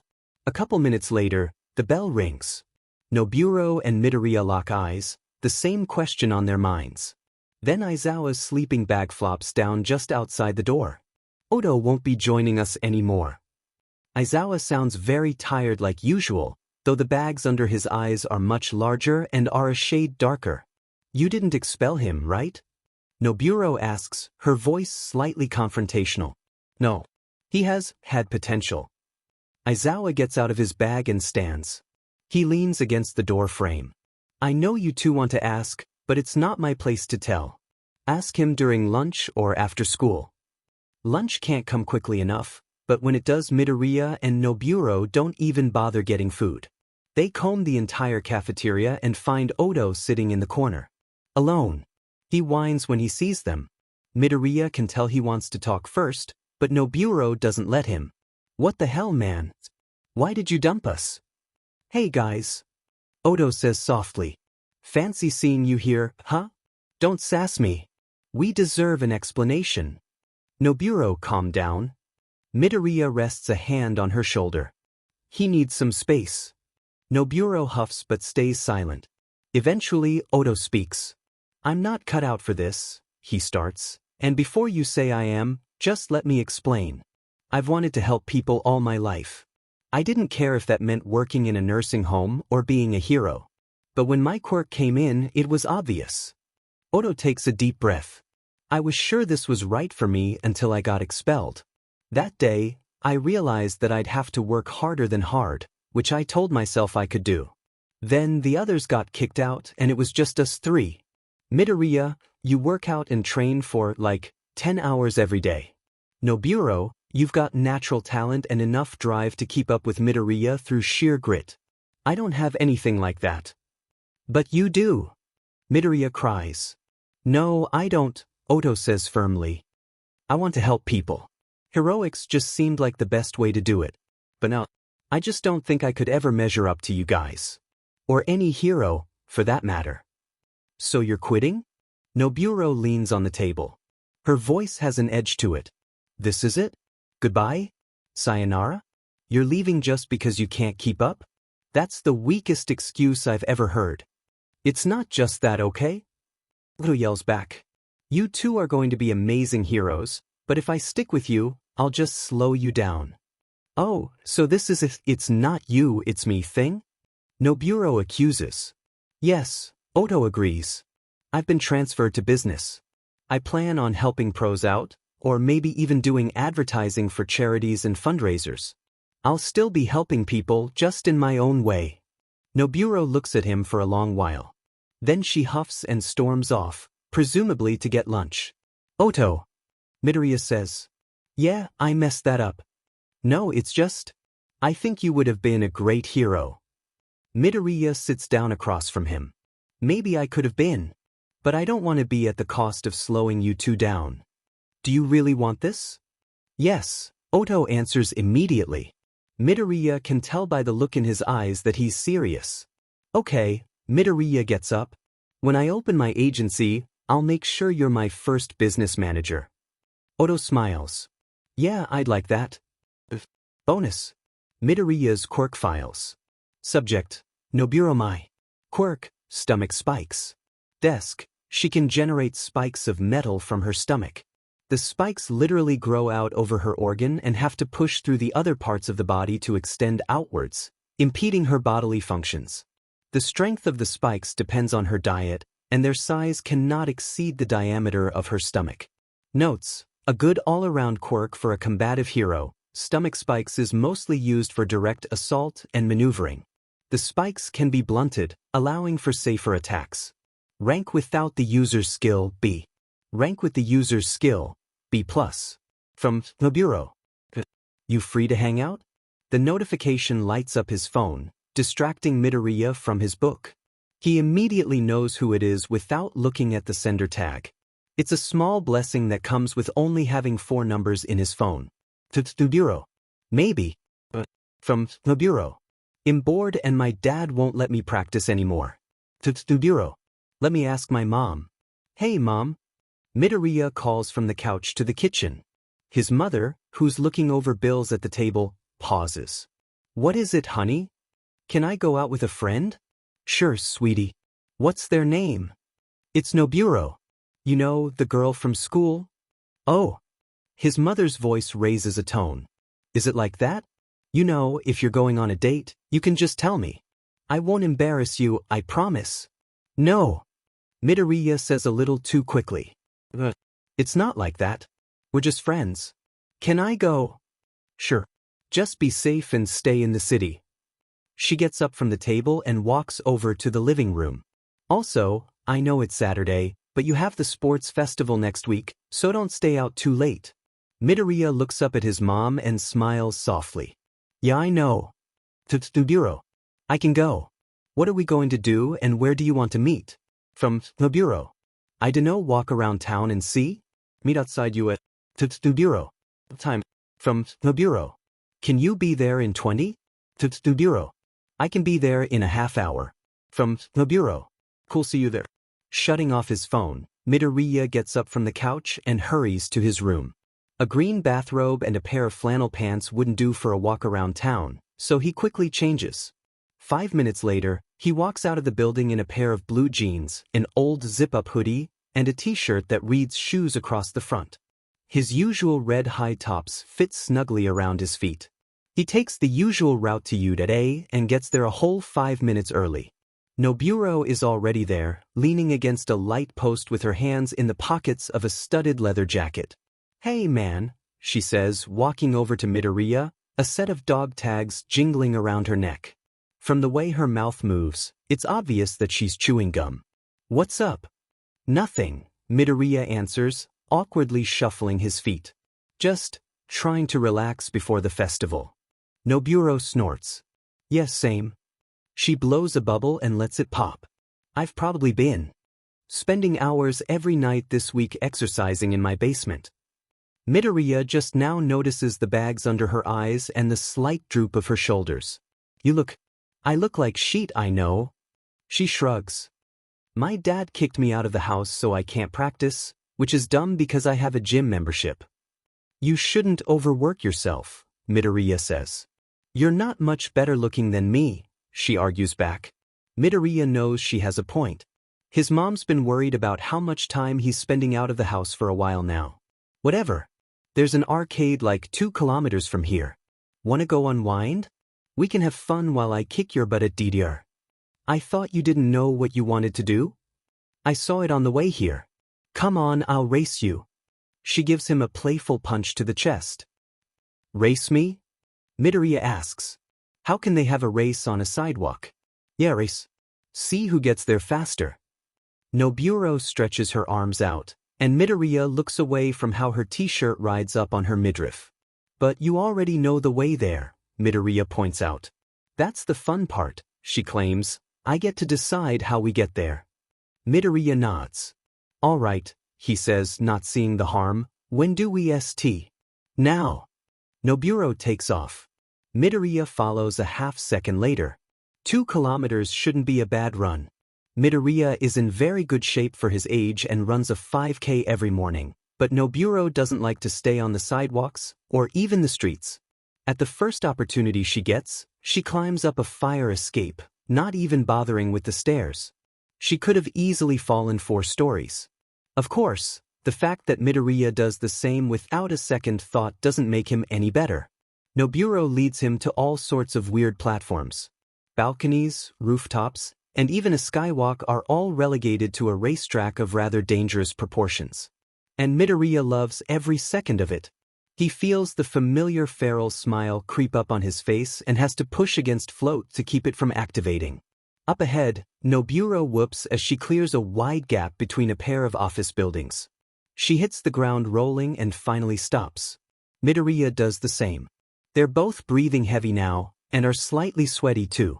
Midoriya raises his arms and rests his hands on the back of his head, slowing his breathing to regain a resting heart rate.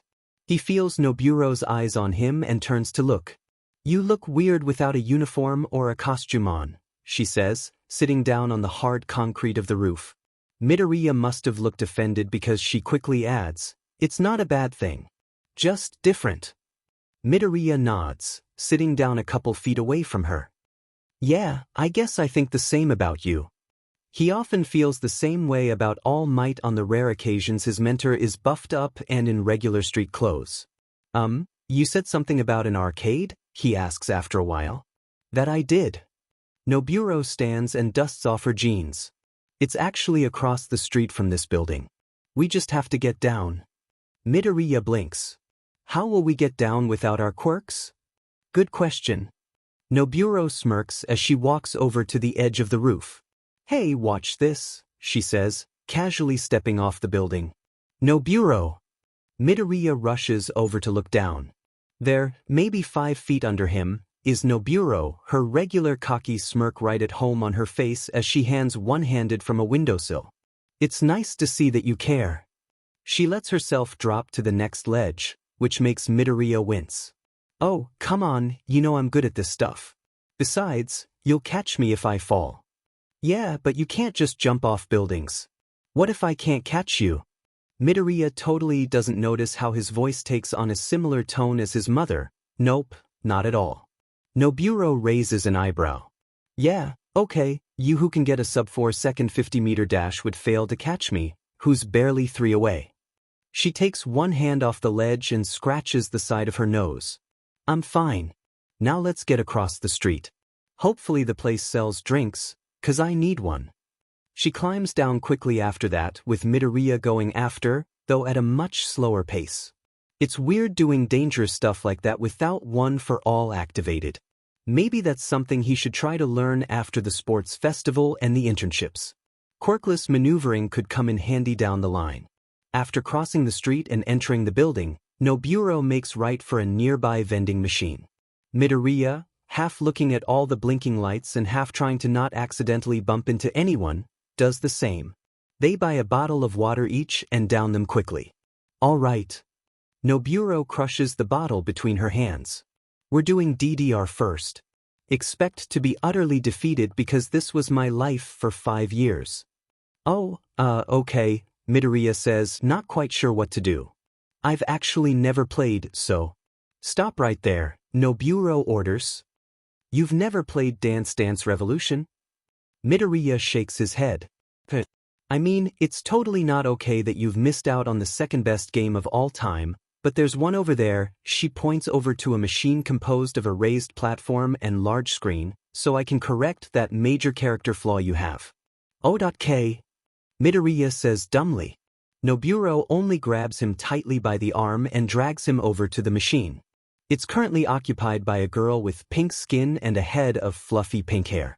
Even Midoriya, who knows nothing about the game, can clearly tell that she's doing well. The screen displays the word perfect every time she steps on the ground in time with the music. Eventually the level ends and the girl goes to pick a second song, but Noburo speaks up, "Hey, can we have the next game?" The girl turns around and looks at them for a second. Her black and gold eyes are a little unsettling but also interesting. Does she have a plain mutation or are her eyes enhanced? I dunno, can you? The girl replies, an easy smile on her lips. She leans on the rail of the platform.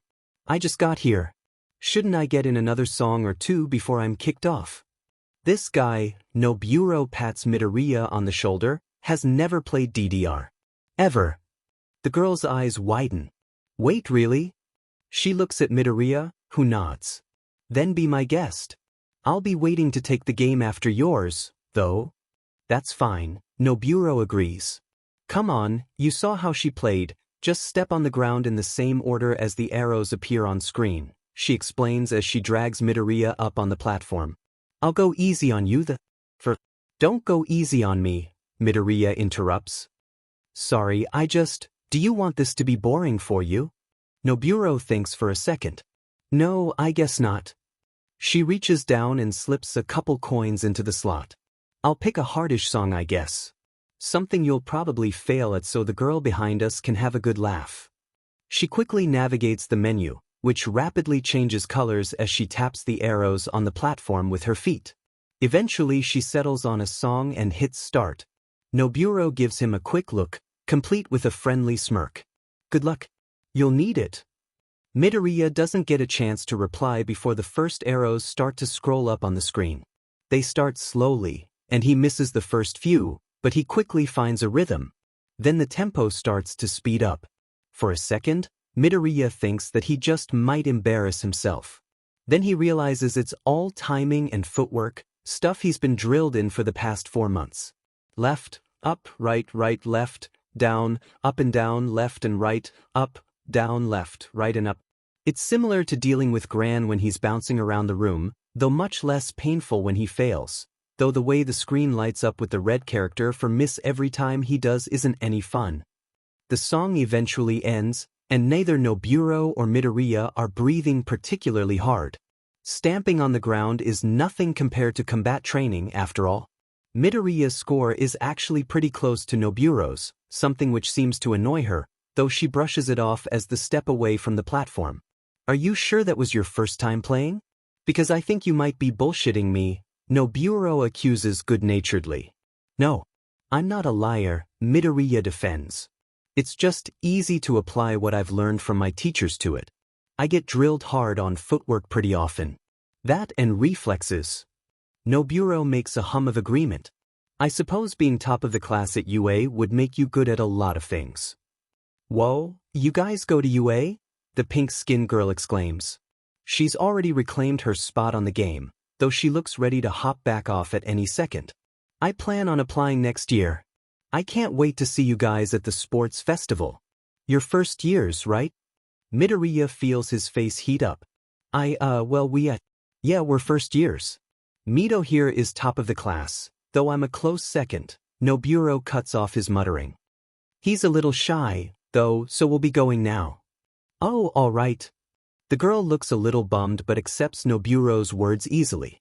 Have fun and good luck at the festival. I forget that being UA students means we're kind of a big deal, Noburo says as she guides a still red-faced Midoriya to a table in the arcade's food court. I'm not sure how I forgot, considering I've wanted to go there since I was 5. Yeah, Midoriya agrees, sitting down. I can't believe we might have just met one of our future underclassmen. Noburo snorts. You might be getting ahead of yourself. Not every kid you meet that wants into UA will get there. Yeah, but she seemed nice enough. Maybe she'll make it in. Midoriya smiles at the thought. We can only really know next year. Yeah, Noburo says, her voice steeped with melancholy. She shakes off her sad expression. I'm surprised you're not still gushing about being treated like a star. She leans back and hooks an arm around the back of her chair. Though, considering what's happening Monday, that's probably a good thing. Oh God, it's only gonna get worse after the festival. I'm not ready to be recognized in public, I'll embarrass myself. Midoriya forgets about how his friend looks just a second later, caught up in his worries for the future. You'll be fine, Noburo disagrees. You're a total hero nerd, just think of what you would want a hero to say if you came up and talked to them. I'm still not sure.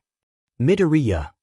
Noburo grabs his arm, which was resting on the table and had started to shake. You're top of the class at the best hero school in the country. You've gotten training from multiple pro heroes. Have some confidence in yourself. Midoriya nods. I'll try. That's not good enough, Noburo says. Do or do not, there is no try. Midoriya blinks. Was that? No one will ever believe you, Noburo says, deathly serious. Now, have you ever played Mortal Kombat? As it turns out, Midoriya is bad at almost every video game there is. Noburo is a little shocked at the fact because apparently, since he's a hero nerd, he should be a video game nerd as well. Midoriya doesn't have the heart to tell her that his only video game experience came from watching walkthroughs of old RPGs and that one time he had a free trial of All Might's World of Smash single-player mode. It takes a whole hour, but eventually Noburo does get bored of beating Midoriya at everything they try. If he's being honest, Midoriya would have been content to play games all night, but he agreed to leave with his friend when the clock hit 9. But that doesn't mean they have to go home. In fact, Noburo is pretty insistent that they stay out for a bit longer. Midoriya complies and even suggests where they should go next. Dagoba Beach. They run there again, with Midoriya in the lead this time as they scamper up buildings and hop off of railings. The feeling of adrenaline coursing through his veins is enough for Midoriya to understand why Noburo used to do stuff like this regularly. It almost feels as good as using full cowling. Almost. They make it to Dagoba at 10:15, sweating and relishing the feel of the cool breeze that blows out to sea. Noburo even kicks off her boots and rolls up her jeans to wade calf-deep into the waves. Midoriya settles for watching the water crash up against the beach. I remember when this place was a dump, Nobuo says, looking out to sea. A couple feet away, Midoriya spies an empty soda can. Yeah, it's so nice now. But there's already trash here again. He lets a little bitterness seep into his tone as he picks up the can. It took a lot of work to clean this place up. Don't people realize that? Nobuo laughs. You say that like you cleaned it yourself. Midoriya cracks a smile. Yeah, I do. They stand like that for a while, Midoriya eventually joining Nobuo to stand in the water. It's nice. Seabirds fly overhead, calling out to the sky as they circle. Bits of seaweed and shells occasionally wash up, decorating the already beautiful sand. You know, my family doesn't like that I'm trying to be a hero, Nobuo says after a. But why not? Midoriya asks, the whole concept foreign to him. My great-grandma was a pro. It was back before All Might, so she must have been tough as nails to be one. Nobuo looks over her shoulder at Midoriya. She'd shrugged off her jacket to better feel the air. Heroes weren't safe back then, you know. Their real names and addresses were often easily accessible by villains. And that's what happened to her. Midoriya flinches at the thought. If someone learned about where his mom lived after he graduated? Yeah, you get the picture, Nobuo says bitterly. Some C-list murderer wanted revenge on her for locking up her brother, so she attacked one night. Only my granddad, who was 5 at the time, survived. I'm sorry. Midoriya starts. Don't apologize. It happened before your mom was born, probably. Nobuo sighs. 60 years passed, and that side of my family still refuses to let anyone dream to be a pro. But you're Inoue now, Midoriya tries to cheer her up, walking closer. You can prove them wrong. You'll graduate with your license and show them that being a hero is worth the risk. Graduate from UA, huh? Nobuo smiles weakly. Yeah, I don't think I can do that anymore. What do you mean? Midoriya asks worriedly. My grandpa, the one who survived the villain attack. He died last night. And don't you say you're sorry he didn't like me, and I didn't like him. She cuts off Midoriya's apology before it can begin. But my grandma, his wife, is still alive. And since she has dementia, someone has to take care of her. The only one that can is my dad. We're moving to the Philippines as soon as possible. Oh, Midoriya says, unsure of how to react. Could you stay here with your mom? He tries. My mom's not in the picture, Nobuo says sadly. I've managed to get my dad to put everything off for a couple weeks, so I can do the internship after the festival. But after that, you're not giving up, right? Hell no. I've already looked into hero schools where I'll be living, Nobuo says, regaining a little bit of her usual confidence. I'm not gonna let anything stop me from being a hero. And I fully intend to move back to Japan after I graduate from whatever school I find down there. So it'll just be me in class then, Midoriya says, a little awed by the thought. It should be just you and Oto, but he's an idiot, Nobuo mutters. I'll never understand quitters. I won't either, Midoriya agrees, but he has the right to choose his path, just like you and me. Whatever. Nobuo checks her phone. I gotta get back soon. Walk to UA with me? Sure. They go back to school the normal way, talking about old, pre-All Might heroes. They eventually end up under the same light post they met at, and just when they're about to part ways, Midoriya says, I'll miss you when you're gone. It'll be lonely being the only one in 1A. Why yeah? Is it just him, or are Nobuo's cheeks just a touch darker than usual? I'll miss you too, Midoriya. In for 5, hold for 5, out for 5, pause, repeat. In for 5, hold for 5, out for 5, pause, repeat. It's not meditation, or if it is, it's a very simple form of it. But regulating his breathing is a necessity if he wants to calm his racing heart. Even now, after 5 minutes of constant concentration, he can still hear blood roaring in his ears because out there is a stadium filled with hundreds, no, thousands of people who are eager to watch him. If he strains his hearing, he can pick up the idle chatter of the people, which is still ridiculously loud. Young Midoriya. All Might's voice draws his attention from his breathing. Relax. You've got this. Why, I've got this. Midoriya forces a smile on his face. He can feel his hands shaking. All Might places a heavy, calloused hand on his shoulder. Remember what we've gone over. This is your big day, your time to shine. Your debut as a hero in training. He squeezes his hand. Show the world that you are here. I'll be proud of you no matter what. You're laying it on a little thick there, Toshi, Gran says from across the room. He's just in his first year. Hardly anyone watches the first years. Yes, but the sports festival will be archived and people will be able to watch it for years to come. All Might disagrees. It's important that he makes a good showing here, no? Midoriya swallows heavily at the thought of being archived forever on film. He'd made the news the day he met All Might, and just that one little blurb he got on the evening news made him a wreck. There's always next year too, All Might comforts, seeing his nervous expression. I know you'll do well today, but next year? You'll do even better. All right, Midoriya breathes. If not today, then next time. He'll berate his every move after, even if he does perfectly, but it's comforting to know he can afford to fail. Not that he wants to. How would it look when he's graduated and become number one if he flops his first sports festival? There's a short, crisp knock on the door. Gran calls for the person to enter, and it swings open. Hey, Midoriya, Noburo says, we're about to form up for the walk-on. Aizawa will kill us if we're late, so hurry it up, yeah? We're actually just finishing. All Might stands, guiding Midoriya up with him. He needed one final pep talk, but he's ready now. All Might gives Midoriya a wide smile and a quick thumbs up before pushing him out the door. Good luck, my boy. Go beyond, plus ultra. Yeah, I didn't train no loser. Go out there and strut your stuff. The door closes behind them, and Midoriya walks with Noburo through the halls. That your old man? She asks. Midoriya instantly chokes on his own spit, only saved by Noburo's quick chop to his back. No, he wheezes out. Noburo nods like she understands. I get it. He's your stepdad. Don't know how to handle it yet, huh? All Midoriya can do is nod. Well, he seems nice enough. Was that old guy your grandpa? Gran. Midoriya stutters. No. Noburo's eyes widen. Oh, that's Gran Torino. I get why he's here, being your personal trainer and all, but why is your stepdad here if your mom isn't? Yagi is a UA alumnus, so he's able to get free tickets.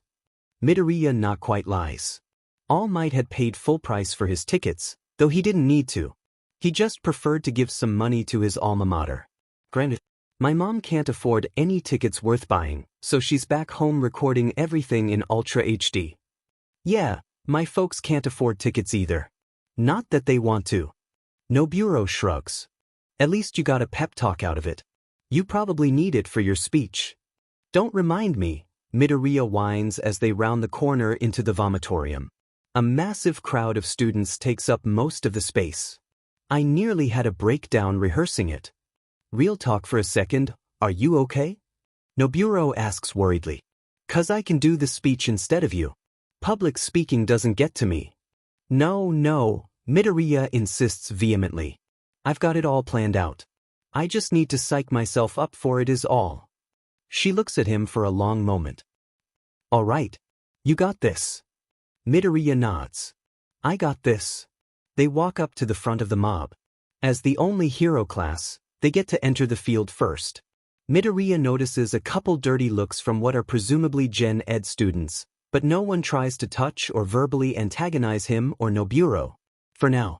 Midoriya knows how brutal the U. Sports Festival can be, and that the people who were kicked out of 1A don't plan on being nice. Noburo and Midoriya stand shoulder to shoulder just inside the gateway.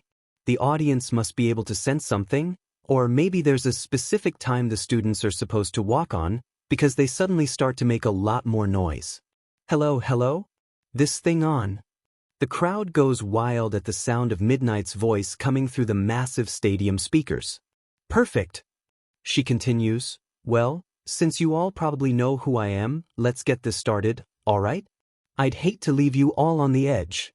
The audience hoots and hollers, eager for the opening ceremony. First up are our dutiful referees. Please welcome Power Loader and Aizawa. The crowd gives a polite round of applause as the two men walk past the mob of students and out onto the field. I didn't even notice them, Nobuo mutters. Me neither, Midoriya agrees. And now, for our glittering stars of the show, Midnight Preambles. They've been working their bodies so hard these past few months, so give a big warm welcome to our hero class. Introducing Midoriya, Izuku and Nobuo Mai of Class 1A.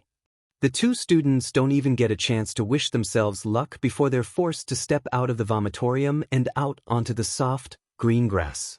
As they do, cameras from all over flash, and the volume of the stadium peaks. But by the time they make it to the large concrete stage in the center of the field, most people just seem confused. Midoriya tries for an awkward wave, but this only seems to worsen the audience's reaction. There's only 2 of them? What the hell?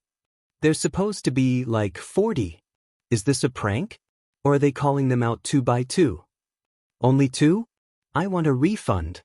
Settle down, Midnight chides. I love your enthusiasm, really I do. But now's not the time. Her voice takes on a more sultry tone. Please save your frustration for later, but for now, let's welcome our 3 general studies classes. 1B, 1C, 1D, 1E, 1F, come on out and join us. Every one of the general education students walks out, some wide-eyed at the sight of all the cameras, others with expressions of anger and frustration, probably from being glossed over in favor of the hero course. There's so many. Midoriya mutters, looking over his shoulder. You're telling me, dude? Nobuo laughs. And just think, each and every one of them is planning on gunning for us right out of the gate. Midoriya elbows his friend. Nobuo, that's not funny. This thing is already gonna be really hard and we've gone over this, you've got nothing to be worried about. Got it, Mr. Top of the Class? Nobuo smiles. Yeah, but you don't need to. And finally, please cheer on our darling little inventors and designers, the 4 and only UA support classes. Midnight yells into her mic, and the rest of the students who were waiting in the hall walk out onto the pitch. Like the general and hero classes, the support classes, 1G, 1H, 1I, 1J, are all wearing the standard gym uniform. Unlike the hero and general courses, they're all clad in different odds and ends, ready to show off what they've made in the time they've been at UA. Truthfully, Midoriya is most worried about them, rather than the Gen Ed kids. Who knows what kind of stuff they were allowed to bring in? Nedzu, probably, but that's the opposite of a comfort. Ladies and gentlemen, boys and girls, please fall silent for the athlete's pledge as presented by student representative, Midoriya Izuku. The mutters start right as he takes the first step up to the stage, all coming from directly behind him. Really? They've got to be joking.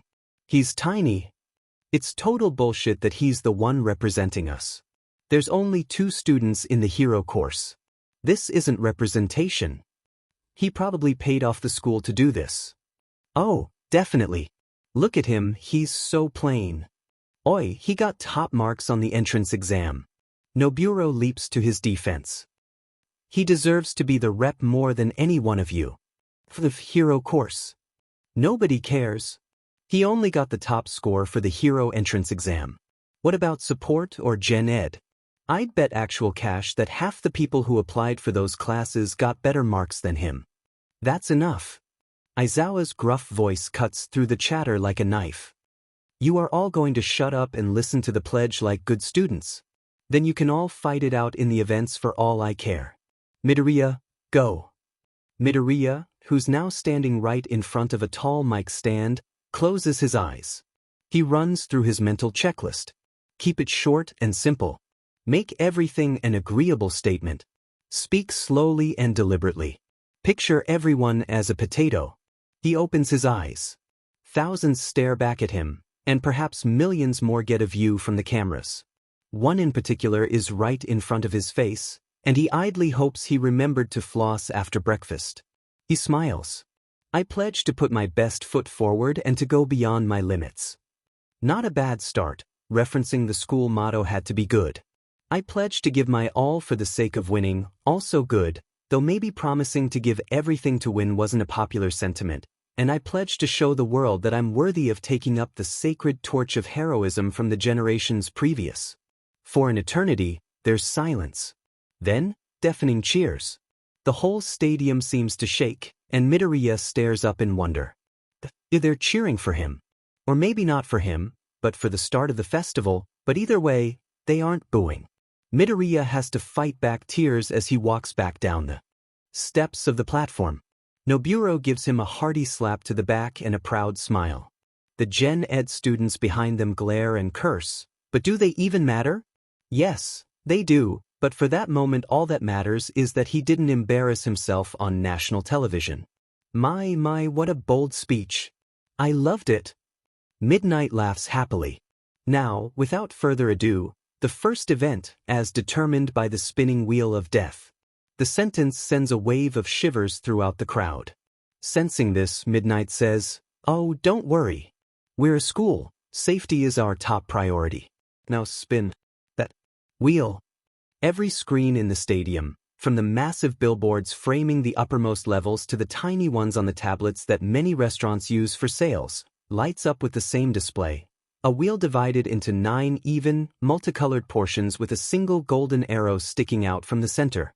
Midoriya barely has time to make out Team Deathmatch and Doom, but you're the demons before the arrow begins to spin. The arrow only spins for 10 seconds, but the last half of the spin feels way longer than it actually is. The arrow barely scrapes by pin the tail on the eraser head and stops just a pixel or two shy of terminally placed exhaust ports. And it looks like the first event is a water rescue, Midnight says disappointedly. Shame, I was hoping for running with the villains. Anyways, please listen as one of our handsome referees calls out the rules. Take it away, power loader. Right, listen up, 'cause I'm only gonna explain once. The shirtless form of the head of the support department takes the stage, his large metallic helmet adding an echo to his voice. In 5 minutes, this whole field will be flooded. Don't worry, you'll get to stand on raised platforms when it happens. But once all the water settles, the time begins. There'll be obstacles and objectives on the floor of the fake lake, Eraserhead continues. Dummies are civilians. Your job will be to bring them to this stage. The harder it is to get to the dummies, the more points they're worth. You also get bonus points for carrying multiple at once and for keeping the fake bodies in perfect condition. Lastly, anything goes, power loader finishes. Of course, it's not exactly productive to attack others, but it's allowed. Just no killing or permanent maiming.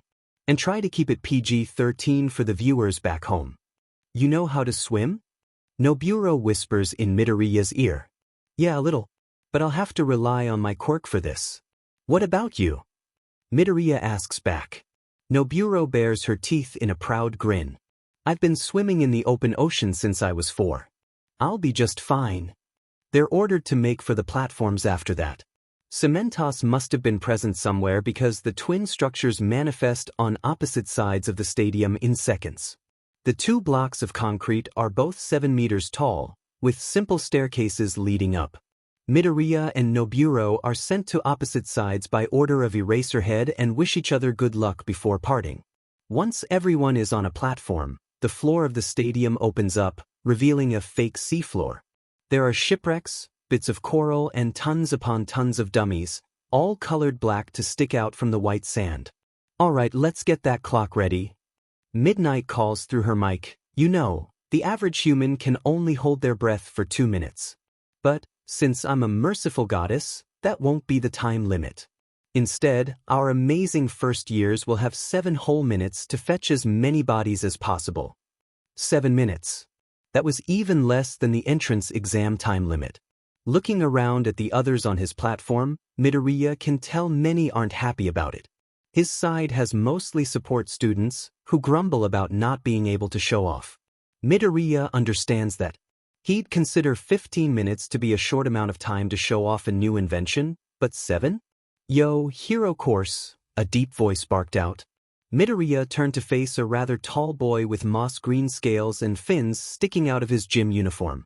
Just wanna let you know that we're all going for ya, dig? I'm not enough of a dick to blindside people, but I want a spot in the hero class, even if I have to steal it from you. A couple months or maybe even a couple weeks back, Midoriya might have flinched or maybe even stuttered out an apology. But now, you're top of the class at the best hero school in the country. Have some confidence in yourself. Show the world that you are here. I didn't train no loser. Go out there and strut your stuff. Midoriya takes a deep breath and looks the other boy directly in the eye. All of you are going for me? I'd like a challenge. The boy blinks. Okay, you're definitely on my sheet list. I hate cocky BSRDS like you, he spits. And I hate that you think I'm just gonna lie down and let my spot get swiped, Midoriya bites back. Good luck. You'll need it. Why, when I get my hands on you the final round I'll start the countdown. Midnight orders from her announcer's box. The boy next to him shuts up, perching on the edge of the platform like a competitive swimmer. Midoriya moves to do the same, but he's not a swimmer, though maybe he doesn't need to be. A familiar feral grin slips onto his lips. He takes a step back and flexes his legs. Float will serve him well. Flying up and diving shouldn't be too difficult. Swimming through the water once he's submerged, however. He shrugs off the jacket of his gym uniform. It's just dead weight he doesn't need. Can float be used underwater? Well, he'll just have to test it out, won't he? Start. This time, no one hesitates. Hundreds of students hurl themselves over the edge, pushing and shoving each other for better access to the water. A select few waited out, hoping for a more peaceful entry. Midoriya simply pushes off the ground and flies to the center of the basin. The chaos he sees below as he flies is almost magnificent.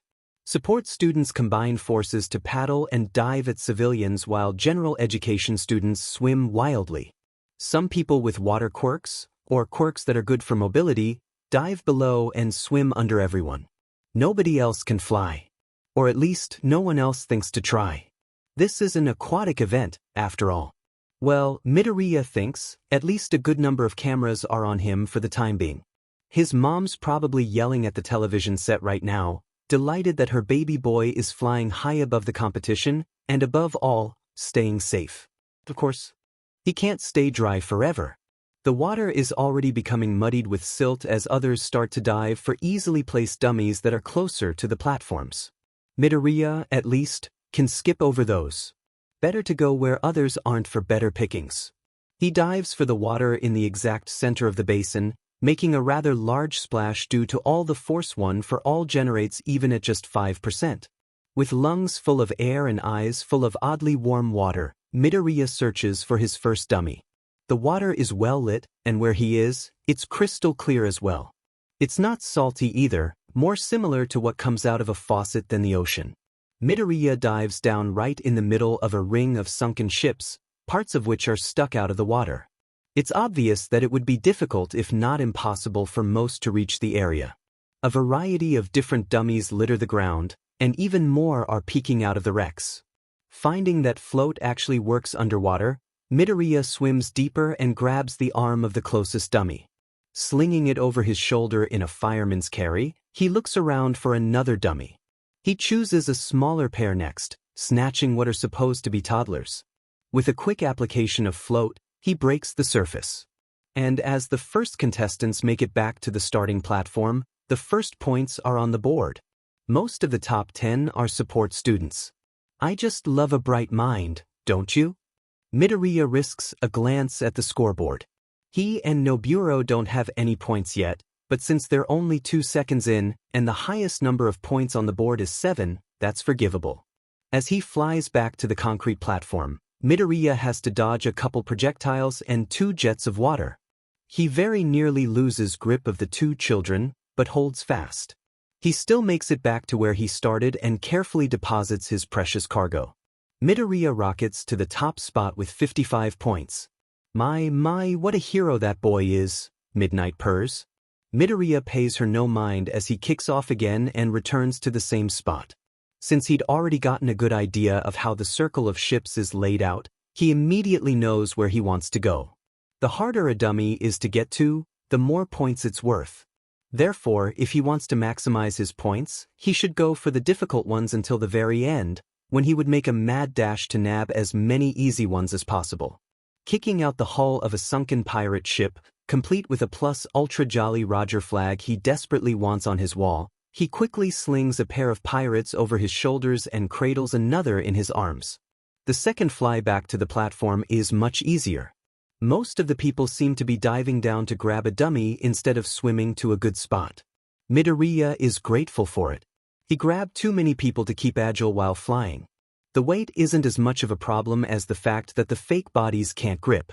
Noburo adds another 10 points, putting her solidly in 6th place. Not too shabby for someone without a swimming or enhancement quirk. And look at that, Midoriya widens his lead with another 70 points. Give the others a chance, will you, hun? I'll make it worth your while. And I mean with get out of detention passes, please remove your mind from the gutter. It's not very flattering. Noburo is doing good. That makes Midoriya's smile widen. She'd wanted a no-holds-barred match since the second week of school, and Midoriya wants to give it to her. Of course, anything could happen in the second round, or even this one, but he has faith in her abilities. The third trip to the circle starts smoothly. Midoriya caves in the hull of a fake yacht and grabs an arm and shoulder full of children dressed in brightly colored Hawaiian shirts. But as he swims up to the surface, a massive weight slams into his side, bruising his ribs. He just barely has time to see the fish boy from earlier give him a rude gesture before he swims away. Midoriya so desperately wants to chase after him but has to come up for air. By the time he goes back down, the larger student is already gone. Oh, look at that! Class 1D's Shun Hiroki racks up 60 points, putting him in 2nd. Better kick it up a notch, Midoriya. Taking Midnight's words to heart, Midoriya dives back down and quickly grabs another set of dummies. He manages 3 in his arms, 3 slung over his shoulders, and even grabs 2 with his legs. Is it risky?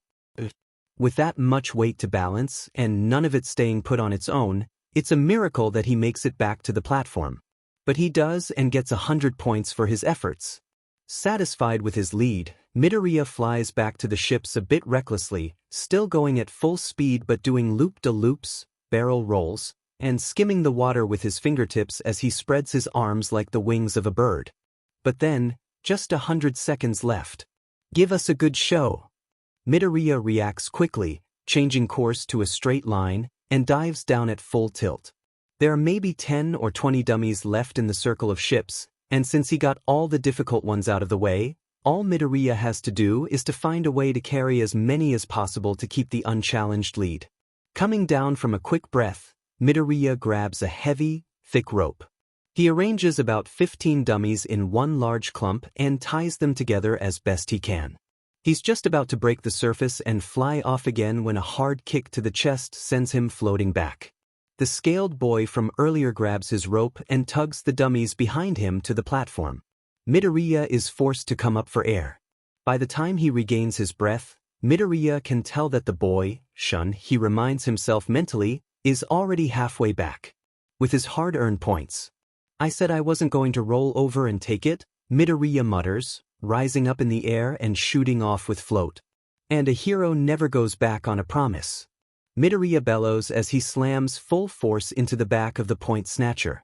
Shun is forced to submerge completely but grabs hold of Midoriya's ankle, taking the hero student with him. The second Midoriya goes under, he's punching. With all the air bubbles, sand, and water in his eyes, he can hardly see anything, but he manages to hit Shun with a hard right cross, then follows with a kick to what he hopes are the boy's ribs. It takes a couple more strikes to shake the boy off, but Midoriya does it and takes hold of his rope once again, flying as hard as he can to the platform. 10. Midnight shouts. He's not going to be fast enough at 5%. 9. Part of the crowd joins in. There's just no way. If he wants these points, he'll have to push past the limit. But that's what Yurei is all about. 8. More of the spectators join in the countdown. Midoriya increases his level to 6%. It's still not enough. 7.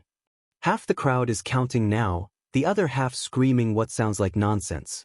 Midoriya pushes to 8%, and the green lightning, usually happy to crawl along his skin, starts to stick to the water he passes.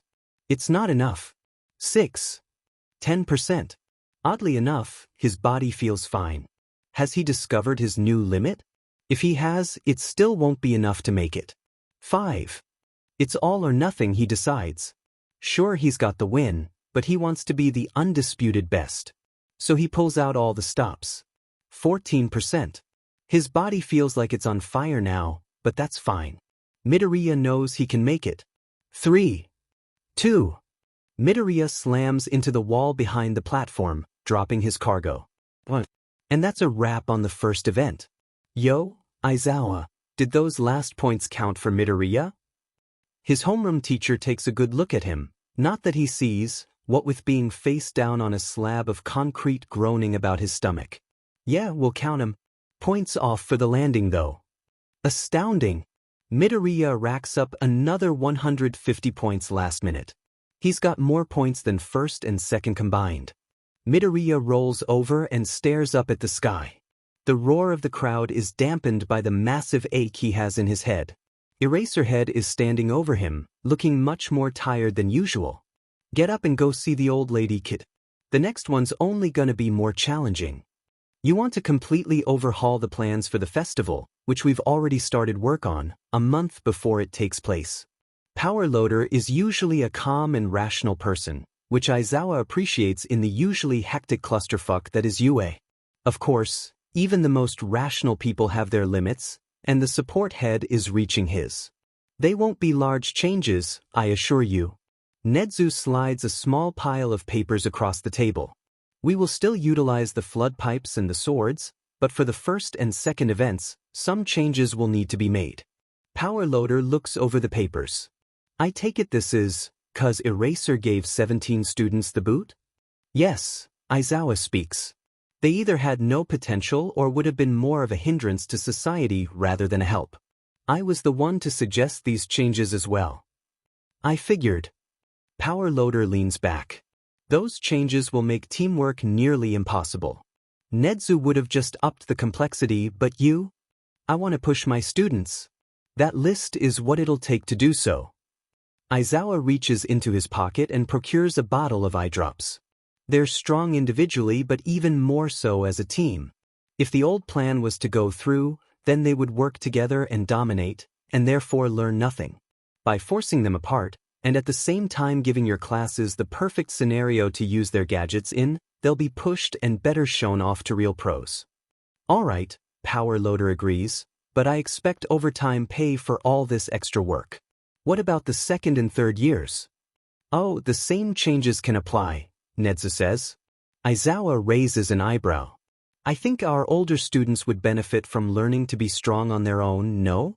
Besides, I have a feeling the second years will be quite interesting. The gleam in the principal's eyes is something lesser men would shiver at. Aizawa and Power Loader, however, have long since gotten used to it. I'll get right on those changes, sir. Aizawa, I promise to make sure your kids are properly challenged. They're not, whatever. Aizawa sighs. Just stick to the plans and everything will be fine. After stumbling to Recovery Girl and getting a very thorough lecture on head injuries and listening to his body, Midoriya walks out of the medical facility feeling like $1,000,000. Or more like $800,000. Recovery Girl's quirk took some energy out of him, but not nearly enough to make the next event any harder. Or so he hopes. Eraserhead's warning doesn't sit well with him. In all the festivals Midoriya has watched and he's seen a lot of them, the first event almost always seems the hardest. It was usually an individual versus environment type of contest, with the added difficulty of dealing with a massive crowd. The second was almost always group combat, which Midoriya feels is much easier. But then again, this is he's talking about. Every day so far has steadily gotten harder. Mr. Aizawa has made it abundantly clear that Midoriya and Noburo are going to be some of the school's top graduates by the time they're done, so it makes sense that they'll be worked hard. But how does Aizawa know the event will be harder? It was always randomized. Maybe he knows the possible events? That's certainly possible. There were 9 outcomes on the last one. Or maybe, hey Midoriya, there you are. Noburo's voice calls through the hallway. We've got a 10-minute break before the next event, so I thought I'd make sure you didn't rattle your brain too much with that crash of yours.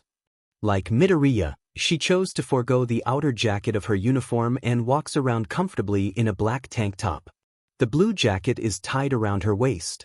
I'm alright, thanks. He scratches the back of his neck. Recovery girl fixed me up, not that she was happy with my stunt. Nobuo snorts. Yeah, you were the only one who needed her. It's actually quite surprising because some of those brawls in the water were brutal. Midoriya looks his friend over. You weren't injured? He says, seeing that she's no worse for wear if you don't count her wet hair. Nah, I'm too good at swimming. I just wish I could fly, then I could have gotten a lot more points. She slips her hands into her pockets. Speaking of, how the hell did you get over 200 points? You and that Gen Ed kid absolutely dominated, and I need to know how. Oh, there was this big shipwreck thing in the middle of the water, Midoriya explains. I'm not sure why they put it there, but the dummies were worth way more points for some reason. Nobuo rolls her eyes. And I'm betting someone would have had to fly or be able to breathe underwater to get to it, she says, a little annoyed. That's the opposite of fair. Not that it's anything out of the ordinary. For this school, a hero's job is to combat the world's unfairness. Midoriya quotes Eraserhead. You seem pretty happy about what happened, though, Nobuo teases. Think you're hot sheet now, 'cause you won the genetic lottery? No, not at all. Midoriya denies. I'm glad I won, but I also won a fair victory, you know? Nobuo nods. Yeah, I do. They stop walking for a bit and stand in the hallway, leaning against opposite walls. Midoriya finds himself chewing the inside of his cheek and thinking about the next event. He doesn't notice that he's zoned out until the intercom turns on. Would every participant who placed in the top 42 please return to the pitch? Top 42 to the pitch, please. The familiar robotic voice of the intercom bot gets the two moving again. Did you have time to look at the scoreboard? Nobuo asks, rounding a corner. No. Where did you place? Midoriya asks, recalling that Midnight had announced that he had an overabundance of points and was therefore in first. Fifth. I beat out most of the others, but you and the other three had good quirks for that one. Nobuo stops short of the entrance to the field. Most of the other students that moved on are already there. Fifth is pretty good. Midoriya encourages, stepping out. I'm sure you'll do even better on the next one. It's almost always team combat. Nobuo makes a non-committal hum and follows. Attention, please. Midnight called. Now that we have everyone who made it to the second round present, the next event will be called. Aizawa, speak. Eraserhead groans but steps forward. Behind him sits a massive 50-foot-long table, filled to the brim with ornamental swords of varying sizes and styles. The next round is called King of the Blades.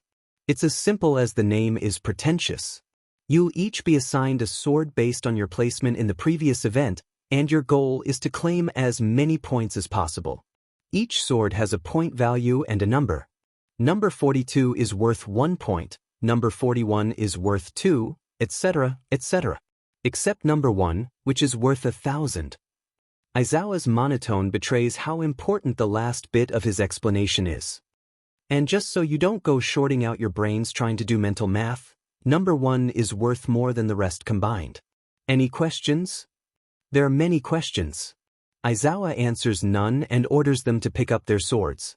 Midoriya's sword is a massive 8-foot hunk of metal, weighing at least 200 pounds. The hilt is big enough for All Might's muscle form to hold with both hands, and only the upper 2/3 of the blade is sharpened to any extent. The lower third is separated by a pair of spikes sticking out perpendicular to the length. The Roman numerals for 1000 run down the flat side of the blade. Midoriya takes a couple big steps away from the crowd and tries to swing it. The weapon is completely unbalanced and he nearly drops it. You could totally kill someone with that thing, dude, an excited-sounding voice says from behind him. Midoriya turns to see a short, mousy boy decked out in support gear. He's holding a blade the length of his forearm in one hand, the number 8 inscribed on the blade. Can I help you? Midoriya asks, not quite sure what to do with his sword. He settles for sticking it in the ground. You sure can. The boy moves closer and loops an arm around Midoriya's shoulders. You see, me and, like, 5 other support kids are teaming up so we can move on only the top 16 make it, you know? Anyways, I was wondering if you'd like to join. You probably don't need it, but then again, this is UA, you know? So basically what I'm saying is that you should totally help me and my buddies out. In exchange, we'll make sure your next costume design is perfect. Midoriya considers it for a moment. Look, what's your name? Lee. Lee Mushy. The boy smiles wide. The name's awful, I know. Anyways, you can continue. Lee, I'd really like to help, but my quirk isn't the best for working with a defense-oriented strategy that a group of support students are likely to employ, I know. Lee's smile never wavers. But consider this. When that buzzer sounds, every single one of these people are going to go right for you, since you've got the only guaranteed ticket into the next round. Me and my friends can protect it while you zip around and kick butt. Midoriya blinks. Then smiles. Do you mind if I talk to your friends? Lee's grin turns just a smidge arrogant. My friend, you can talk our ears off until the end of time, just as long as you promise to carry us to the next event. Tashinori holds a steady gaze on the field below, the crystal clear glass of his private box almost invisible with the bright late morning sun. It's a little difficult to make out the individual contestants, but the simple spyglass that rests in his lap remedies that problem. A possession challenge, Gran Torino says, almost to himself. Didn't they have one of those at your last sports festival? Tashinori nods fondly. Yes, they did. Though it wasn't as wild as this one's shaping up to be.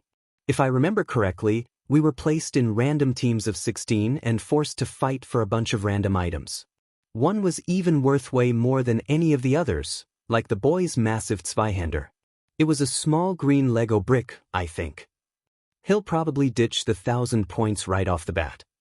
Gran Torino takes a sip of his coffee. He's smart enough to know that it's worthless until the final moments. But I can see him talking to a bunch of grease monkeys down there, so I've got no clue what he's actually got planned.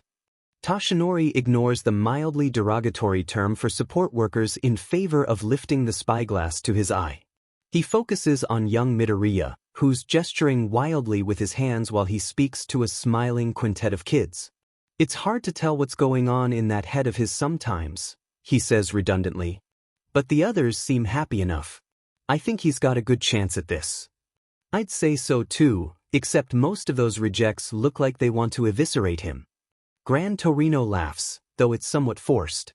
Tashinori turns his attention away from Midoriya and to a large batch of unhappy-looking students. Their lack of support gear denotes them as general students. Only 15 general education kids moved on, but every single one of them are working together. I hate to say it, but I must compliment their desire to win. Tashinori collapses his spyglass. We haven't worked on fighting large groups with him yet, have we? Nope, Gran Torino says, and from what he's told about school, UA hasn't either. Float gives him an edge, however. Tashinori crosses his long legs. If he keeps to the air with that sword, he'll have a shot. If he intends to work with others, he can't do that, Gran argues. This is technically an individual event, but few are treating it that way. If he flies solo again, he'll drive off a lot of agencies and paint himself as a lone wolf type, which isn't good for the future symbol. But if he teams up, he can't perform at his full potential, which could muck up his chances at moving on. Do you think he realizes this? Tashinori asks. Gran shoots him a look. You're right, he most certainly does. I'm just curious as to how he'll manage it. Hopefully he doesn't pull anything too crazy. Gran sighs. He's got a good amount of restraint, but you saw the last round. I've got a feeling he'll stop at nothing to win this. I can't help but agree. The next couple of minutes pass in silence, neither man speaking a word when midnight orders for the terrain to be altered from a simple grass lawn to rolling hills dispersed with trenches and the occasional crater. Tashinori finds himself leaning forward when the countdown starts, noting that Midoriya is far away from the other students he was talking to earlier. Then the counter hits 0, and Tashinori can't fight off his proud smile no matter how hard he tries. After the 5-minute planning PRD is over, Midoriya carefully chooses his starting spot like everyone else. He's grateful that each person had to be at least 10 feet from all others to start. Hopefully it'll give him enough time to react. Nervously drumming his fingers on the butt of the massive sword, he looks down from his position on top of a small hill. He makes eye contact with the surrounding competitors and tries to keep his heart from exploding outward when they all grin viciously at him. Whenever you're scared or nervous about a fight, he mutters, just try to deal with it by smiling. His mentor's words provide a small amount of comfort, and he's able to slow down his fidgeting. Looking up, he quickly spots his allies in the support course. They're all the way across the field and probably can't see him, so he doesn't wave.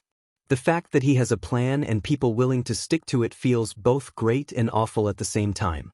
Great in the fact that people respect his ideas, but awful that they might lose because of him. Combatants at the ready. Midnight calls. Spectators, I hope you're ready for an eventful 15 minutes, because I promise our students won't disappoint. 10. Midoriya tunes out the countdown, calling forth one for all and letting it course through his veins. Having gotten so used to the timing at 5%, he's elected to stick with the output level for the time being. 10% will be saved for when things go bad, and 14 perfect is only for if he's completely screwed. And then there's his ace in the hole, which will make Recovery Girl steam from the ears if he tries, and therefore will only be used if his allies are about to lose everything. Go! At Midnight's order, Midoriya raises his massive blade high and smiles. Out loud he counts. 1,000, 2, 1,000, 3. The Gen Ed students draw closer, hindered by the steepness of the hill and from tripping each other. When they get within 3 feet of him, he throws the sword at chest height directly into the head of the charge. Then he pushes off the ground and flies away with float. The crowd goes wild. What an interesting strategy. Midoriya utilized the desire for the highest concentration of points to tie up a large fraction of his enemies. Midnight announces as Midoriya quickly dives down to swipe a pair of swords before flying off for real. Casting one quick glance behind him, he sees that a massive tug-of-war session has broken out between almost everyone who rushed him. People desperately try to keep a hand on the blade as quirks run rampant. Midoriya's smile broadens. Just like he planned. Midoriya flies his way to his allies completely unhindered. Everyone seems to be going for the top 5 or so swords. While 2 blades totaling 20 points is nothing bad, it's a drop in the bucket between the 1,000 or even the 41 points the first and second swords offer. Lee and his friends have set up shop in a corner of the field. They've booby-trapped an arc around them that's about 20 feet wide and 6 deep. 2 people point net guns at him from behind riot shields, and Lee himself is setting up some kind of ballista. Midoriya carefully finds a spot and drops the swords behind the arc of traps, responding to Lee's shout of thanks with a simple nod before flying off for more points. I see quite a lot of teamwork for an individual event, Midnight says like she's scolding a child. I get that this is an everything-goes type of contest, but is this really alright? Aizawa? Midoriya can't hear it, but Eraserhead somehow replies, because Midnight sighs dejectedly. All I wanted was a simple 15-minute all-out free-for-all. Is that too much for a girl to ask for? The answer is yes, because no one in a team tries to break off. As Midoriya circles above to scout, he can see a couple groups battling and the occasional single fighter. Most people don't even bother using the swords, instead holding them in their offhand while they use their quirks or support gear to steal points or trap others. There's one group, though, that's holding out on top of a hill. 6 support and 3 general students all stand with their backs to their swords, which are impaled in the ground.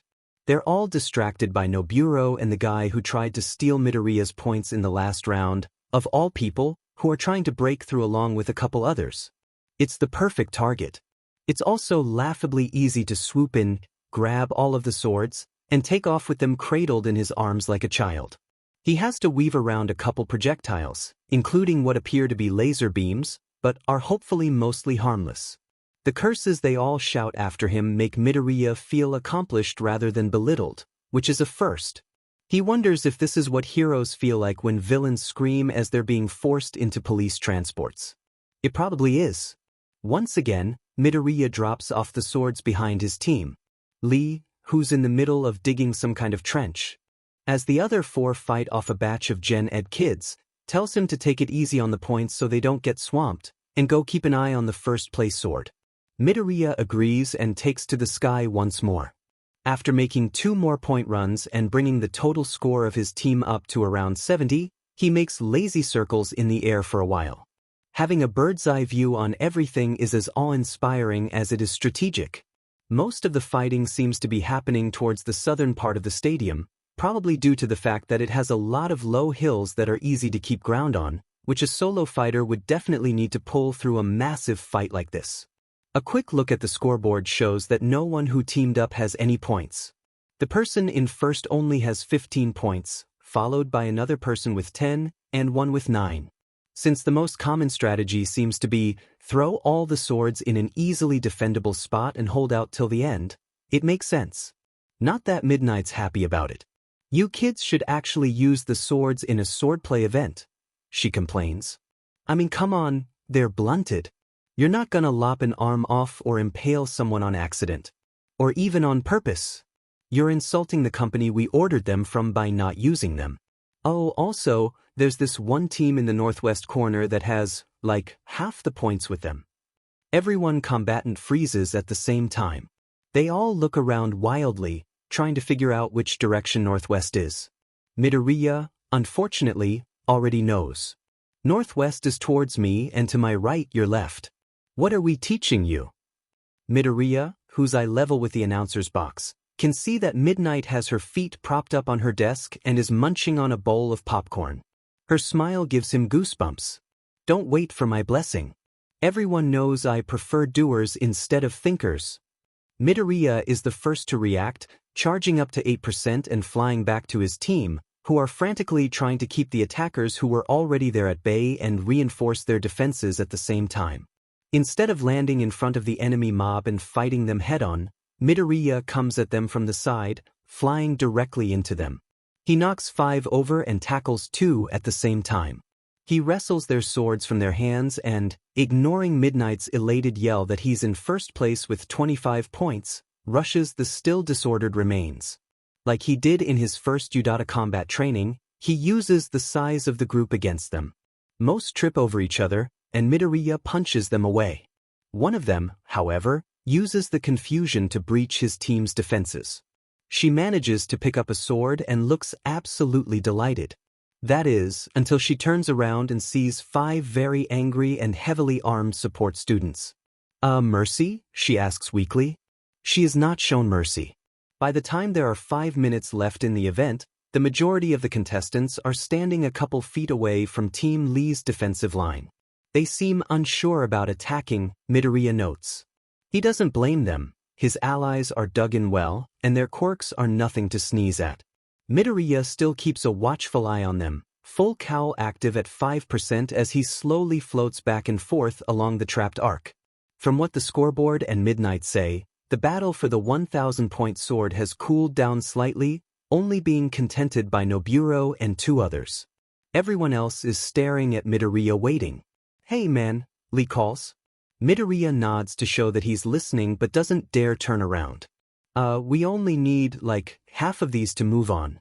Why don't we give some away? That would be a good way to get rid of their problem.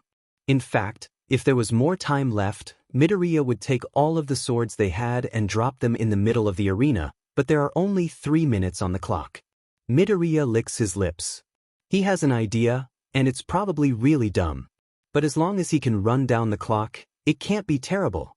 You guys realize that between all of you standing here, there's more points than what's behind me, right? No one responds. Also, only 16 of us can make it. There's at least 30 of you here. That seems to shake their resolve somewhat. Most of them begin to look at each other warily. Then, one says and promptly decks the nearest person in the face.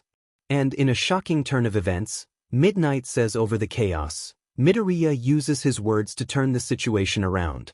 Take notes, hero hopefuls back home, not every situation needs to be resolved with violence. Not that this is the best example.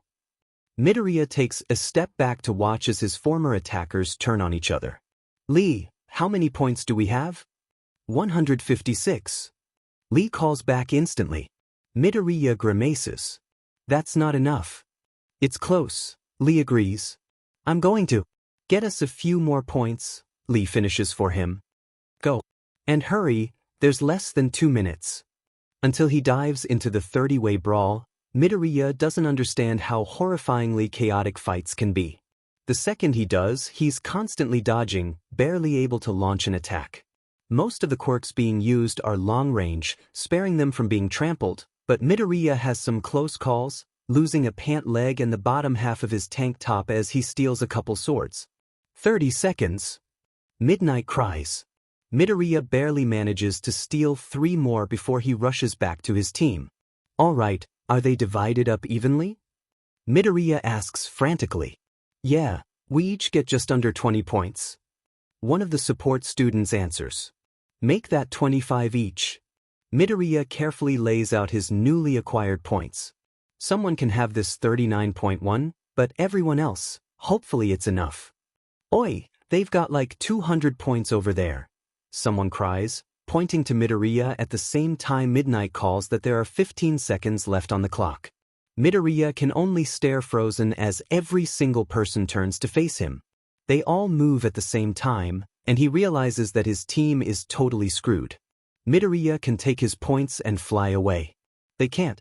He doesn't want to abandon them, but it's the only option except for. Midoriya stands tall, facing the mob of charging students with a smile as he forces his allies behind him. He holds out an arm, 2 fingers curled back with the tips touching his thumb. One for all, 100%. Delaware smash. 2 columns of spinning. Air pressure hit the students and sent them flying back. They land in a heap. Midoriya feels Lee shove a pair of swords in his uninjured hand just as the buzzer sounds. The match is over. And with that explosive ending, the second event is finished. Midoriya managed to land in third with the help of his teammates and is sitting pretty with 49 points. Meanwhile, Noburo managed to get a hold of the 1,000-point sword and sits at the top. Stay tuned while we go on commercial break, folks, because the side games are bound to be great. With the push of a button, the monitor blinks off, while its twin to the right of it stays on, replaying the same scene over and over. Delaware smash. Delaware smash. Delaware smash. Delaware smash. The camera had shut off before anyone could get a proper look at the aftermath, but that's just fine. He has a memory quirk, after all. The young boy had completely shattered his index and middle fingers in order to make that last blast. The sheer raw power he was able to release from just the flick of a finger was like nothing the world has ever seen, with the exception of All Might, of course. Nothing like the world has seen, but he is intimately familiar with such strength. It appears One for All's legacy has finally reached the point where the holder cannot use it at full power. What do you make of this, my lord? He thinks for a moment. My body is not yet healed, and society's precious symbol is still strong. We shall stay the course. The 9th is of no concern for now. But my lord, he is. I know very well who Midoriya Izuku is, doctor. We shall stay the course. The boy is nothing compared to me, crippled as I am. It's only his master we have to worry about. He shut off his second monitor.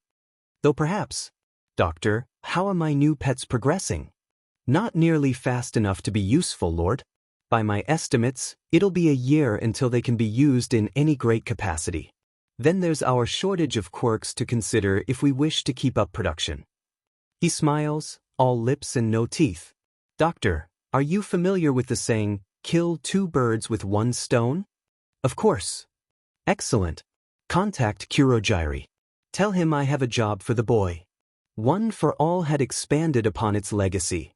It's only fair that All for One does the same. Bonus. Midoriya Inko's Sports Festival Viewing Kit. 10 large boxes of tissues. 3 blankets. Cell phone and charger in case of emergency. 1 liter of water. A bowl of pretzels for stress eating. A box of raisins for slightly healthier stress eating. Towel to sop up any excess tears. Knitting needles and yarn to pass the time between rounds. Family photo album as a reminder of how far Izuku has come. Fuzzy socks. Holy F-man, why didn't you lead with that? Lee's overly cheerful shout does little to distract Midoriya from the throbbing pain that his hand is in, but he manages to talk through it. Because this happens. Midoriya raises his hand, trying not to look at the crooked, dangling mess that are his 2 fingers. He fails and nearly GGs as a drop of blood leaks from the fingertip of his middle finger. Pretty badass, huh? He jokes, trying to imitate Noburo. It falls flat. We need to get him to the medic now, one of the girls on his team says. She looks over his hand, gingerly holding it in hers. All of their swords lay on the ground, forgotten. I'm not a doctor, but with how bad this is, you shouldn't be doing anything but walking to medical help. I'll be alright, Midoriya insists, lifting up his bad hand and folding down his pinky, ring finger, and thumb. His index and middle fingers dangle, making his attempted peace sign look more like a piece of gore art. I can get there on my own. Bullshit, Lee says, his smile just as bright. We'll walk you there, the 5 of us. Right, guys? Everyone quickly agrees, and Midoriya is frog-marched all the way across the field to where the entrance of the medical bay is. What kind of quirk do you have? Someone asks offhandedly. I've never heard of something that hurts the user like that. It's basically a massive power source I can manipulate, Midoriya explains. I usually use about 5% when I fight because if I go over that I hurt myself. What I did back there was a flick of 100% in my fingers and, well, the backlash F'd your hand, Lee finishes. It's a shame about your quirk though. That wind blast was on par with All Might. If you could use 100% safely, then you'd be the second coming of the man himself. But you're stuck at 5%, so. He shrugs. I'm not stuck there, actually, Midoriya says, a little bit of pride seeping into his tone. The throbbing pain in his hand has started to become bearable. I hit 10% today, actually, and the doctors say that if I put on enough muscle and condition my body, then I'll be able to use my full strength without worry. That's good at least. It'll take a while, though, I bet, someone says. They stop, having reached the hallway, which splits off into 2 corridors. Which one? Leah's. Left, Midoriya answers without hesitation. He gets a few odd looks, but they continue to escort him all the way to the door marked healing. Lee reaches up to knock, but the door flies open before he can. Midoriya Izuku, what did I say about not hurting yourself again? Recovery girl scolds. Midoriya smiles and steps in. I had to. No, you didn't, Lee says from behind him. Recovery girl leans to the side and eyes the support students. Thank you for bringing him here. Who knows how long he would have waited if you didn't. I'll take care of him from here. Go eat lunch, you'll need it. Lee and his friends walk off after saying a quick goodbye, and Recovery Girl sits Midoriya down at a table, her sitting across from him. They're broken, obviously. You've even split the skin in some places. Recovery Girl carefully looks over Midoriya's hand. You've also suffered extensive trauma throughout the rest of your hand and some of your upper arm, likely from the recoil. It's nothing I can't fix, but it'll take a lot of energy from you. Do you want me to heal it all the way or part way so you're not dead on your feet next round? Part way, please, Midoriya answers. I don't think I'll do this again for a while. Try never again, and I can let you go with peace of mind, Recovery Girl says before giving his hand a quick peck. Like magic, which it may as well be, his fingers straighten, and the bruising on his hand fades. By the time it's done, his fingers are only a little sore, and there's no swelling. Midoriya twitches his fingers and instantly hisses in pain. You said part way, so there'll be a little pain. Recovery Girl pulls out a drawer from her side of the table and procures a roll of bandages. I'll wrap them, and I can give you some basic painkillers if you want. Nothing major, just some ibuprofen. That'd be nice, thanks, Midoriya says, letting her start working on wrapping his fingers. She's halfway done with the second one when there's a quick knock on the door. Come in. And leave the door open, will you? The door opens and in walks Noburo. Ah, dear, I'm afraid that if you're not injured, you can't wait in here. More patients may be coming. Midoriya looks over his shoulder and smiles at Noburo. Just a second and I'll be out. His friend nods and steps back out. After his fingers are wrapped and he's taken a single tab of ibuprofen, Midoriya walks out of the medical bay. How bad was it? Noburo asks, standing up straight. Not as bad as when I first got it, Midoriya answers. Just my 2 fingers, see? He holds up his hand. If Recovery Girl healed you, why are there bandages? Noburo's brow furrows. Oh, I had her not heal me fully so I wouldn't be tired. And you should probably see her too. That bruise on your arm looks painful, Midoriya says, referring to the yellow and purple splotch of skin on her upper arm and shoulder. She looks at it. Yeah, I'll probably step in while you're getting changed. Getting changed? Midoriya PPS his head. Noburo looks him over head to toe, lingering on his stomach. She smirks. You have really nice abs. Midoriya suddenly realizes that, oh yeah, he lost half of his shirt in the fight, and proceeds to go bright red. Why you two? I'm gonna go get changed. He quickly brushes past her and makes for the locker room, picking up the pace once he hears her start to laugh. There's no one else in the locker room when he gets there, so Midoriya quickly swaps his ripped gym uniform for a fresh one. Then he replies to texts from both his mom and All Might, who want to know if he's okay. He is, of course, even if his fingers throb a bit when he ties the strings of his pants together. Once he's changed, Midoriya quickly makes for the student cafeteria. When he gets there, half of the tables are full of people, and the lines for food aren't too long. He looks around and spots Noburo, who's sitting next to a slightly uncomfortable-looking Odo. Neither have plates, but they both see him and get up. Hey, how are your fingers, Midoriya? Odo asks, patting him on the shoulder as they walk up to the line for food. I saw what happened on the big screen, but the camera cut to Noburo holding the 1,000 points too quick for me to see how bad it was. Oh, it was nothing, just 2 fingers. Midoriya shows Odo his right hand. They barely hurt right now, actually. I'll finish healing them after the festival's over. Did you really need to do that, though? Odo looks at him a bit worriedly. You could have moved on without hurting yourself. Everyone in the business course thinks that you'll lose some interest because of that. Midoriya shrugs. I'd rather lose out on some offers than let the people I teamed up with down. A little bit of pain isn't much in exchange for helping people. It was more than a little bit of pain, if what your new buddies in support were saying is true, Noburo says. Midoriya looks at her oddly. I ran into them on the way to the medical center. They were pretty loud. Well, I'm fine now, so there's nothing to worry about, Midoriya says as he grabs a tray and nearly drops it because of the sharp pain that shoots up his fingers. He bends down to pick it up, but Noburo beats him to it. Thanks. You should go back and finish healing, Noburo says. You'd put up a better fight while exhausted than with 2 broken fingers. We agreed to a fight while we were at full strength, remember? My fingers aren't busted, just a little hurt. Midoriya takes the tray and starts to walk through the lunch line. And the painkiller will kick in soon, so the only thing I'll have to worry about is not breaking them again. You two seem awfully sure you'll get to fight in the next event, Odo says, grabbing a bowl of rice for himself. What if one or even both of you get knocked out? Midoriya, what was that?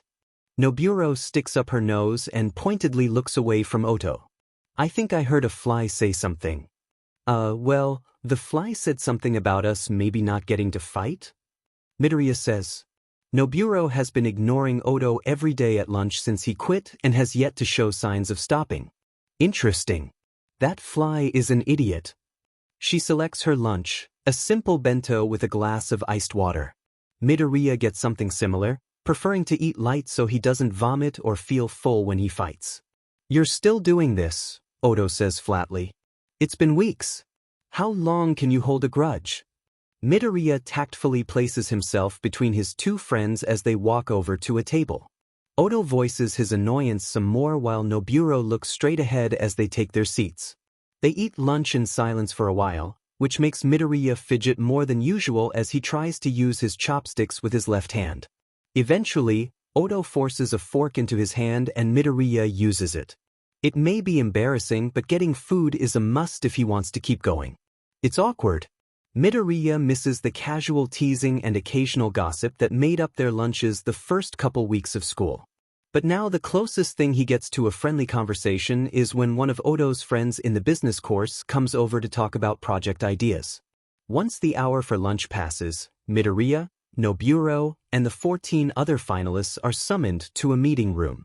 Eraserhead and Power Loader stand on opposite sides of a large flat screen while 16 kids sit in office chairs.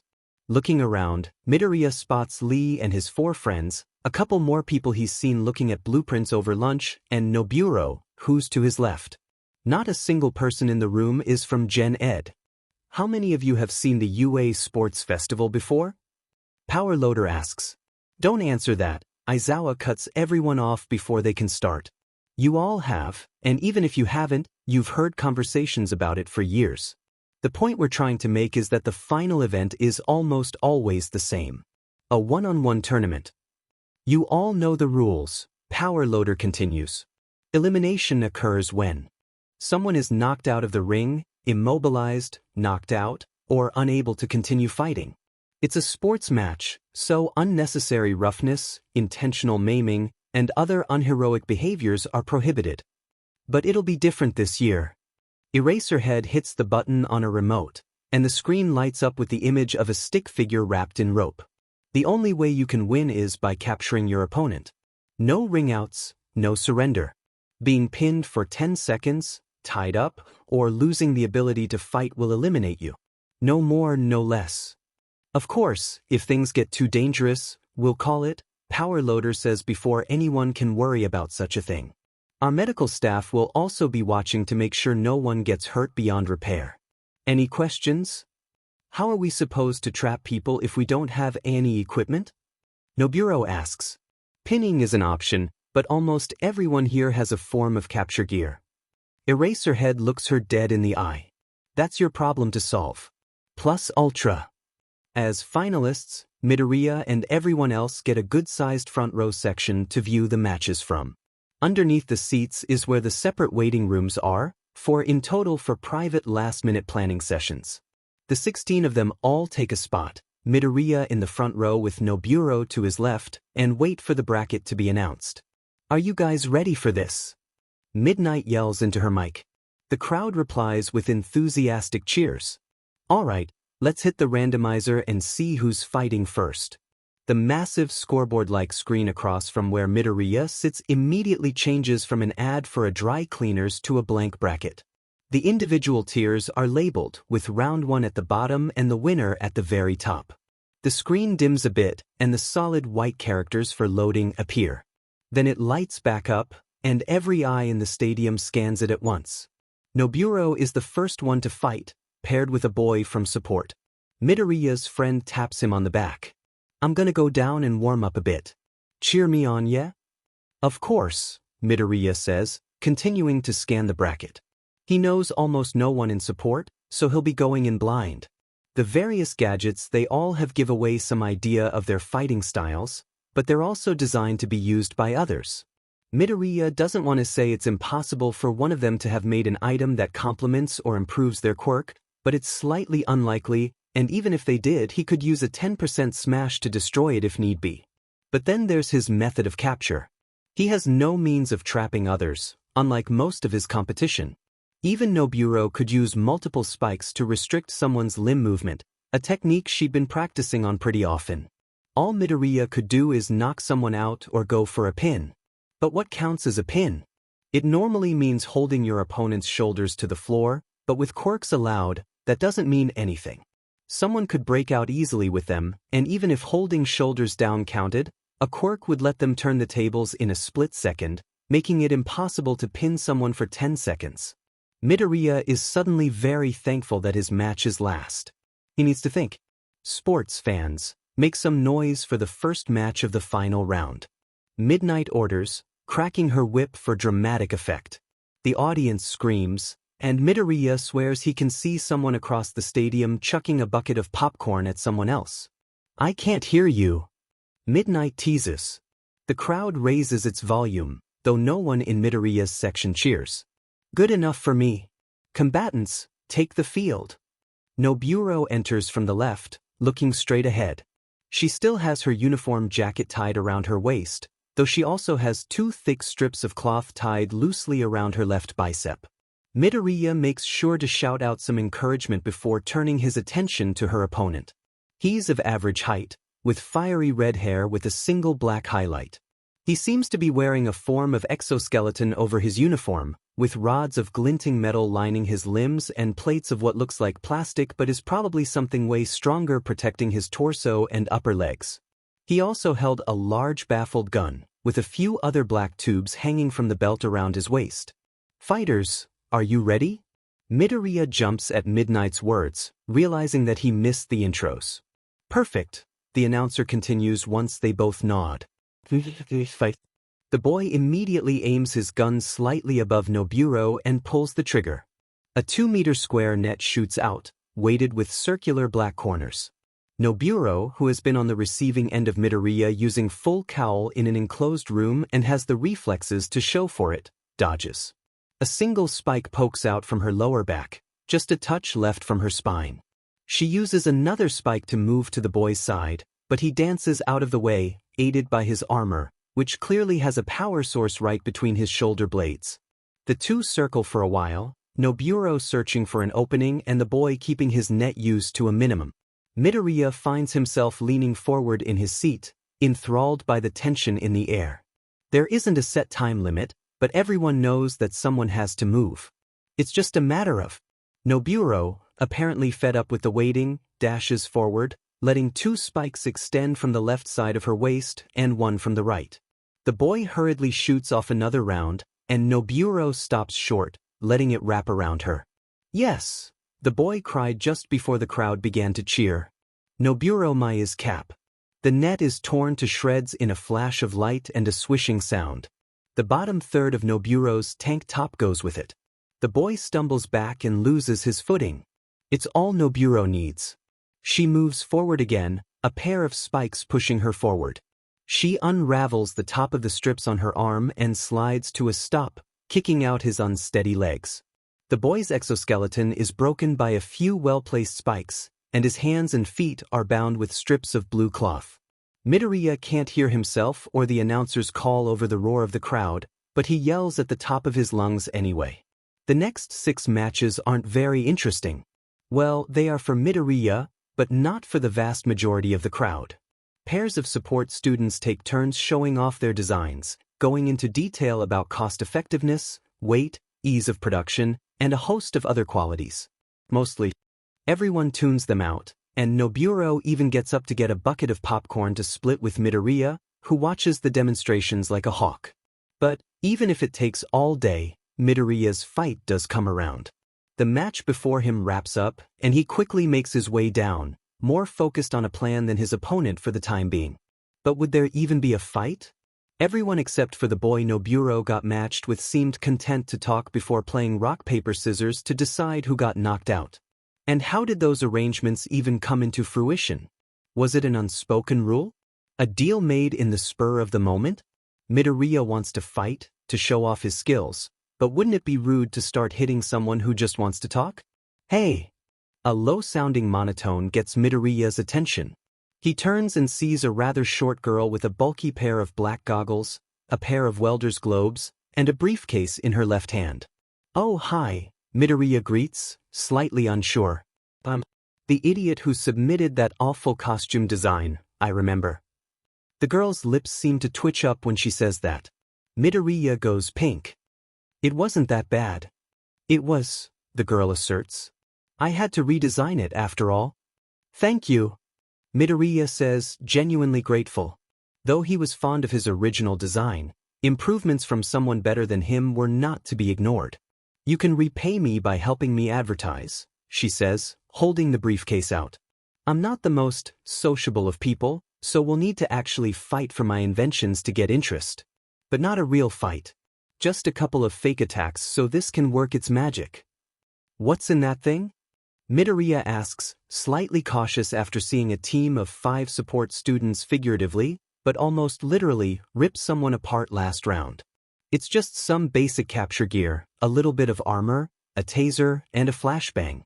The briefcase remains closed while she talks, and Midoriya begins to wonder if it really is just a briefcase. "Okay," Midoriya says, warming up to the idea. "What do you need me to do?" Aizawa watches carefully as Midoriya walks into the arena and does the same as the support girl when she steps up. Truthfully, he wishes some general education students had made the third event. His internalized desire to see an underdog on the top of the podium, while irrational, is very prevalent, mostly because he was that underdog once upon a time. But the underdogs of this year aren't worth a second look. No powerful or interesting quirks, average grades, poor critical thinking, little drive beyond personal gain, and bad attitudes plague them. It's almost sad if he's honest, and he usually is. Though there's always next year. The two students don't move when the match starts. That's natural for kids their age. The good ones hear all about waiting for an opening for years and years, taking it to heart. An unfortunate side effect of that is having to teach them how to make an opening. Aizawa is good at making openings, though, and he'd rather drill that into kids' heads than have to teach them patience, which is nearly impossible past a certain age. Midoriya and support girl, she's got good grades, if Aizawa remembers right, but also a really plain face and name, do move eventually, with the green not quite problem child but definitely getting close to being a problem child leaping up into the air in what's either the world's worst lapse in judgment or the world's best feint. Aizawa leans towards the world's worst lapse in judgment when the bottom half of the girl's briefcase falls out and a rope extends from it to wrap around Midoriya's ankles. She yanks him down with a slight tug, the briefcase most likely adding to the force.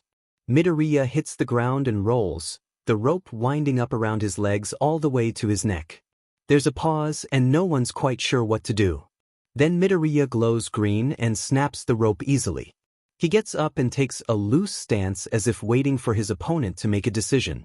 The support girl calmly flicks the hand holding her case, causing it to shake, and all at once, Aizawa realizes. Midoriya isn't actually fighting. He's helping the girl with marketing. It's a little irritating having to watch a fake fight, but also speaks to Midoriya's character. Support girl isn't moving on, but she deserves a chance to show off her hard work, and she's getting it. Aizawa can live with that. The two continue to fake fight for a while, with Midoriya getting tossed a handful of times and throwing a few jabs at half power when the girl brings the case to her chest and it expands to armor. Even a flashbang emits from the thing, blinding everyone bar Aizawa, who had unreasonable skill at closing his eyes at the right moment. The briefcase is clearly marketed at stealth or undercover operations. A hero or police officer could easily pose as a standard Japanese salaryman with the case and make arrests or getaways using the item. If Aizawa bothered with clean and presentable disguises, he'd be interested, but he's just fine with pretending to be a homeless man whenever he needs to blend in. The fight ends with the girl being pinned wrestling style. Aizawa's happy to see that Midoriya can grapple with a girl who isn't Noburo without turning the color of an apple, and Midnight calls the match.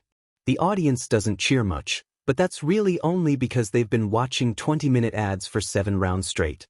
They can't be blamed. With the first 8 fights complete, the quarterfinals start. Noburo easily beats a girl with some kind of mutation that makes her skin red by using the same tactics, and Midoriya, who's up against a boy with copious amounts of capture gear, uses his opponent's items against him. It's almost cathartic after the practical play that was his last match. Midoriya may overthink often and definitely has some self-esteem issues, but he's nothing if not efficient. The semifinals pass, and both of Aizawa's students stomp out their support department opponents, who actually tried to fight back, probably for some extra recognition. They call for a 15-minute break to let people get their last refreshments and use the facilities, and to run some ads on whatever TV station is broadcasting. Once the 15 minutes are over, Midoriya and Noburo walk out of their entrances to a roaring crowd. As annoying and ear-splitting as it is, Aizawa feels a small twinge of pride at how the two of them have gotten everyone's admiration. Aizawa knows that up in the private boxes are heroes, sidekicks, and agency representatives, all eager to watch how they perform. As Nemuri counts down excitedly from her spot in the announcer's booth, Aizawa takes the time to study the pair. Noburo has given up on wearing a tank top, having shredded 2 already, and holds a strip of cloth in her hands, stretching it taut. Midoriya is obviously forcing himself to relax, mouthing to himself about smiling and keeping loose. He's ditched the outer coat but kept the tank top, though unlike Noburo he didn't have a makeshift rope.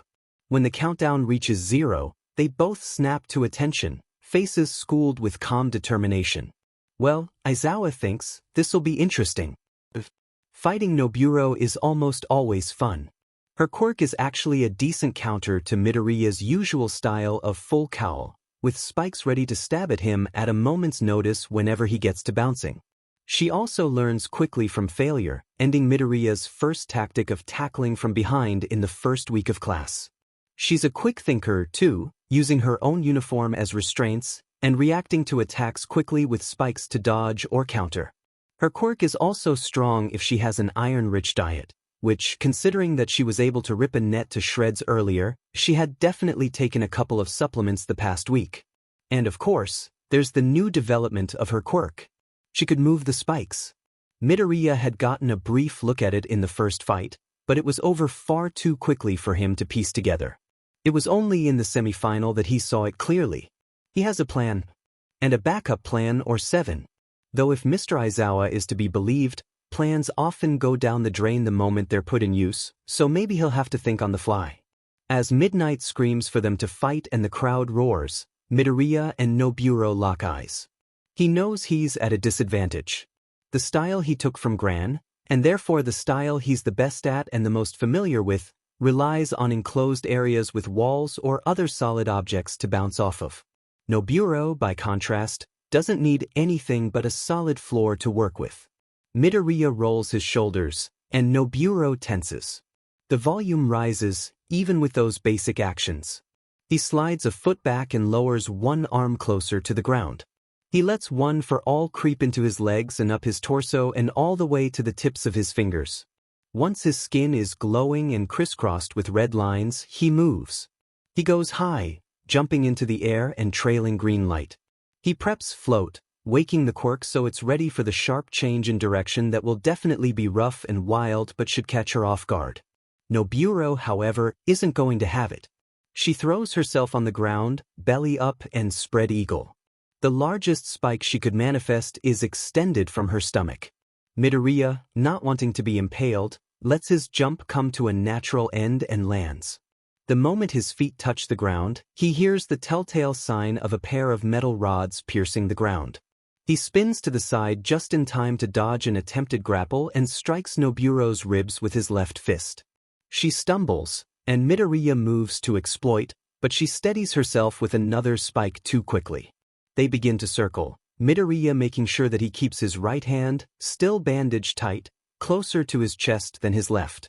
It might not hurt for the moment, but he'd be an idiot not to realize that hitting someone with it would hurt, or worse, re-break it. Midoriya also keeps a close eye on Noburo's stomach. She has a habit of flexing her abdominals a second or two before she shoots a spike out of her back, and watching an opponent's hip and waist area is a good idea in general. After a couple long moments of circling, Midoriya sees it. Noburo flexes her lower abdominals, and he's immediately kicking off. 5% isn't enough to catch her off guard, so he pushes to 8% and dives right for her legs. He overshoots slightly, only managing to grab her ankle instead of her lower thigh like he wanted to, but that's fine. Midoriya plants his feet and pulls, taking Noburo off balance and dragging her through the air at about shoulder height.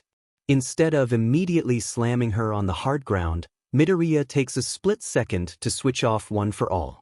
It's all Noburo needs. A sharp pain suddenly erupts from his left palm, and Midoriya pushes Noburo away instinctively and dives away. He looks at Noburo and sees that she's hurriedly kicking off her shoes, the left one having a large hole in the sole. Midoriya is torn between breaking down what just happened and looking at his hand but is forced to study his injury once he feels something drip down his fingertips. The cut's not bad. Or at least, it isn't since Recovery Girl is a stone's throw away. It's a couple inches long, running from the base of his index finger all the way to the base of his wrist. It's somewhat deep and definitely needs to be bandaged, but Noburo is already pressing the attack again, rushing forward with her arms outstretched and spikes coming from her feet this time. Grimacing, Midoriya moves forward as well, applying 6% full cowling and going high this time. Desperate to make time to bandage his hand, Midoriya kicks at her chest. Noburo tries to block by crossing her arms, but the angle makes it impossible, and his foot slams into the center of her chest. Activating float mid-leap, Midoriya takes to the air, rising to about 20 feet above the ground. He rips off a strip of cloth from the bottom of his shirt and hastily ties it around his hand with his teeth. He lowers himself back down to the ground, a decent distance from Noburo. Her stance is slightly more wary now, and there's a large, ugly bruise forming just below her collarbones. Midoriya is slightly more cautious too. Noburo has yet to show that she could grow spikes from her foot, so he could only guess what other tricks she has. It doesn't interfere with his plan, though, so Midoriya decides to press again. Instead of going low or high, he aims right for her stomach. Noburo, predictably, stands her ground, letting a massive spike grow as she takes a stronger stance. Midoriya bounds forward, seemingly unafraid of being stabbed. Once he gets within inches of the spike, he sidesteps and grabs her arm. He pulls, dragging her over his shoulder so she hits the ground face up. Immediately he pulls up again, exploiting her empty lungs and looping his arms under hers and back up to put his hands on the back of her. Midoriya throws her to the ground again, feet first before she can manifest a spike, though much more gently this time. He makes sure to keep hold of an arm so he can put her in a hold for a pin. She goes rigid, and a spike breaks through her shoulder, right at Midoriya's face, forcing him to let go. Separated again, they begin to circle. Midoriya's mind begins to run wild with theories. Noburo's quirk originates in the stomach and is therefore best suited for targets level with her waist. It's an obvious limitation, so it isn't all that surprising that she's worked around it, but the way she does it is something he can't quite understand. Her spikes have to push through her body. It sounds gruesome on paper, but it's actually painless and doesn't do any damage to the body. However, her organs have to temporarily shut down to make room for a spike if one passes through. Noburo had even made a show of holding her breath and pushing a pair out with one passing through a lung and the other going out by her hip. Then she acted like she was impaled, and Odo laughed so hard water came out his nose. Every time she'd used her quirk in the past, it always went through her torso. But is that a rule? Midoriya needs to find out. He presses the attack again, winding up to throw a straight punch to the face but backing off once Noburo steps out of the way.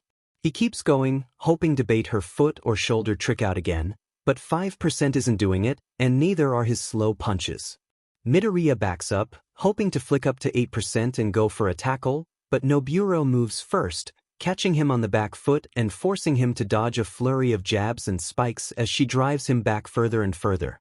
He manages to break her attack with a non-superpowered cross to the face and loops around behind her at top speed. Midoriya barely catches it. Barely. A pair of spikes, exiting her body from the middle of the back of her thighs and piercing her ankles to poke out of heels.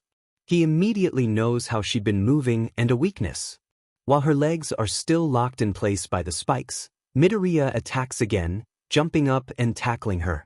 He activates float and carries her up by her arms, trying to arrange her in the position he wants. She struggles, doing a sit-up midair and nearly poking his eye out, but he dives back down as though he'll use her as a landing mat. She freezes up, and Midoriya manages to land on his back so his legs are wrapped around her upper chest with one arm pressed against her ear and the other pinned to her side. He leans away, not using his quirk anymore for safety, tugging on her arm and at the same time squeezing her ribs and driving her shoulders into the ground. Noburo fights to break free, pushing along the ground and trying to curl up so she can shoot a spike out at his face, but it's useless. Midoriya knows he's won before almost anyone else. In this position, with her shoulders resting on his hips and pointed away from his body, Noburo can't hit him with a spike without also disrupting her brain and/or heart, and maybe even her lungs. Midoriya has held Noburo in a SBMSSV hold for 10 seconds. Midnight screams into her mic, barely drowning out the crowd. Ladies and gentlemen, the winner of UA's first-year sports festival. He immediately lets her go and helps her up. Midoriya reaches out to shake her hand, and Noburo takes it. As she pulls him into a hug, patting him on the back, and whispers, "Good fight," in his ear, Midoriya feels like he's on top of the world. "Brat, get down here and get me and your father some more drinks from the fridge. F off, you demon hag. Don't make me come up there." Katsuki shouts back another curse but gets up from his bed anyways. He sets his phone down on his desk, still open to the live stream of the third-year UA Sports Festival, though the medal ceremony is long over. He walks through the hallway and down the stairs, making sure to stomp extra loud to annoy his mother. Katsuki doesn't even bother looking at the TV as he enters the kitchen and opens the fridge. Everyone knows that only the seniors are worth anything, even though most of them had F-all talent and B-list quirks. "If, do you want?" Katsuki barks, scanning the fridge. Like always, it's tidy and stocked full, with a shelf in one of the doors dedicated exclusively for hot sauce. "I want a lemonade and you dad wants a ginger ale. And make it fast, I've been sipping on melting ice cubes for 20 minutes. Katsuki pours a glass of lemonade with ice and snatches a can of soda. He walks out to the living room, intentionally standing directly in front of his mother to block her view of the TV. He hands his dad the can of soda and ignores the polite thanks. And there we have it, folks. The top 3 first years. Subconsciously, Katsuki turns to look at the screen, curious to see who'll be the upperclassman worth keeping an eye on next year.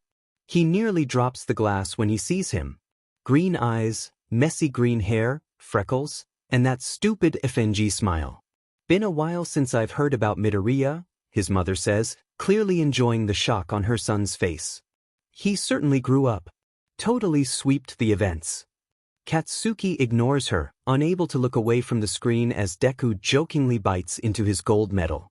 His hand starts to shake, rattling the glass as explosion itches in his palm. He squeezes the glass. It shatters. He doesn't bother to register his mother's screech as she's drenched in lemonade, nor the way a few shards of glass dig into his hand. That FNG liar.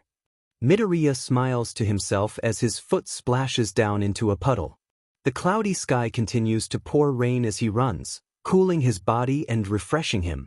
It's technically his day off, and everyone he knows has insisted that he stays home and relaxes, especially since the festival was barely 2 days ago.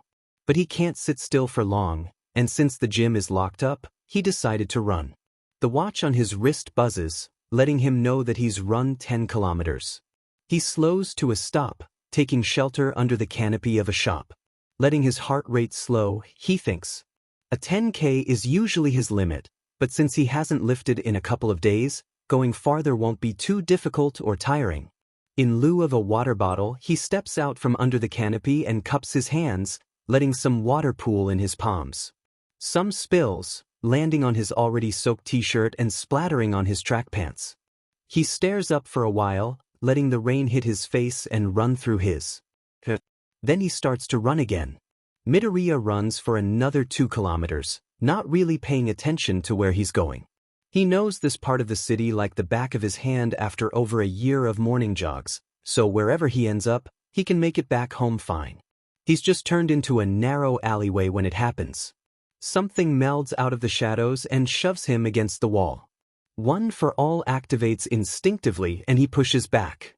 His assailant stumbles, but Midoriya doesn't let them recover. He decks them across the face at 1% before grabbing them by the collar of their hoodie and pinning them against the wall. Their hands claw at his wrists, but he holds firm and shakes them a bit. He's just about to readjust his grip so he can call the police, but then he sees it. A little spike of ash blonde hair peeks out from under the hood. Midoriya feels his heart stop. It can't be. He quickly releases one of his hands and uses it to shakily pull the hood down. Red eyes. A shock of spiky blonde hair. That all too familiar permanent scowl. A crooked, bloody nose.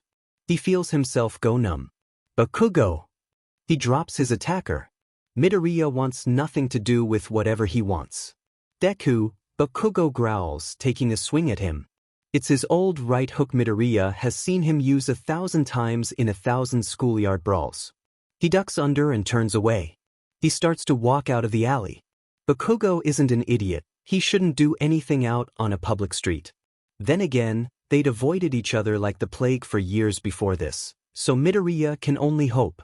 He's halfway out when he hears. There's a pop crack.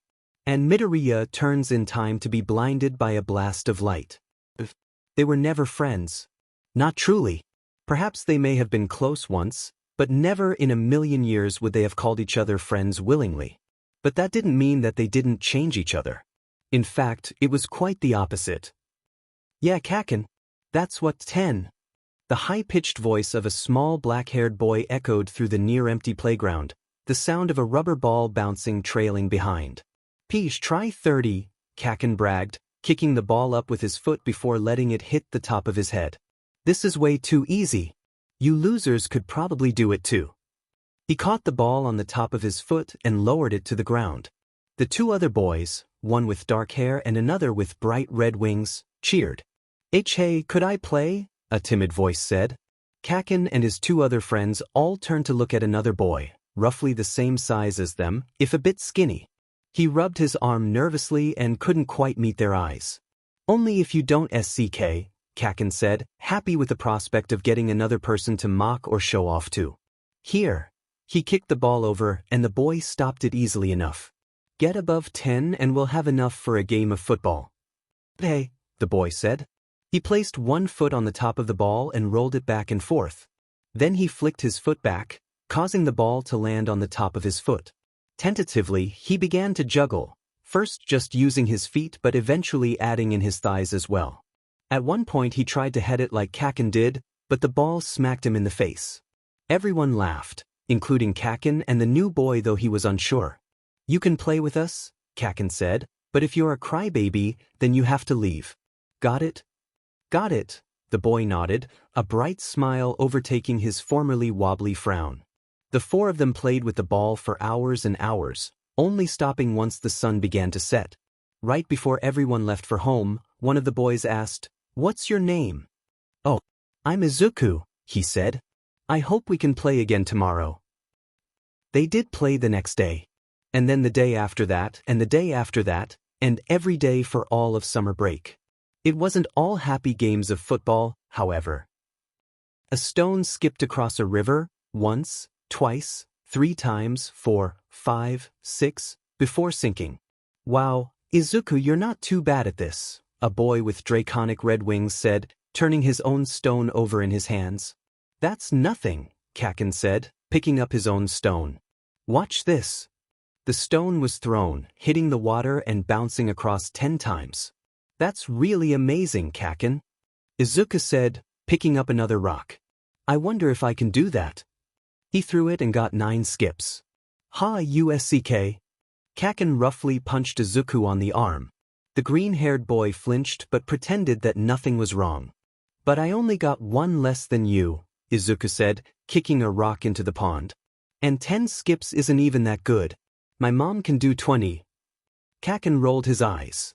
That sounds like something a loser would say. He looked at the other 2 boys. Let's go play heroes in the park. Last one, there's the villain. Come on, I bet I can swing higher than you. Izuku pumped his legs back and forth, easily rising higher and higher. There's no way anyone could go higher than me. Kaken replied, rapidly swinging his legs. The two were at about the same height, and the frame of the old swing set was beginning to teeter. Feeling afraid, Izuku let his legs drag on the ground, slowing to a stop, and urged the other boy to do the same. But Kaken didn't listen. He continued to swing higher and higher, and once he reached the maximum, he leapt from the swing and landed in the grass below with a grunt. Whoa, Kaken, that was awesome. Izuku got up from his swing and rushed over. Ha, that was nothing, Kaken brushed him off. You're just too much of a coward.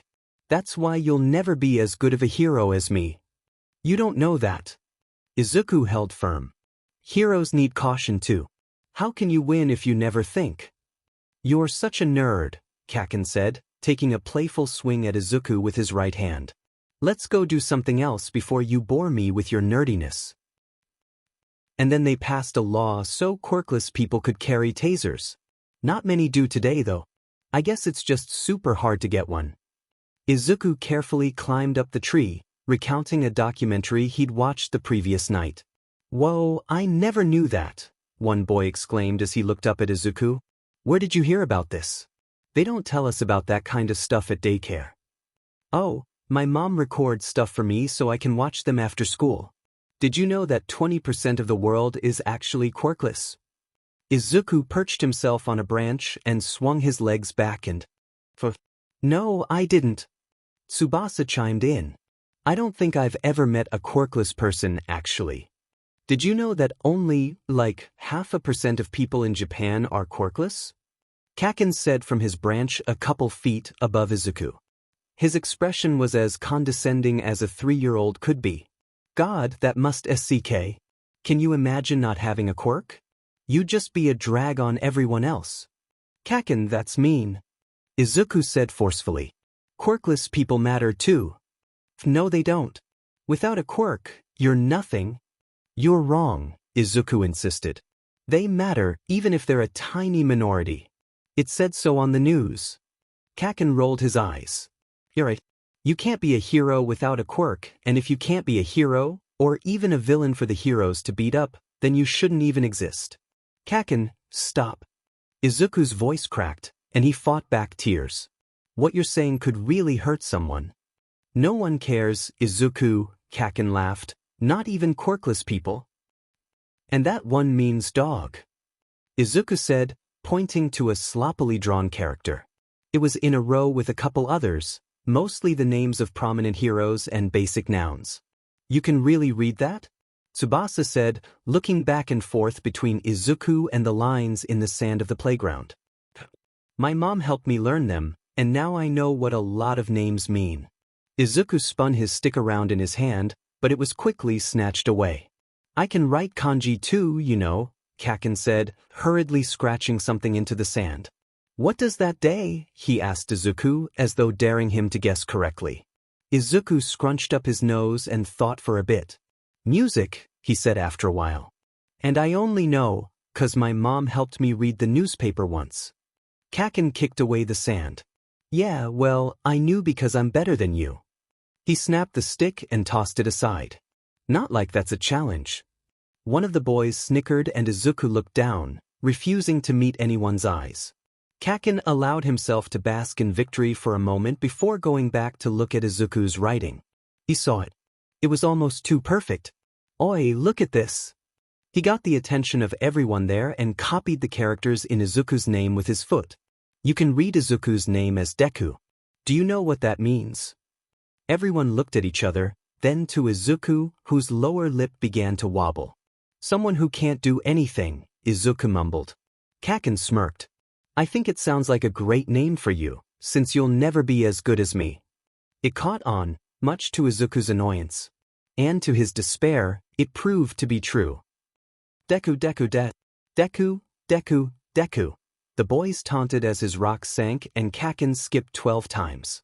Deku! They laughed as he fell from a tree that Kaken had climbed oh so effortlessly. Deku this, they said as he tripped over a ball he tried to kick. Izuku tried not to let it get to him. Really he did. He followed the instructions on the bullying tutorial videos his mom made him watch after that day. He tried to ignore it. Tried asking them to stop. Tried asserting himself. But it stayed. And Izuku began to hate his own name. The first day of school arrived, much to the disappointment of everyone. They'd all be going to the same elementary school, which was great because they all went to different daycares. Great for some people, anyways. When Kaken first got to school on day 1, he was eager to squash Deku like he usually did. But didn't see him at all. Not during homeroom, when the teachers all made them introduce themselves. Not during lunch, even everyone who had a quirk showed off. Not during recess, where Kaken won the race to see who was the fastest boy. In fact, Kaken didn't see Deku until after school, when they all met up in the park. Deku was already kicking a ball around with the other 2 extras who Kaken let follow him around. They were all laughing, mostly at Deku for failing a trick Kaken had done easily the day before. Kaken marched right up to Izuku. Where were you? He said, getting up in his face.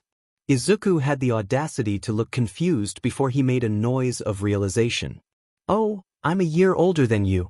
Sorry for not sharing. I just kind of forgot. Kaken stared for a while, feeling slightly betrayed. Then he smirked. Oh my god, you're a full year older than me and you still SCK everything. You really are a Deku. It was funny really. Kaken didn't think about Deku's quirk until he got his. Explosion was an amazing power, everyone said so.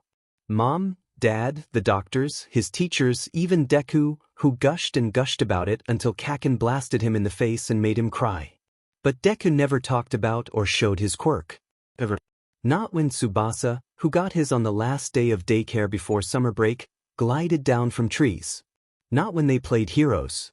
Not when they talked about what happened on the news last night. And certainly not when they skipped rocks or played soccer. Did Deku even have a quirk? He was a year older, so he had to have one. So why did he hide it? Was it because it was a bad quirk? Kakin asked one day after school. He walked right up to him and said, "What's your quirk?" Deku froze and started to shake a bit. Kakin roughly smacked him on the shoulder and repeated himself. "I don't." Deku couldn't meet Kakin's eyes for a while. "My quirk is too destructive," he shouted at the floor. I can't use it without hurting someone, so I hide it." "Then what is it?" "I can't tell you.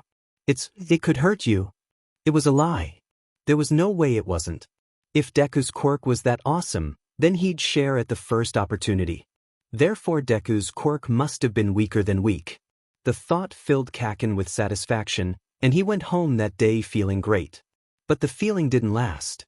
Deku didn't lie. He never did.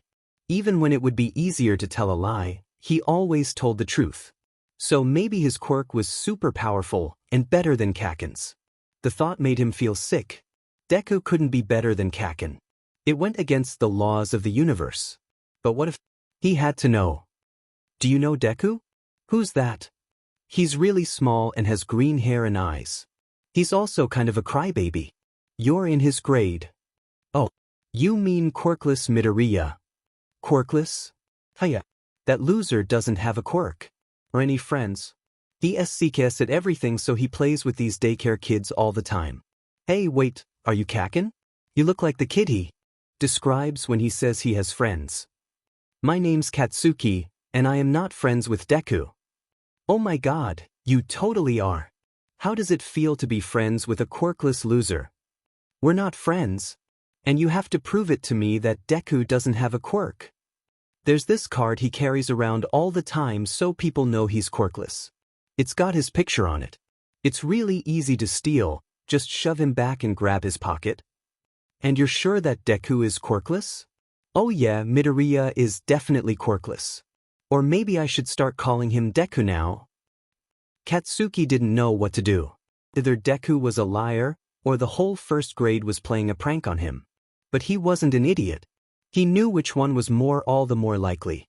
Still, he had to know. "Show us your quirk. Now." Deku flinched as Katsuki yelled at him. "Why you know I can't?" he insisted weakly. "You might get hurt." "I don't care. Show me now." Katsuki shoved Deku against the fence and let off a few small explosions for good measure. "Kakin, that's really mean," Tsubasa said nervously. "You can't just do that to people." "My name's Katsuki." "And shut up, everyone in his grade says he doesn't have a quirk. I need to know who's messing with me." "I'm not messing with you, Kakin." Deku cried, trying to break out of Katsuki's grip. "I have a quirk." "Then show me." "No. Do it now or I'll blast your face off." "I can't." "Why not? Why can't you?" Katsuki shoved him into the chain-link fence again. "You're what? Quirkless? Spit it out." Deku couldn't speak. He didn't want to tell. Didn't want to admit. So instead he fought back. Katsuki screamed, high-pitched and loud as Deku bit into his hand. The little blonde boy was shoved back hard. He hit the ground. "Get away from me!" Deku yelled, voice hoarse. "You're so mean. All I wanted were friends." Tears began to streak down his face. "And you ruined it." "I hate you." "So you are quirkless," Katsuki said, nursing his bitten hand. "Yeah, I am." Deku puffed out his chest with false bravado. "I'm quirkless. And there's nothing wrong with that. My mom says so." "Your mom's a filthy liar, just like you," Katsuki snarled, getting back up from where he fell. "Shut up." Deku backed up into the fence as he tried to get away. "Get back or I'll hit you." Katsuki scoffed. "Like that'll do anything. What good are fists when I've got this?" His hands cracked, releasing waves of heat and light into the surrounding air. After that day, whatever tiny traces of a friendship they may have had, died. They didn't see each other for a while after that. Elementary school passed with bullying and insults for one, and playground scraps and praise for the other. But once middle school hit, they met again. Izuku knew that Bakugo wasn't really a bully once he got into 6th grade. Bakugo was loud, brash, and full of himself, yes, but he never went out of his way to mock or hurt one person in particular. But Bakugo liked to brawl. A lot. Kids from all grades lined up to take their turn at fighting with him. And he was always victorious. Izuku watched every single one of his fights, waiting. Bakugo wasn't a bully. But he was horrible, and sometimes he went too far. A kick slammed into the ribs of the downed boy as laughter filled the forest. The boy rolled a couple of feet, then got up, groaning in pain all the while. He tried to activate his quirk, which was just simple plant manipulation, but a fistful of fire nailed him in the chest. He went down. Above him, Bakugo stood proud. He kicked the boy in the face. "What's the matter? You were talking so much shit earlier, but now you're crying like a little beach." Another kick, another groan of pain. The surrounding students laughed. "You're almost in high school and I kicked your butt. God, you're worthless." Bakugo never got to finish his sentence. Something slammed into the victor's side, knocking him over. Bakugo growled, immediately getting back up. "Deku," he spat. Izuku forced himself not to flinch. "You've already won, Bakugo. Stop hurting him." "Or what?" Izuku bit his lip, then raised his fists. The people who had come to watch all snickered and made a couple of jokes. Izuku pretended not to hear. "You're an idiot," Bakugo said, setting off a few small explosions in his palms, "but someone has to teach you a lesson." By the time it was over, Izuku had a black eye and a burned arm. If anything, he got off easy compared to all the other times he stepped in. Izuku rose from his fetal position on the grass and turned. He offered a hand to the boy Bakugo fought, hoping to help him up. The boy only slapped his hand away and spat on Izuku's shoes before walking off. It was just a normal Friday. There wasn't a single time Deku didn't stand up for bullied people. Katsuki knew everything that went on at Aldera, and every day there was another instance of that liar poking around where he shouldn't, like an idiot. Didn't he know that the strong got the privilege to push around the weak? Apparently not, because he never stopped. Ever. It even got to the point where almost all of the bullying just ended because it became such a chore to deal with him. Even Katsuki stopped fighting as much because of it. Or maybe there were less fights because everyone knew who the best was. Katsuki preferred that theory. Deku graduated middle school at the top of his class. Everyone, Katsuki included, picked on his whole grade for getting lower scores than Deku of all people. No one bothered to tell Deku himself about it. The idiot would have made a scene. When Deku left Aldera to attend whatever D-list high school he lied his way into, no one really cared. No one made a comment about how it was a relief that he was gone, or about how shitty his life must be. Fighting and bullying started right back up like he was never even there. It was almost poetic.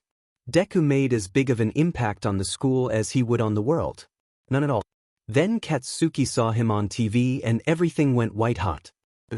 A fist slams into Izuku's stomach. He doubles over and he blindly holds an arm out to try and keep Bakugo away. It doesn't work, and instead he's dragged back into the alley. Bakugo grabs Izuku by the throat, shoving him against a wall. "Where the F did you get that quirk?" he screams, spit flying from his mouth. "Or have you always had it?" Izuku replies by socking Bakugo in the face. The blonde boy is forced back, and Izuku pushes the advantage. He throws a couple more punches. To the abdomen, ducking and weaving around explosions as he drives Bakugo to the opposite wall. Bakugo screeches and launches himself forward in an explosion-powered tackle. Midoriya takes the hit, letting himself fall to the ground. The two roll and tumble, trading punches. It's even for all of 3 seconds.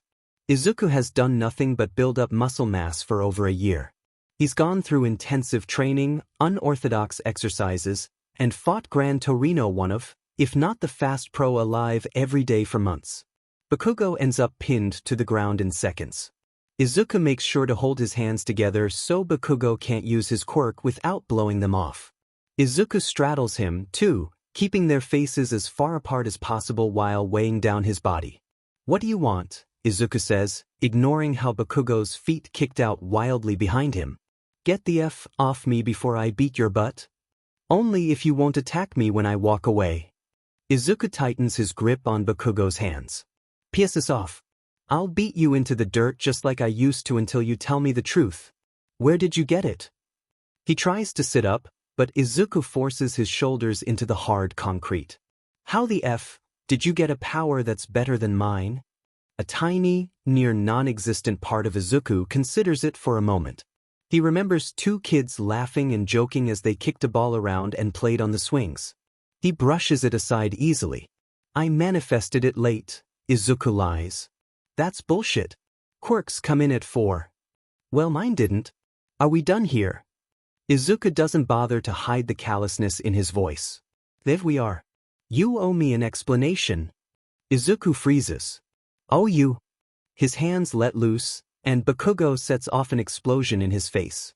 He goes flying back into a wall. Bakugo presses forward, but Izuku's had enough. He lets one for all out and hits Bakugo as hard as he can in the chest. His attacker falls to the ground, wheezing. "I don't owe you shit," Izuku says, shaking from head to toe. All you've done is make me hurt.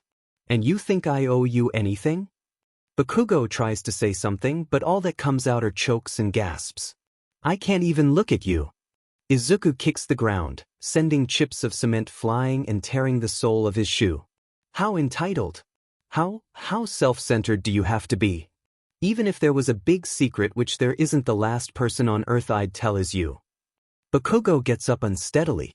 There are tears in his eyes now, but he doesn't bother to wipe them as he attacks again.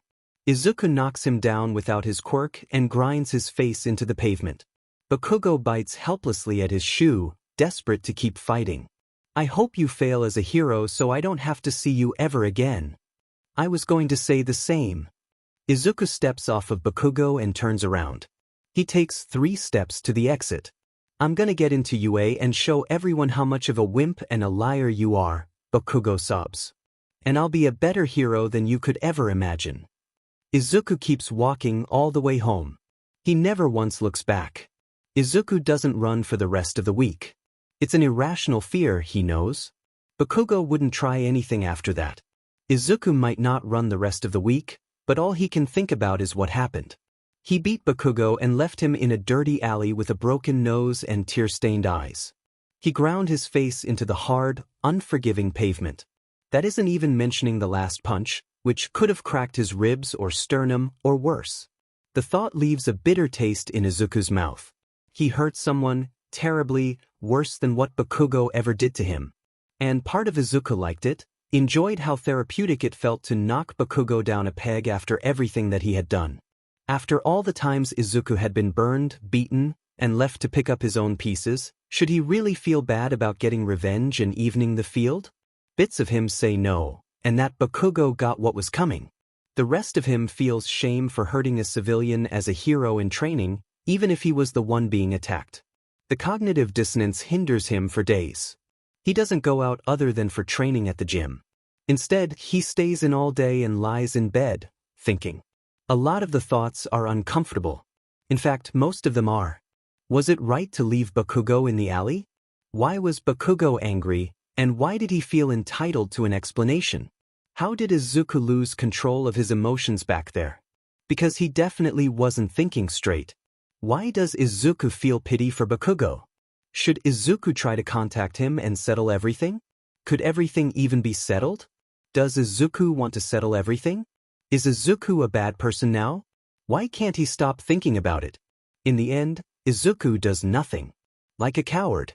Somehow, he figures that he'd rather take 1,000,000 explosions to the face than let his emotions settle into an uncomfortable equilibrium. But that doesn't change his decision. The morning he's due back to school, Izuku wakes up before his alarm. All Might had said that he could take it easy until the internship because whatever agency he winds up at would undoubtedly work him hard. Slipping out of bed and killing his alarm before it sounds, Izuku hastily checks his phone for any notifications. There was a drag bust last night, according to one of the news apps he had. 15 arrests. There were no new hero debuts while he was asleep. Walking out to the kitchen, Izuku hears his mom switch on the radio, likely in reaction to his door opening. The sound of a slow but cheerful classical piece flits through the room as Izuku pulls back a chair and sits at the table. "Good morning, sweetie," his mother says, looking over her shoulder as she cuts up a banana. "The usual breakfast or something light, like yesterday?" "Something light," Izuku says. He'd much rather eat as little as possible since the pit in his stomach is already filling him up plenty. His mother looks a bit worried, so he rushes to make an excuse. "I haven't been working out as hard, remember?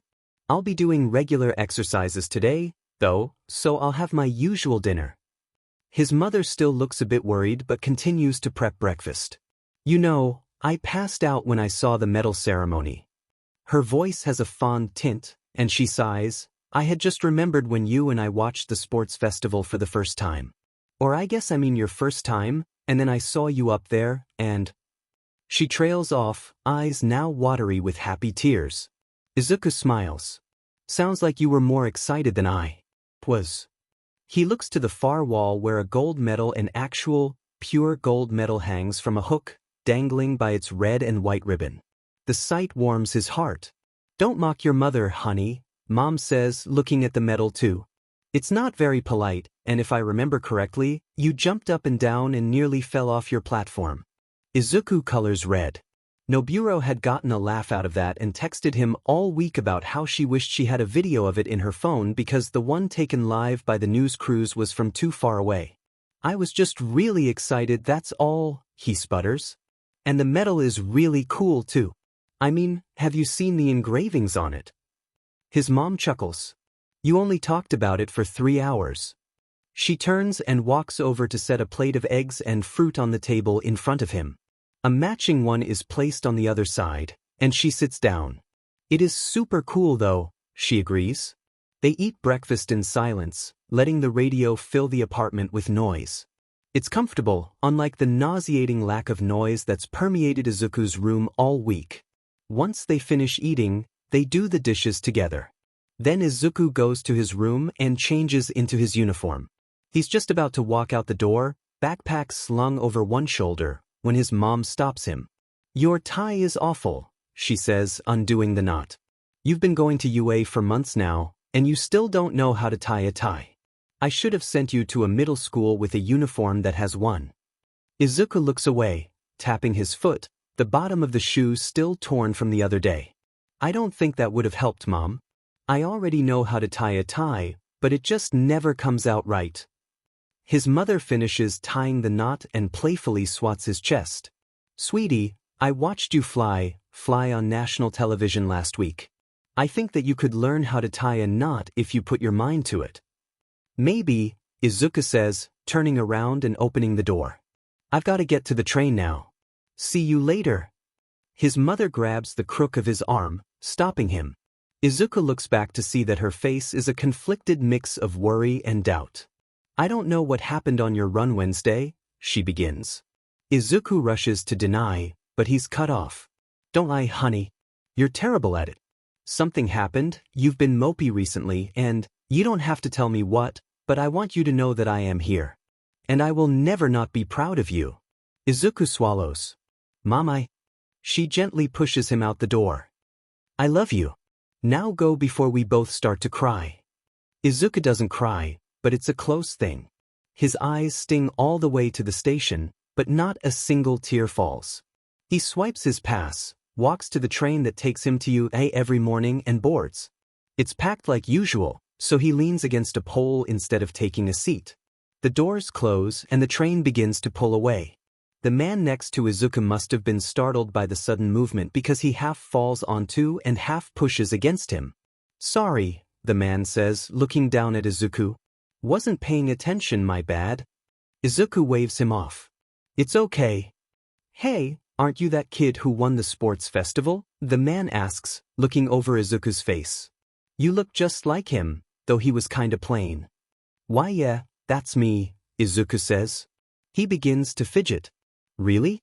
That's awesome. Another person behind Izuku chimes in. They stand from their seat and pat their school uniform down, looking for something. Can I have your autograph? Just as soon as I find a pen, of course. Sure. Izuku unslings his backpack from his shoulder. He forces down the heat that so desperately wants to rise into his cheeks. I think I have a blank notebook and a marker in here. Give me a second. He digs through his bag for what feels like hours, trying to not look at anyone the whole while. His hands start to sweat, and he can feel heat creeping up his neck despite his efforts because God above, he's signing his first autograph. Got it. Izuku stammers, holding up what was supposed to be his 16th hero notebook, though it's blank for the time being, and a black Sharpie. Sweet, the person in the school uniform says. Just write your name and the date, okay? I don't need anything special. All right. Izuku carefully opens the notebook and uncaps the Sharpie. The rocking of the train would make his handwriting sloppy, so should he hold the notebook against something? And how should he write his name? All good heroes had a stylized signature. Should he try to mimic that? Or maybe because he's still a student, he should stick to something basic? In the end, the signature turns out like it usually does when he puts his name on assignments. Choppy and bold, but still readable. He tags a little smiley face on at the end and scribbles the date in the corner before tearing off the page and handing it over. Here you go, Izuku says, nervous about how it'll be received. The person smiles wide. Thanks, man. This'll go good with my collection. They carefully fold the paper into quarters and tuck it into their jacket pocket. Izuku breathes a sigh of relief and returns to his position leaning against the pole. He looks around and sees that nearly everyone in the train car is looking at him. The man who bumped into him coughs. I don't suppose you could sign something for me too? By the time the train stops, Izuku has signed 20 leaves of paper. Not everyone wants an autograph. He's still in training, and even sports festival winners don't always make a big impact on the hero scene. Nearly everyone on the train wishes him luck with his career, though, which feels just as good as signing a piece of paper to Izuku.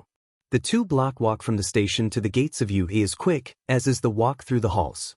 He's the first one to walk through 1A's massive door, and he takes his seat before getting out his notebook. Having nothing better to do, Izuku decides to write down notes on Snipe's quirk, which is fascinating in its own right. He gets maybe 3 paragraphs down before the door swings open again. Looking up, Izuku sees Noburo walk in with a ridiculously large smile, the kind where he knows she's seen something that's a mix of amazing and funny. Look at this, she says instead of a greeting. Her phone is quickly placed on Izuku's desk. On screen is a picture or a still frame from the festival. It's the final pin position Izuku used to win. Both he and Noburo are obviously straining against each other, and in the background stands Aizawa, who's watching with one of his juice pouches in hand. There's also text. Over Izuku and Noburo, me and my cousin, fighting to the death, is written, and over Aizawa my older brother. What? Izuku asks, not quite getting it. It's a meme, Midoriya, Noburo says, halfway between exasperation and condescending. They made memes out of the sports festival. You're in like 3 of them. Izuku blinks. Really? Noburo nods vigorously. Oh yeah, really. Here. She swipes her phone, and a new picture is shown. It's split down the middle, with the top one being Izuku looking worried as a mob of students rush him at the end of the second round, and the bottom showing him with his fingers extended and a rush of air knocking back his enemies, who all wear matching expressions of horror and regret. His typical feral smile is present on his face. Call an ambulance, but not for me? Izuku looks up to Noburo, confused. She shrugs. I never said that they were good memes, just that we were in them. Cool. Izuku smiles, a little amused at the situation. Yeah, it's pretty cool. She shows a couple more pictures, mostly of him or him and her. Some are funny, like the gif of them biting their medals, or the one where Izuku is diving on top of the Gen Ed student who stole his points in the first round. Others are cool, like the one where Izuku's throwing the 1,000-point sword into a crowd of students, or where he's carefully bandaging his hand midair. Were you recognized this morning? Noburo asks after a while. taking her seat to Izuku's left. She props her feet up on his desk like always. Izuku flushes. Yeah. They even asked me for my autograph. Nice. Noburo slips her phone in the pocket of her uniform skirt. I signed a couple, but most people just congratulated me. I did take pictures with a couple elementary school girls, though. That was really nice of you, Izuku compliments. You probably made their day. If I was asked for a picture, I probably couldn't have done it without embarrassing myself. Nah, you would have been fine, Noburo disagrees. You might have been a bit red-faced, but whatever picture you're in would be great. Izuku chuckles, flustered at the praise. I'm not so sure. Noburo rolls her eyes. Forget I said anything. Did you do anything else with your days off? Izuku freezes, feeling himself go pale. Not really, he squeaks out. Noburo looks like she desperately wants to pry, but Izuku avoids looking her in the eye, and seconds later, the door opens. Good morning, Mr. Aizawa, the two students say instinctively. Their teacher mutters a quick greeting back before standing at the front of the room. The first thing I want to say is good job at the sports festival, he says, cutting right to the chase. I expected you both to place high, but I was pleasantly surprised at your tactics and innovative uses of your quirks. Aizawa locks eyes with each of them in turn. That being said, there's always more to improve on, which is what we'll be focusing on for the next 3 days. After that, however, are the internships. He raises his hand, which is holding a remote, and clicks it. Behind him, a screen flashes to life. Offers. Midoriya Izu, 5,672. Noburo Mai, 4,973. Obviously, there's usually a lot less offers per person, Aizawa says, ignoring the shocked looks of his students. But due to this year's unique circumstances, this isn't a surprise. Now, he reaches under his podium and pulls out 2 overly thick binders before handing them out. These are all of the offers in writing, along with basic stats about each agency. You'll have today and tomorrow to look through and choose. I don't have to say that you should be careful with your picks. Izuku's only half aware as he flicks through his binder. There are only 15,000 individual hero agencies in Japan. If 5,000 sent him an offer, then that meant. Yes, it's all very exciting, Aizawa huffs, conjuring his sleeping bag out of nowhere. But there's another thing we have to focus on first. Code names. Hell yeah. Noburo flicks her binder shut. I've been waiting for this since forever. What about you? Same, Izuku admits. Though looking back, the names he came up with in the past were all parodies or obvious homages to All Might. Considering one for all, none are usable. Yes, get excited. Aizawa slips into his bag and zips it up. The principal says that I'm not qualified to help you pick names, so you two can bug someone else for a while. Have fun. As if on cue, the door immediately slides open. He's talking about me, of course. Midnight says, walking through the door with her hands behind her head. I'm UA's very own expert in hero names and costumes, you know. Quite fitting, huh? Izuku and Noburo exchange glances and shrug. Midnight waltzes up to the podium and wastes no time getting to work. Now, usually we have our students write their names on whiteboards and present them in front of the class for me to judge. We can't do that, so you two will get something different. She takes the remote Aizawa left and clicks it again. The screen changes to blank white with simple black text that reads what's in a name? A lesson on hero names. Midnight explains eagerly, cracking her whip for dramatic effect. Nothing too boring or drawn out, I promise, but I find that it's important to know what makes up a good hero name. The lesson is really informative, Izuku finds. Midnight uses a bunch of familiar names, both modern and old, and breaks them down.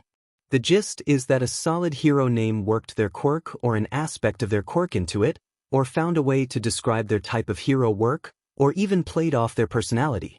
A name doesn't have to have all of the qualities, but it's recommended that they use 2 at least. Midnight also stresses that a name that's easy to pronounce is best, along with being easy to remember if you want to be popular. They also go over taglines, which, while not necessary, are great for categorizing oneself. Right, Do you guys have any ideas? Midnight says, leaning against the wall. There's no rush, we have tomorrow as well. I'd just like to get an idea of what you're going for.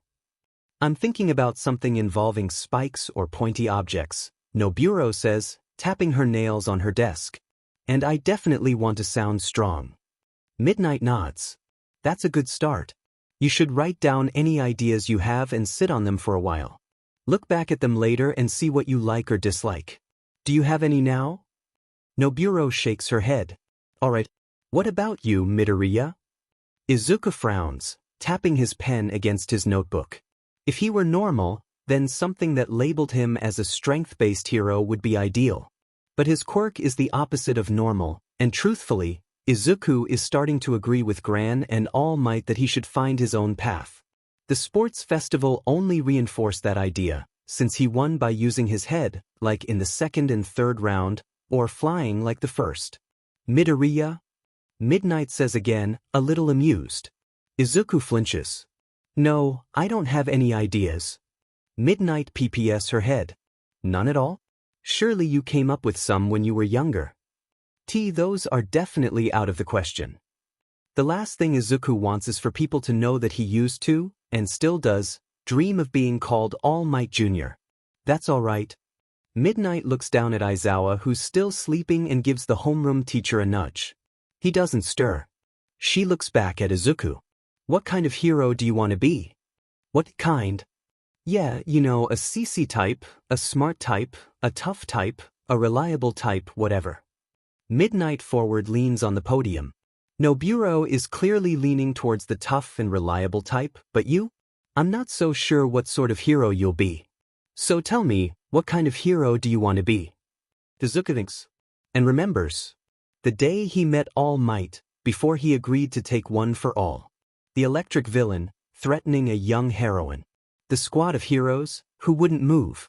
His frustration at watching their lack of action. The need for someone, anyone to do something. The despair when people realized that no one would. The relief of All Might rushing in. A hero that can do anything. A hero that can look at any situation and immediately know what to do. Who can reassure people because everyone knows that they're ready for anything and everything. Someone who'll never waver, never hesitate. That's what I want to be. The can-do hero. Izuku fades out at the end, unsure. The room falls silent. That was really good, dude, Noburo finally says. She looks at Izuku with a sort of starry expression. Yes, I quite agree, Midnight says, her smile stretching from ear to ear. I just love that passion. If you can come up with something catchy for the end, then I think you'll have the perfect hero name. No offense to your classmate, of course. None taken, Noburo says, also smiling. Thanks. Izuku bows his head, grateful for the compliments. I'll have to do some thinking, but I'll try to come up with something. The rest of homeroom is spent as a study hall. Midnight wishes them both luck with finding names before leaving, and Izuku and Noburo do some English work together. When it's time for them to leave for a hand-to-hand combat class, they pack up and leave quietly as not to disturb Mr. Aizawa. Izuku never notices how Eraserhead keeps one eye open to watch him, and how the sleeping bag hides a small, near imperceptible smile. How did you pick your hero name? Young Midoriya asks, taking care to not lose his rhythm as he floor presses a pair of dumbbells. Toshinori sets his book down in his lap and looks up. I put a lot of thought into it, actually. It wasn't a spontaneous thing, like some heroes I know of. Could you explain how your thought process went for me? Midoriya holds his weights up and looks over. I'm stuck on picking one for myself, so. Toshinori smiles. I understand. Naming yourself is never easy, especially when you're planning to be a pillar of society. I knew I needed to sound omnipresent, so in my first brainstorming session, I had a lot of names with all, any, and half of the word infinite mixed in. I also knew I needed people to recognize my strength, so I tried a lot of tough-sounding words. I probably thought about everything for weeks, but one day I was flipping through an English dictionary and I saw it. The word almighty. As you can guess, it was quickly changed to All Might, and the rest is history. Midoriya continues to move the weights up and down, a thoughtful look on his face as his muscles contract and expand. I'm not sure if something like that would work for me. I want people to know I'm always there, but I can't see myself with a name like that, you know? And our secret only makes it a better decision. I understand. Toshinori nods. My hero name is completely different from my master's, after all. He smiles softly, reminiscing. What was her hero name? Midoriya asks. He's always been interested in Nana, occasionally asking about her at times like this. Ria, Toshinori says, always happy to talk about her. Like the mother of the gods, bringer of hope and protector of families. What kind of hero was she? Midoriya carefully sets his weights on the floor and stands to change lifts. A happy one. The sort that could smile in any situation, no matter how dire. She had a presence that could calm anyone and everyone, even if she never cracked the top 100. Toshinori watches as his successor stretches a resistance band around his back and gets on the floor to do push-ups. What kind of hero do you want to be? Dependable, Midoriya answers instantly, dipping down and back up. Ready for everything. Someone who you can count on. And soothing too, I guess. And a symbol like you are, but I'm not sure I have the right personality for it. My boy, how different are Yagi Toshinori and All Might? Midoriya continues to do his push-ups, thinking. Very, he answers after a while.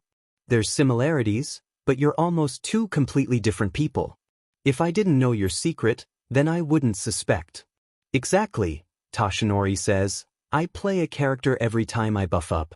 Aspects of Yagi seep into All Might, obviously, but for the most part, it's an act. The smile, the poses, nearly everything iconic about All Might isn't present in Yagi Toshinori. And that's perfectly fine. So I should try to act while in costume too? Midoriya looks up from the ground at him. Not necessarily, but I know it helped me get over my nerves and fit into my hero name, especially when I was younger. What's important is that you do what's comfortable. Toshinori picks his book back up and continues to read. I hope I helped. You did. Midoriya insists. Every piece of your advice makes it better. I still need some time to think though. Don't overthink it, Toshinori suggests, flipping a page. If you spend too long staring at the same thing, then you'll never notice when it changes. It'll come to you. Sure. Me too. How did you pick your hero name? Midoriya asks, tailing his teacher. Aizawa tosses his empty jelly packet into the bin and walks out of the classroom.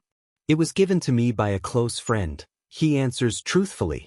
Midoriya looks thoughtful and turns the opposite way to leave campus. Hopefully he picks one soon.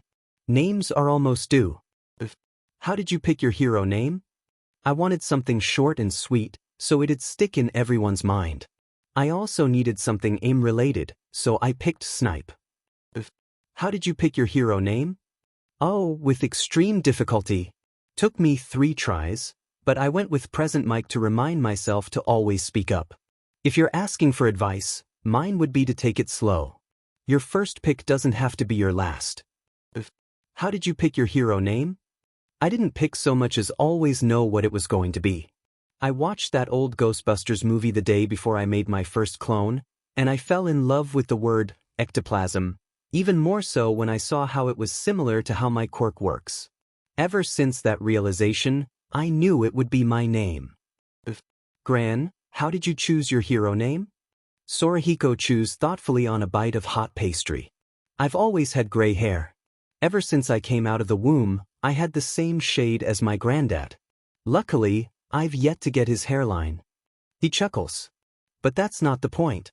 Kids are mean bestiardies.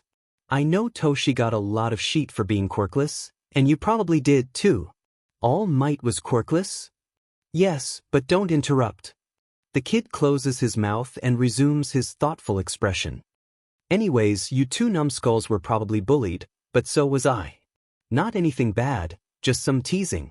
The kids all used to call me Grandpa Torino, and it drove me nuts every time someone said it. If you wanted to pick a fight with a teenage me, then saying that name was the way to go, even all the way through high school. Especially high school, I should say, since I went to a real shitty one. You know, I never actually went to an official hero school. I just used an old warehouse for training and fought for cash a lot. A real delinquent, I was. Don't be like me. When I finally got good enough to take a licensing exam, they needed a name to take in. I didn't have one ready. The lady at the desk got all pissy with me when I took too long and told me to just take a name and make it mine. He pauses, drinking in Midoriya's expression. It's focused, and Sorahiko can practically see the gears turning in his head. I'm usually not one for metaphors, deeper meaning, or any of that philosophical junk, but that phrase has always stuck with me. Take a name and make it mine, she said. So I did. I put down Gran Torino and made that my name.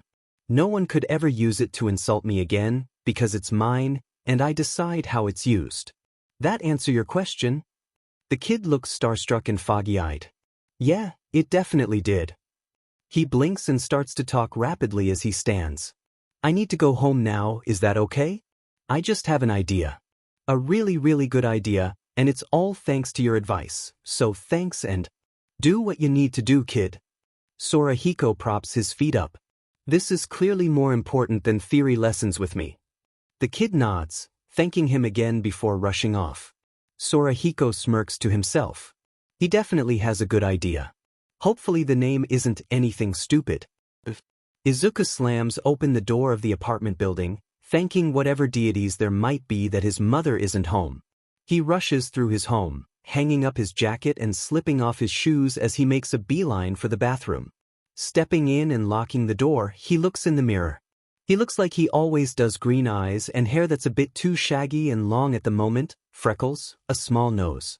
His cheeks have slimmed recently, and his jawline is better pronounced. Whether it's due to regular growth or the buildup of muscle, he doesn't care. He's not here to scrutinize his appearance. He's here to claim a name. The idea had popped into his head as soon as Gran had finished his story.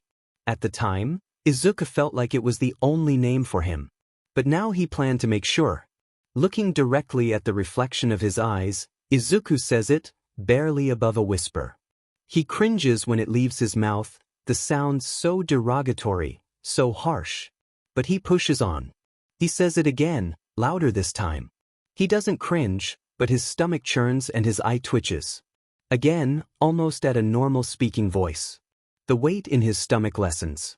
Another time, said as loud as if he were talking to his friends in the lunchroom. The weight disappears. Once more, almost a shout. It feels good. Fulfilling. He says it again, yelling this time. It makes him feel strong, like he's better than the name. Another and another and another, until he's screaming at the top of his lungs and his voice is hoarse. He never looks away from the mirror. When he finally stops, Izuku smiles. The name is his now. No one will ever use it to hurt him again. Aizawa silently strolls through the halls of U, coffee mug in hand. He usually wouldn't drink or eat in front of students, but last night he had to complete the lengthy paperwork required for his students to attend internships, so he made an exception. The door to 1A is open, like usual, and the voices of the two kids are floating through the air, like usual. Aizawa walks in, not bothering to mask his presence. "Good morning, sir," they say. He greets them back and occupies the corner. He takes a sip of his drink. "I trust you both have code names ready?" Aizawa looks them over critically, noting how Midoriya's shoulders are set firm. They both say yes. Good, Midnight will be here any second now. Hopefully she approves them. On cue, Nemuri walks in, loudly proclaiming that the day has come. Aizawa sighs and drinks more coffee. It's too early for anyone to be that happy. "Noburo, why don't you go first?" Nemuri suggests. "You had some good concepts last time." "Do I have to stand or just say the same in tagline?" Aizawa cuts her off. "Short and sweet, so we can get to training." Right. Noburo nods before sitting up straight. "I'm the pointy hero, Iron Maiden." "Ooh, not bad at all." Nemuri coos. "A smidge violent, yes, but so is your quirk. The tagline is simple, and you even worked a reference into your name. Iron Maidens are those spiky coffin things, right?" "Yeah, they are," Noburo confirms, a relieved smile slipping onto her lips. "Thank you for helping me. Your lessons were really good." Daw, you shouldn't flatter me, especially since I threw those together in 5 minutes. She gives Noburo one last proud smile and turns her attention to Midoriya. Did you figure one out? She asks. Midoriya nods firmly. Yes, I did. Well, go ahead and share with the class. It's a little personal to me, but after I got some advice, I knew this had to be it. He takes a deep breath, and Aizawa has to hide a smirk under his capture weapon as that familiar fire lights back up in his eyes. I'm the can-do hero, Deku. Aizawa immediately looks to Nemuri with his best blank expression. Deku is the type of name she'd usually refuse due to the connotations, but with the way the kid said it, there's a snowball's chance in hell that Aizawa would ever let her.